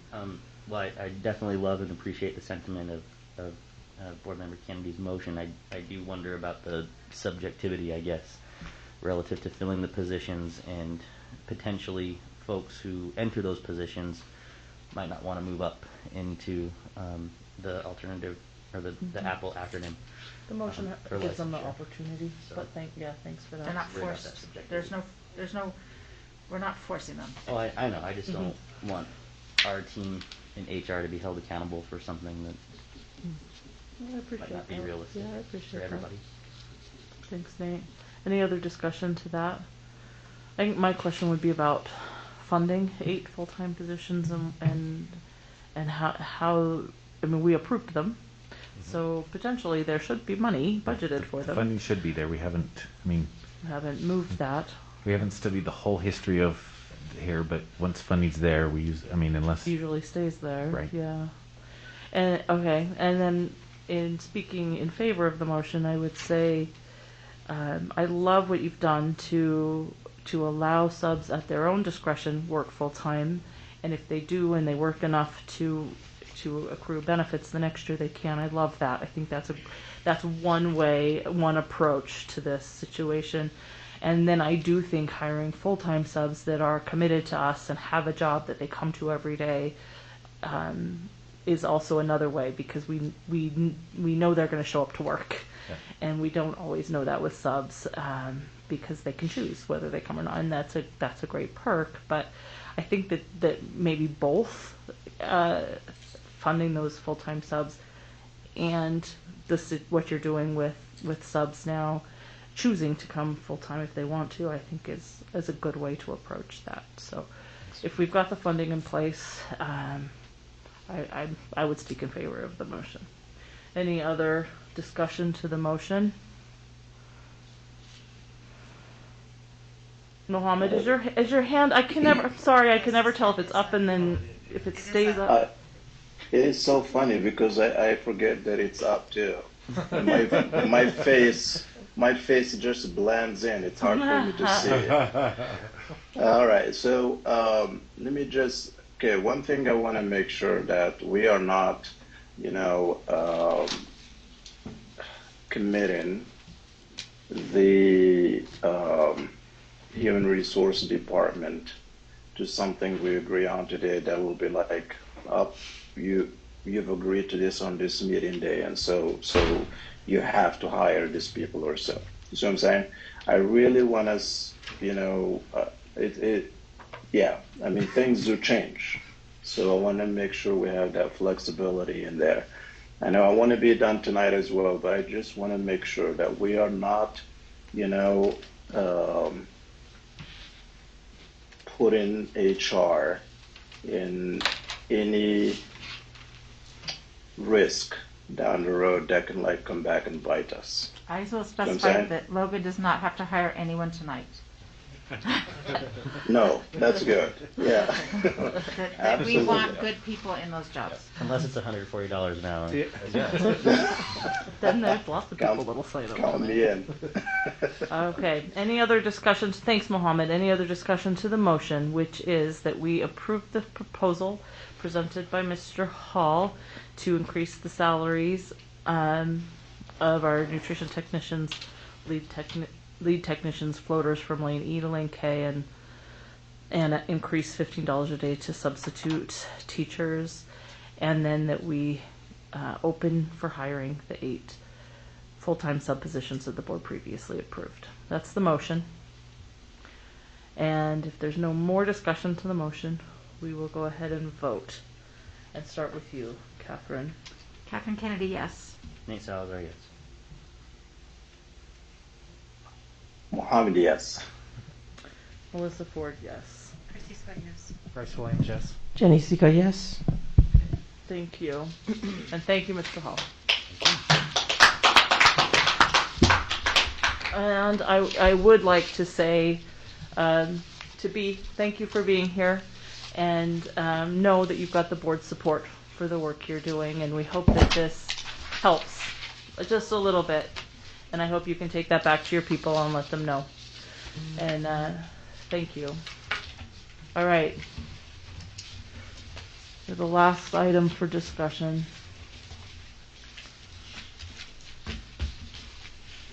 Thank you to Business Administrator Kersley. And Superintendent, I'll let you start this discussion. It's about the 2022-23 staffing.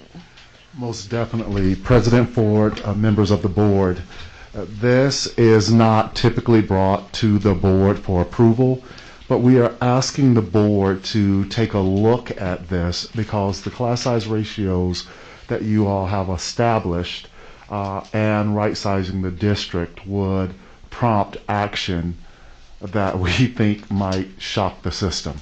And so because it's getting away from what you have previously approved, it's important for us to have this discussion tonight and get your guidance on the direction that we take. And so I will turn it over to Mr. Logan Hall and Mr. Alan Kearsley. Thank you very much for that introduction. What Business Administrator Kearsley has just handed out to everyone are our staffing projections. The top sheet that you have is a 5-year trajectory, along within the yellow column are the staffing projections for our base FTE allotment that's calculated on the staffing ratios that even Sam presented earlier in the evening and is on the cover letter for this agenda item. The last two columns on the page demonstrate what those projections mean in relation to current staffing levels for this school year. So you can see in the column that's directly to the right of the yellow column that schools would be, with our declining enrollment, we're looking at substantial decreases to our teaching staff based on our current funding ratios.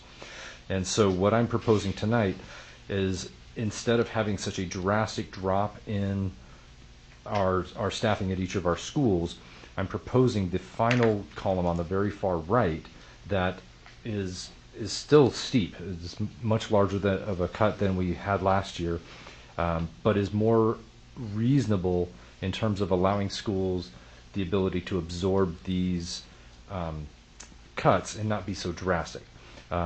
In making this proposal, I've looked at both current resignations that we've received from teachers moving forward. I've also looked at our current staffing levels in terms of teachers who are on current one-year assignments.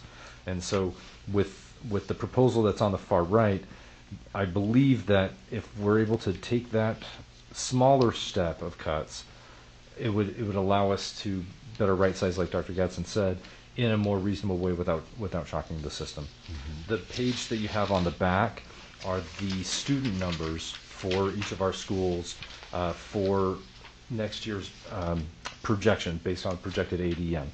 And so that's based on those numbers divided by the ratios is how the FTE allotments are calculated in the yellow column that you see.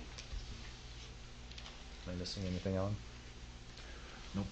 What I would like to say prior to your discussion is, if you look at what you have approved and what the reduction would actually be at some of our schools, it would take our schools below what would allow them to offer a basic education program for our students. And that is the rationale for some of the requests not to reduce in those schools, even though a reduction is warranted based on the student enrollment. And so I'd like for you all to take that into consideration as you're having your discussion on what has been presented to you tonight, that student numbers in some of our buildings don't support the staffing, but we're asking you to maintain staffing in that building if we're going to keep that building open so that we're able to offer a basic education program in that building.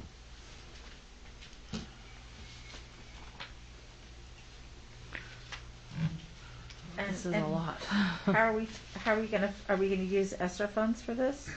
How are we gonna fund So this? these would be, we would use one-time fund balance, because the plan isn't to never hit these cuts. It's to mitigate it a little bit for next year and then hit the other half the year after, if the projections still warrant it. What we have to do is start thinking about what schools were going to close.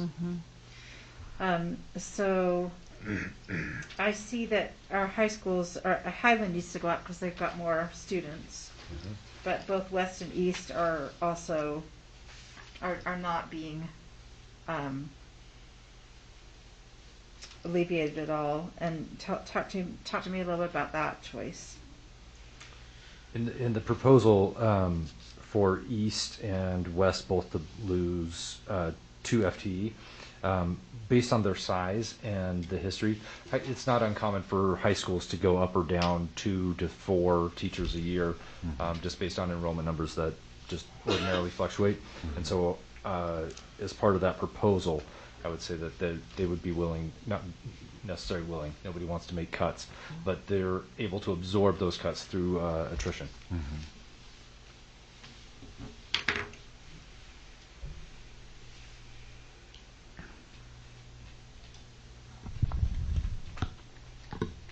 Discussion from board members. Christy.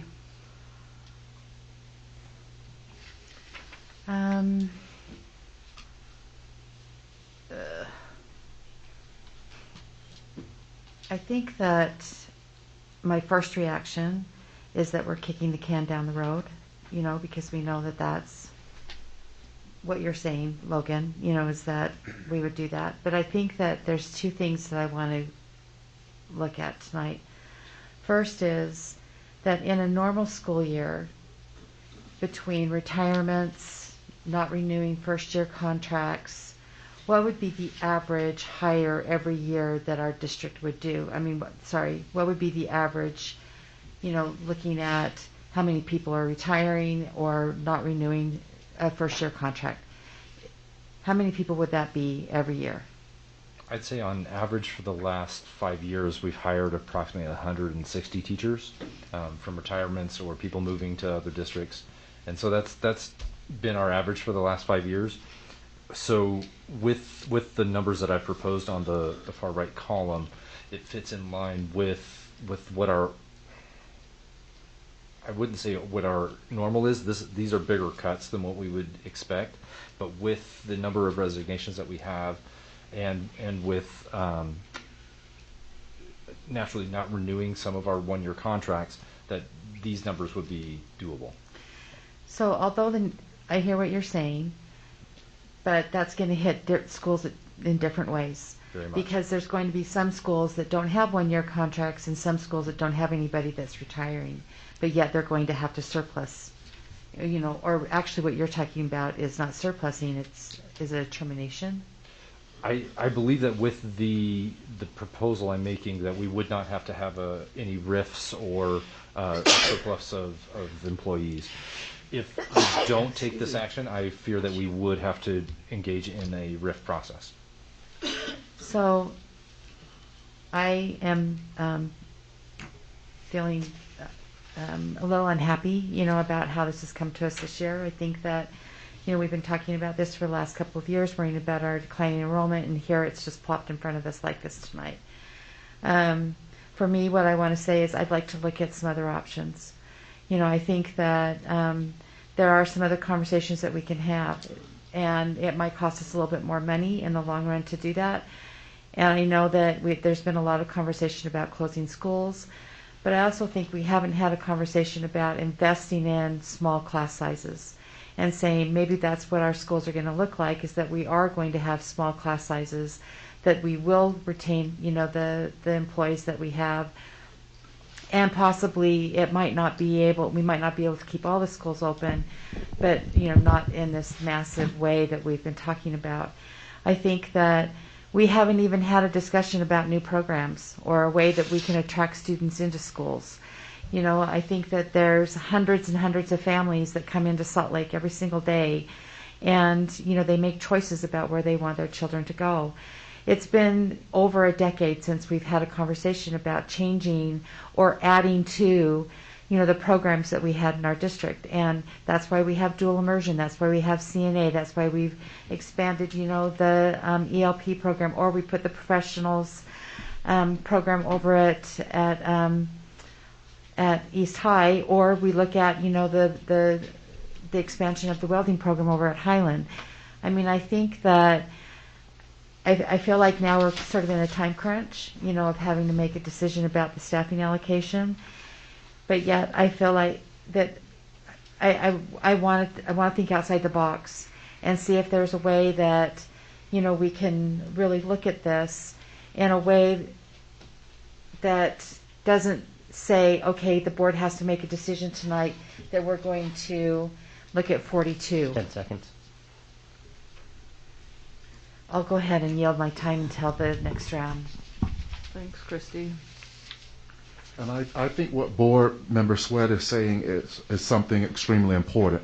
And that's why we thought we had to bring this to the board, because only your direction could prompt action. And so it's the board's decision to make.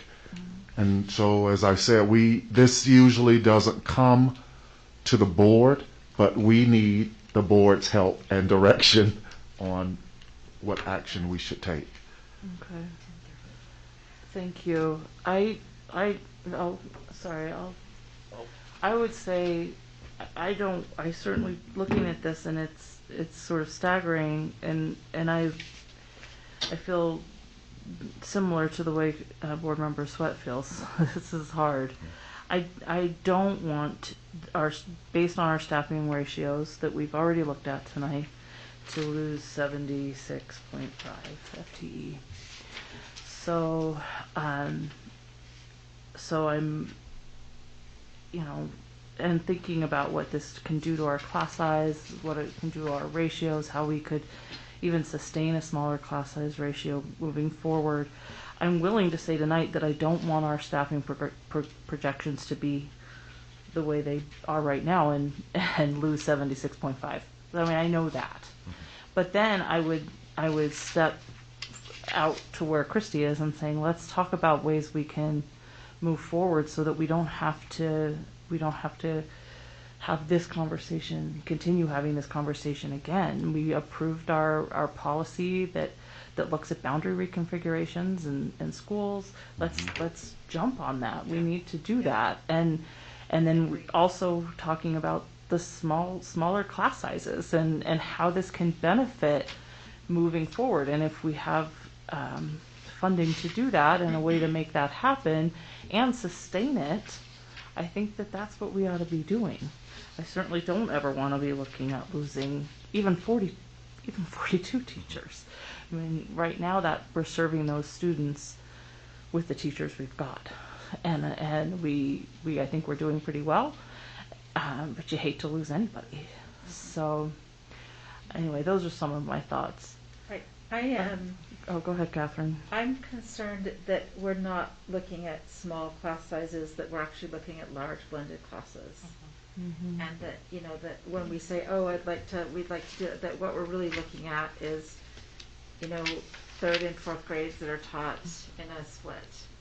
And so I just think we have to be really serious about, we've got two things we have to be really serious about: the student achievement plan and boundary realignment. And I've been talking to my SECs about that constantly.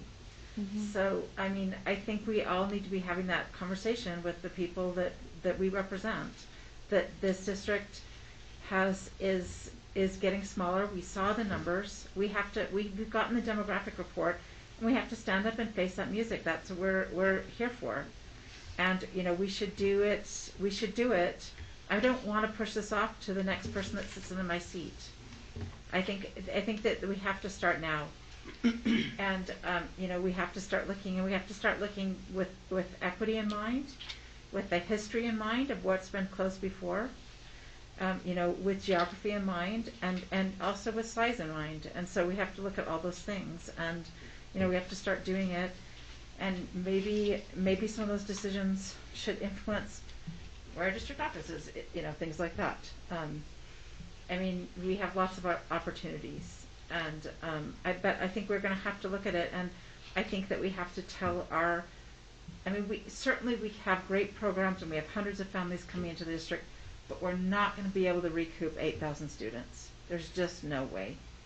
And I hope we can recoup 1,000. I think that would be fabulous. I think that that's ambitious, but I hope we can recoup 1,000. What I don't want to do is have our schools fighting each other for students. I mean, I like the idea of bringing in students from outside our district. I think there are lots of districts close to us that have plenty of students who are not suffering with this issue. But I don't want our schools to be fighting each other for students. So, you know, and I see as we start to say, oh, well, let's put a program, let's do this here, let's do that there, that partly what we're going to be doing is fighting our schools will be fighting each other. And I don't want that situation, and I just think we're going to have to make those hard decisions. We're going to have study sessions and really make those hard decisions. Thanks, Catherine. Any other comments? Nate? Yeah, and just real quickly, I am more in favor of looking at the creative solutions that we have available to us. We still have, you know, some trust to rebuild with the community. There's still a lot of parents and families who haven't come back to us yet. We've proven that through our programs, I mean, the study showed that we have 2,300 students come in every day from outside of our Salt Lake City boundaries and outside of our district boundaries. And I think if we could, one, recoup not only trust, but also the perception that folks have of us as a board and as a district, that we would probably recruit even more students and recruit more students into our district. And the other factor that we're not also thinking about is that one of the major issues that we have with declining enrollment is gentrification, the development that's happening in the community. But with that also comes additional funding relative to property taxes. And that might be able to carry us and float us as we come up with some more creative solutions to some of these problems that we're dealing with. So I think there are ways that we can talk about this in a way that doesn't, you know, freak people out, that doesn't scare people away, that we can actually look at the programs that we need to that would make people feel a lot better about not only our district, but what we have to offer. So I just want to make sure the board, and we'll go around again, so if the board wants to speak, I can see that Christy does. Did you have something you wanted to add first, yes. Superintendent? To inform this discussion, and President Ford, you actually touched upon it. If we look at our policy G5, the district reconfigurations and long-term school closures, it's a 2-year process.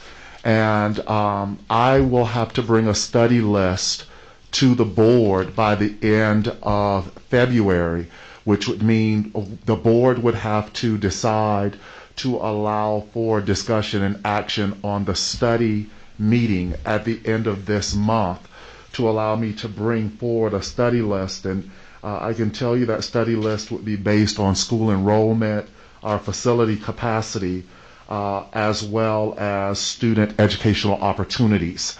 And so in your discussion and in your final decision, just know that based upon our written policy, I would have to bring a study list to you all by the end of this month if school closures is something that we're considering, but it's a 2-year process to get there. So it's not an immediate decision. There's this 2-year process that we've got to undergo if we are even looking at that option. All right. Board Member Sweat. Well, Jenny, you don't have, okay, so a lot of thoughts are running through right now. I think that although the superintendent's talking about a 2-year, oh, Bryce, sorry. Sorry, no, Mohammed. I was just saying. Oh, Mohammed has his hand up. Go. You're good. You go finish. No, you Chrissy, go. and then- Go. Please go ahead, finish, and I'll I'll go wait. after you. Ladies first. Come on. No, you go. Go, Mohammed. So, you know, I'm in favor of being creative. This idea, you know, because we understand there is a decrease in enrollment, and so, but also we are very, you know, smart, and we can think outside the box.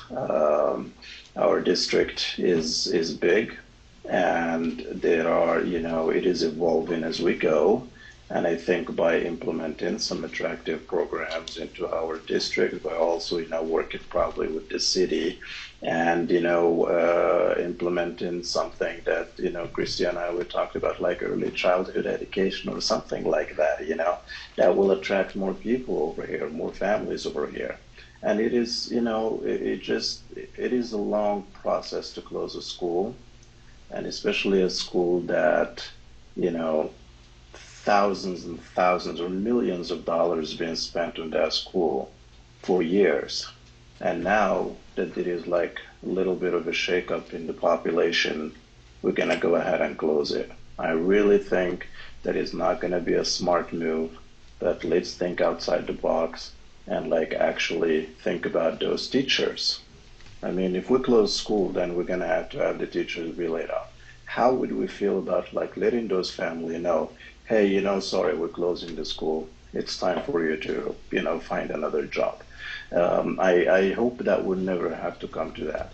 But I personally, let's be creative in finding other ways to keep those schools going on. And I know we can do that for sure. Christy? Okay, so what I'm thinking, and I just want to ask the superintendent and our business administrator, that it sounds like, I mean, you've explained that it's a 2-year process. We know that that's a 2-year process about having the conversation about closing schools. It sounds like, that needs to be brought from you at the end of February. What I'm wondering is if we could do business as usual right now, and through this next year, that we don't do these staffing cuts this year. That we talk about this very openly with all of our people, with our teachers, that this is a situation that we're in. And, and in a sense, I'm not saying it sounds like I'm saying kick it down the road, but what I really want us to do is have a thoughtful conversation about that. I feel like we're sort of putting the cart before the horse by saying, here, let's get rid of everybody based on, you're right, on the ratio, but yet we don't know what the conversation's going to be in and around the closing schools and thinking about some creative solutions. So I'm just feeling really anxious tonight to say, okay, let's move forward with this staffing tonight, knowing that we're going to be having a 2-year conversation about what does the boundary realignment look like, as Catherine said, that we need to start having that conversation. And can it go hand in hand instead of, us making these big chunks of decisions before we actually start that conversation? Thank you, Christy. Well, And I don't know even if we with can do doing that. that, there still need to be some staff reductions. So even doing that and not discussing or bringing together a study list at the end of this month, we wait until next year to bring it. There would still need to be some reductions because without reducing you're going to have to go into your reserves deeper. Mm-hmm. Yep. But I want to point out too, with my proposal, we don't want to get rid of people. We don't want to lose people, and much like Mohammed said, I want to do it in a way where we're not doing any layoffs. Right. And I feel that. I understand that. Yeah, I want to make sure that first and foremost, I'm trying to make this a reasonable step for the district to take without any significant cost. It seems to me that, what you're doing is you're presenting a proposal for us that you're assuming we won't be letting anyone go because of what you're projecting. So we're just, and if we hire 140 teachers every year and we're losing 42, then we're still hiring maybe 80. Maybe Right. 80. Yeah, something. But I just want to speak to a couple of things.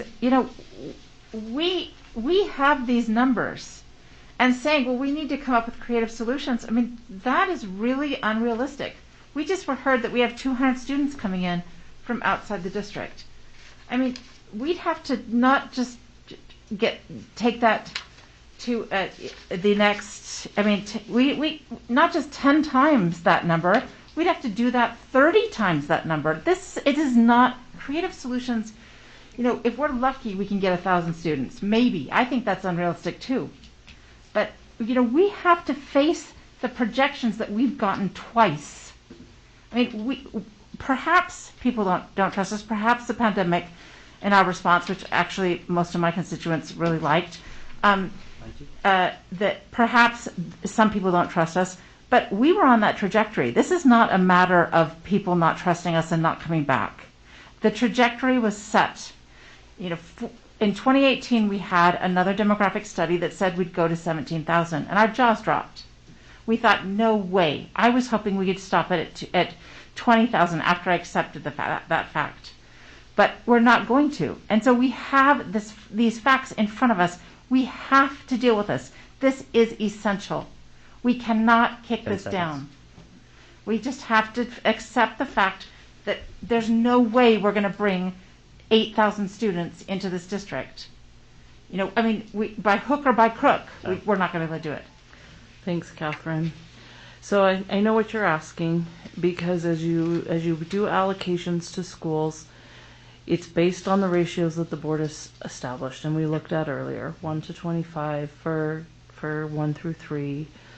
For example, it's been posted, and if you do staffing allocations based on those ratios, the yellow line, right of the yellow line is the cuts. I'm wondering if there's a way we can, based on the conversation I'm hearing, say to you, we don't want you to make allocations based on those staffing ratios this year. And I don't want to put words in board members' mouths, but I'm hearing the concern and wanting to look at other solutions, and I'm not hearing that everybody wants to make cuts of 76. Your proposal, I think maybe the board could hear a little more about how that will look and what those ratios will end up being based on this proposal in the specific schools. I'm sensitive to what I've heard Board Member Kennedy say in terms of would we be making split classrooms and things like that, and so I don't want to create those. You know, I kind of want to hear those maybe conversations at the school level about what they could do so that we don't end up there. But I also know that it's late and we have a lot to do, so I want to give you the direction that I think you need in order to take next steps. But I don't think, based on what I'm hearing, that the board is ready to commit to much beyond the fact that we understand that there needs to be a change to allocations this year. And I'm trying to encapsulate the board's conversations, so if I'm not doing that in a fair way, please let me know. But I want to be able to kind of do both things, give some direction, but also preserve the board's ability to continue having this conversation. I think it's important that what Catherine is saying, because I've been saying it too, is that we cannot have this conversation about our declining enrollment and what those boundary realignments look like. And it sounds like we've said that we need to have the superintendent come by the end of February and provide that information for us. That's in our So policy. I agree with that. I think that, and that's addressing exactly what she said, is that we need to have this discussion. We need as a board to look at it. We can no longer say that, and I completely agree, there's no way we're going to glean 8,000 students from somewhere. We're not. But I do think that it gives us some time over that course that the policy allows, to continue to look at how do you grow some of the programs. I also think that it's important, for us, to be looking at, our schools. And if we're going to, all of this plays into whether we're going to bond, if we're going to rebuild 2 new schools. I think that all has to be a part of the conversation, if we're looking at rebuilding 2 of our high schools. So I think you're right, Melissa, in the sense of what you're hearing, that we feel that there's an urgent need for us to have the superintendent bring that information to us so we can start that conversation now over the course. But I also think that I appreciate what you just said, Logan, and how Catherine talked about, that it's fewer people that we're going to be hiring, right? And I don't know if we could really suspend the ratio. I'm not really sure how that looks, so I feel more comfortable, when you say that we're not going to be letting go of anybody, but we're also not going to be filling, some of those positions. And that's not to say that there are provisional teachers that likely will not be coming back next year, but that would be the case in any given year. Sure, right. I really think this should have been our first topic. I mean, our very first topic. I'm not blaming you guys, but when I think about it, we have to talk about these things at the beginning. Then we'd say, well, let's decide on where we're going to put solar panels later. When we see these numbers, they're so big, right? then we say, why are we arguing about where we're going to put solar panels? I mean, we weren't really arguing, but I mean, I just feel like we have to reorder our priorities. And I'm not blaming our leadership. I'm just saying that as a group, we need to think about that. Our leadership is putting what we asked them to put on the agenda. And so I guess as a board, I say, let's think about the student achievement plan and boundary realignment first. So. Yeah, but we have a timeline for when we need to do school allocations in terms of FTE. Yes, and that's what I'm either in favor of saying we'll do no staffing cuts for next year while we address this, or we come up with this balance. But what I'm not in favor of is cutting 76.5. No. Well, I move that we move this to action. Okay, and thank that you. I will move that we move this to action with the intent of accepting the current proposal of 42 cuts. Let's go ahead and there's a motion to move this to action. Do I have a second? Second. Okay. Any discussion on moving this to action? Seeing none, we'll start with you, Christy. President Ford. Yes. I think we've lost Mohammed just as a. Oh, we did. Yeah, we did. Thank you for the heads up. Is anybody? I don't have my phone. I don't. Somebody might have access to their phone right now.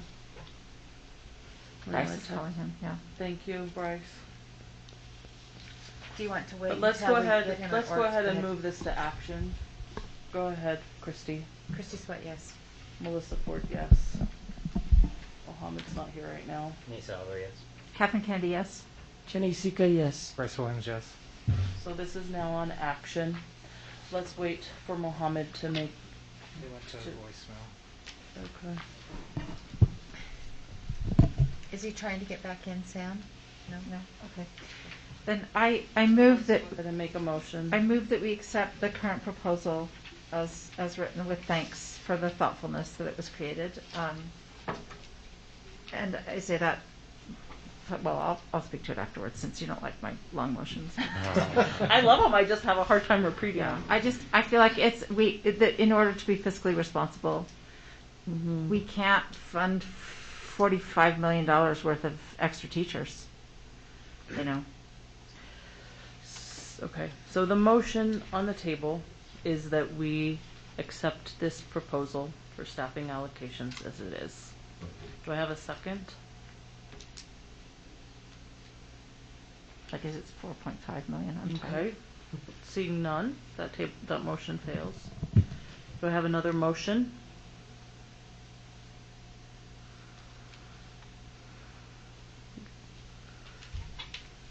Jenna, you look like you're trying to say something. It's 4.5 million, by the way. I'm tired. That's how much it is. It's not 45. Off by a small degree. It's all good. Any other motion? I know that this is hard to kind of think about how to do this. To tell you, I mean, for me, this is a lot for one night, and I would move that we table. But we have to Can staff. we table? Don't they have to staff? Oh, do you have to staff? It has Okay. to happen. Yeah, so we Something have has to to staff. happen. I mean, this is a decision we have to make. I I repeat just my wish motion that of we- accepting the current proposal. I'm looking for a second. So I'll second for discussion. Okay. So now the motion on the table, motion by Catherine and seconded by Christy, is that we adopt this proposal, which we just adopted this current proposal. So you can look at it, but it changes the staffing allocations for next year. That's right. I mean, it's As I speak to it, I don't feel like I have enough information to really feel like I feel comfortable with what the reduction is to. And I'm hoping you can continue talking to us about that. I'm really comfortable with supporting that we don't use the current staffing allocations for next year and reduce 70 to that many teachers. But I don't feel like I have enough information about what the proposal is. I feel like I'm a little comfortable just adopting it as it is. So I don't know if I could. I mean, the way I would split the difference is to just say let's not do the current staffing ratios, and then let's look let's look at that. But I guess I guess we have to make a decision tonight, don't we? Mhm. Sorry, I'm rambling. Okay, Mr. Hall. And I just want to say, the proposal could also have some flexibility too. I understand. I hear a lot of sentiment that these cuts that I'm proposing are still rather large, and so it could be that there's added flexibility in that Alan and I can work with principals in determining what's appropriate for each school site on an individual basis. And of course, I could definitely come back with numbers and say what the ratios would end up being in those schools, but it doesn't necessarily need to be a specific number, I would say. That's nice for coming up with a base allocation, but in terms of meeting the needs of each individual school, that's what I've attempted to do with the proposal, and I think I would welcome some flexibility. If you've got flexibility to meet with the principals and coming up with that. I wouldn't necessarily say you meeting with the principals. What I would suggest is that Dr. Taylor and the area directors work with the principals to look at what the academic programming would be in the school and how staffing would impact them being able to offer that basic education program in each building, and then bringing those numbers back to you and Alan for consideration. That would be my suggestion. Okay, and knowing that this is for 1 year while the board begins the process that Catherine and Christy have talked about, we've all been talking The about whole it. board's been talking about it. Yeah, this month. Okay. Do we need a different motion to add a little bit of flexibility into it? If there's not, does anybody want to make that motion? I think you might, because then you could have someone say the ratio that was approved is not it's not the FTE I was allocated, and then we're not in compliance with what the board directed. I like the idea of flexibility. I don't like the idea of the best principal lobbyists being able to get, they're an extra person. And so I feel like I assume this was done with some equity. And it seems like we need to do this. So, I'm not saying that we have to stick absolutely to this, but I don't like the idea of, certain people getting certain things. And we wouldn't allow that to happen. So that's why my suggestion was Dr. Taylor and the area directors, because we want to make sure that there is at least one teacher at each grade level, and I have some concerns about that. But we've got to staff elementary schools with at least one teacher at each grade level. And then we've got to look at the class size and the impact, ensuring that we are not creating split classrooms in any building, because those split classrooms just aren't going to work.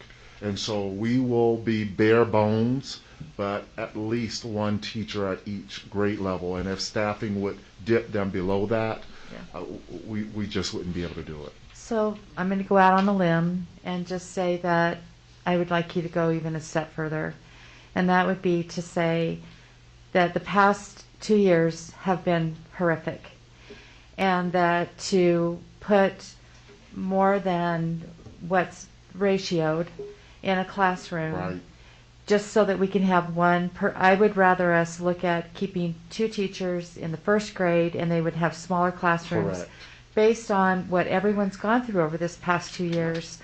I think that however we can help mitigate that, and really look at that at the school level, and work thoughtfully with the SIC and with the school community. I think even, we need to involve everyone in this conversation as much as possible. The school community council, the SIC, the principal at the school, because this is a difficult conversation. But I would just say, Dr. Gadsden, go one step further. Let's remember how difficult the past 2 years have been, and even still today, we're still in a pandemic. Right. To see if there's any way that we can say, all right, maybe it was 1 to 25, but we're not going to stick 25 or 27 kids in here with the one classroom. Let's Correct. split it out. Let's leave the 2 teachers in the first grade. And I want to do that anyway because of movement and others. If you go with that one teacher and 2 students moved in at that grade, you Exactly. have a disaster. We'd have a disaster. Yes. So Yeah, but I just want to remind you, Superintendent Gadsden, that many of our schools have split classrooms Mhm. already. they do. Yeah. And so, you know, it may be a situation where we have small grades, but split classrooms, you know, small sizes. I mean, I don't think we should have any combined things, but I mean, we can't avoid that right now with the staffing levels we have at the current time. Yeah. We have splits in our schools.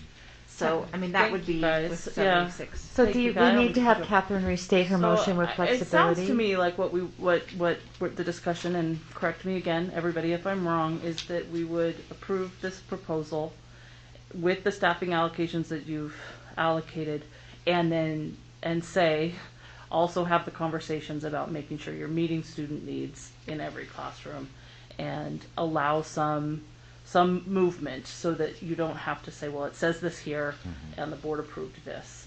We bring it back to us. We want to hear the results of those conversations, but we want to give you the flexibility to do your jobs and meet the needs of students at every school.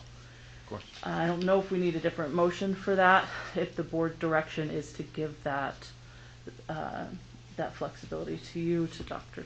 Taylor, to this group, to make sure that those decisions are being made in the best interest of students. Okay. So the motion is that we adopt this proposal. And then the direction is that we give that flexibility. Do I have any other discussion to the motion? Okay, we'll go ahead and start with you, Bryce. Bryce Williams, yes. Jenny Sika, yes. Catherine Kennedy, yes. Nate Salazar, yes. Yes. Melissa Ford, yes. Christy Sweat, yes. All right, thank you. Thank you all for the time. Thank you. Thank you, Logan. All right, that concludes our discussion agenda and action agenda for tonight. Any direction? What's for that? me? Any direction? Yeah, so I think based on that conversation, the direction that I would like to give the superintendent is to begin the implementation process of that. Well, I mean, I feel like we've been talking about this forever, but based on that policy that says we need to discuss the list of schools in February, I'm hoping the board supports that being the next topic. I do. I think that we need to look at the policy and see if we could compress by a month. I mean, we've just revised the policy, but we can say, you know, if we can squeeze a week or 2 out and have just, I mean, it seems unwise for us to decide to take a 2-week when we make our proposals, because we're going to have to make proposals. Yeah. And so it seems like we sort of need to squeeze out a month from that schedule. So my It's your recommendation, policy. to the board.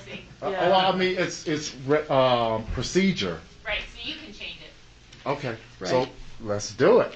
I like that. I mean, I just think we have to be very careful. Yeah. Okay, my recommendation then would be, this is something that we are looking at. So board members, please get very familiar with that policy. It was on our consent agenda tonight. You've read it, get very familiar with it and the timelines. It's the administrative procedures. It's administrative procedures attached to the policy, because those timelines were put into that policy very carefully based on what our required timing and statutes are. So there's some flexibility, but there may not be much. My recommendation is that everybody, including you, get very familiar with that, and we'll talk about that in February. February? March. Okay. And I have the inclusion resolution for you to sign. And if there are board member reports, we can take a minute to do that. Anything board members need to say, Christy? And I'm sorry, but you know, it's not my fault that we've run this long, but I have some things that I feel That's like important. Go are ahead. important, you know, to talk about. You know, I think that sometimes when we talk about equity, that equity becomes a thing, you know, that everyone has to be equal, that everyone has to have the same things. And this was pointed out to me, Superintendent, with the tennis courts over at Highland High. And I would just like for there to be a conversation about portable lights over there. You know, they have the largest team. They only have 4 courts compared to the 5 in the other schools.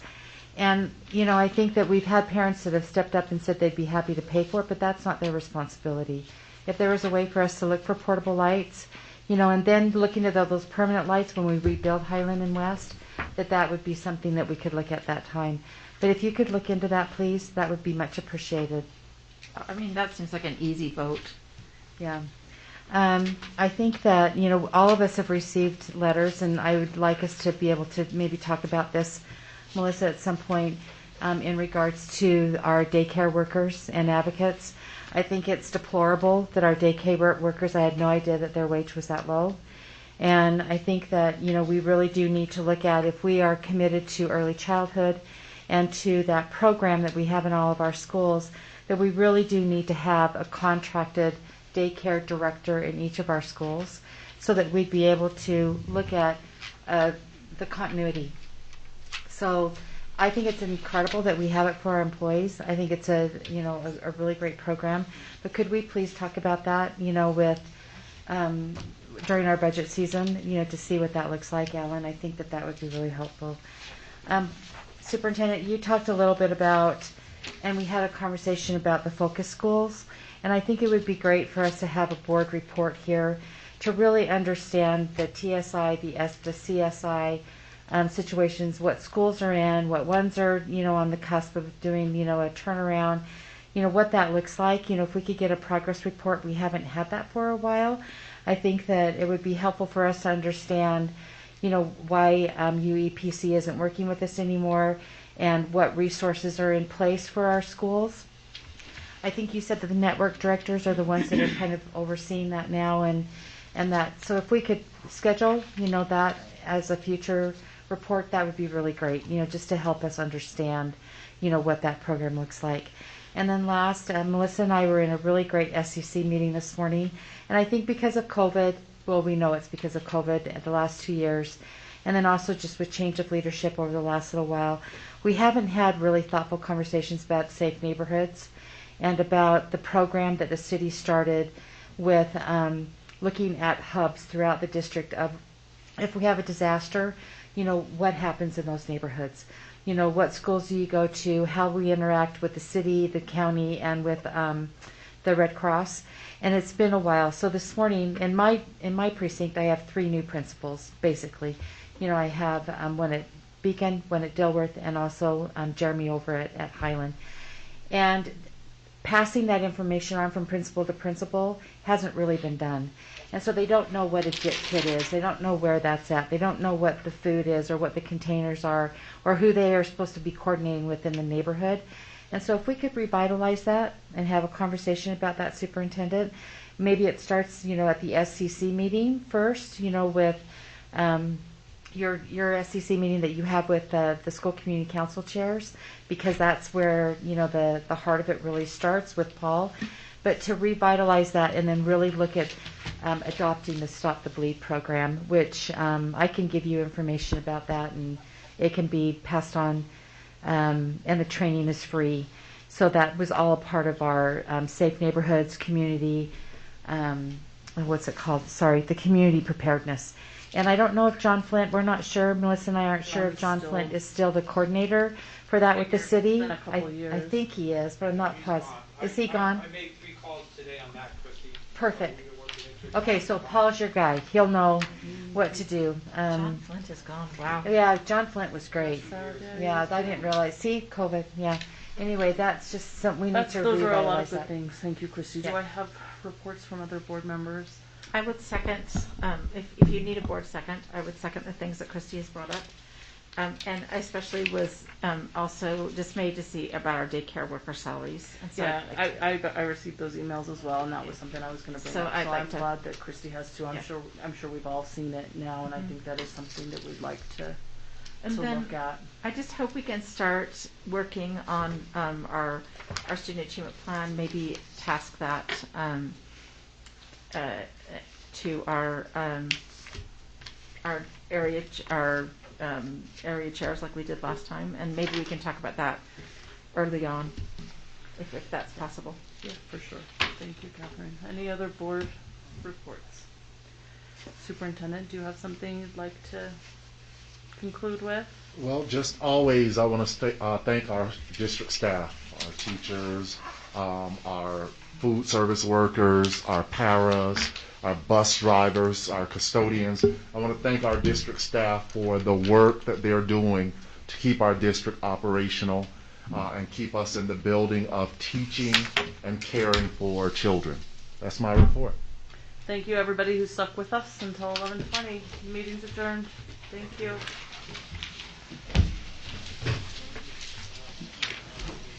Jenny? Yeah.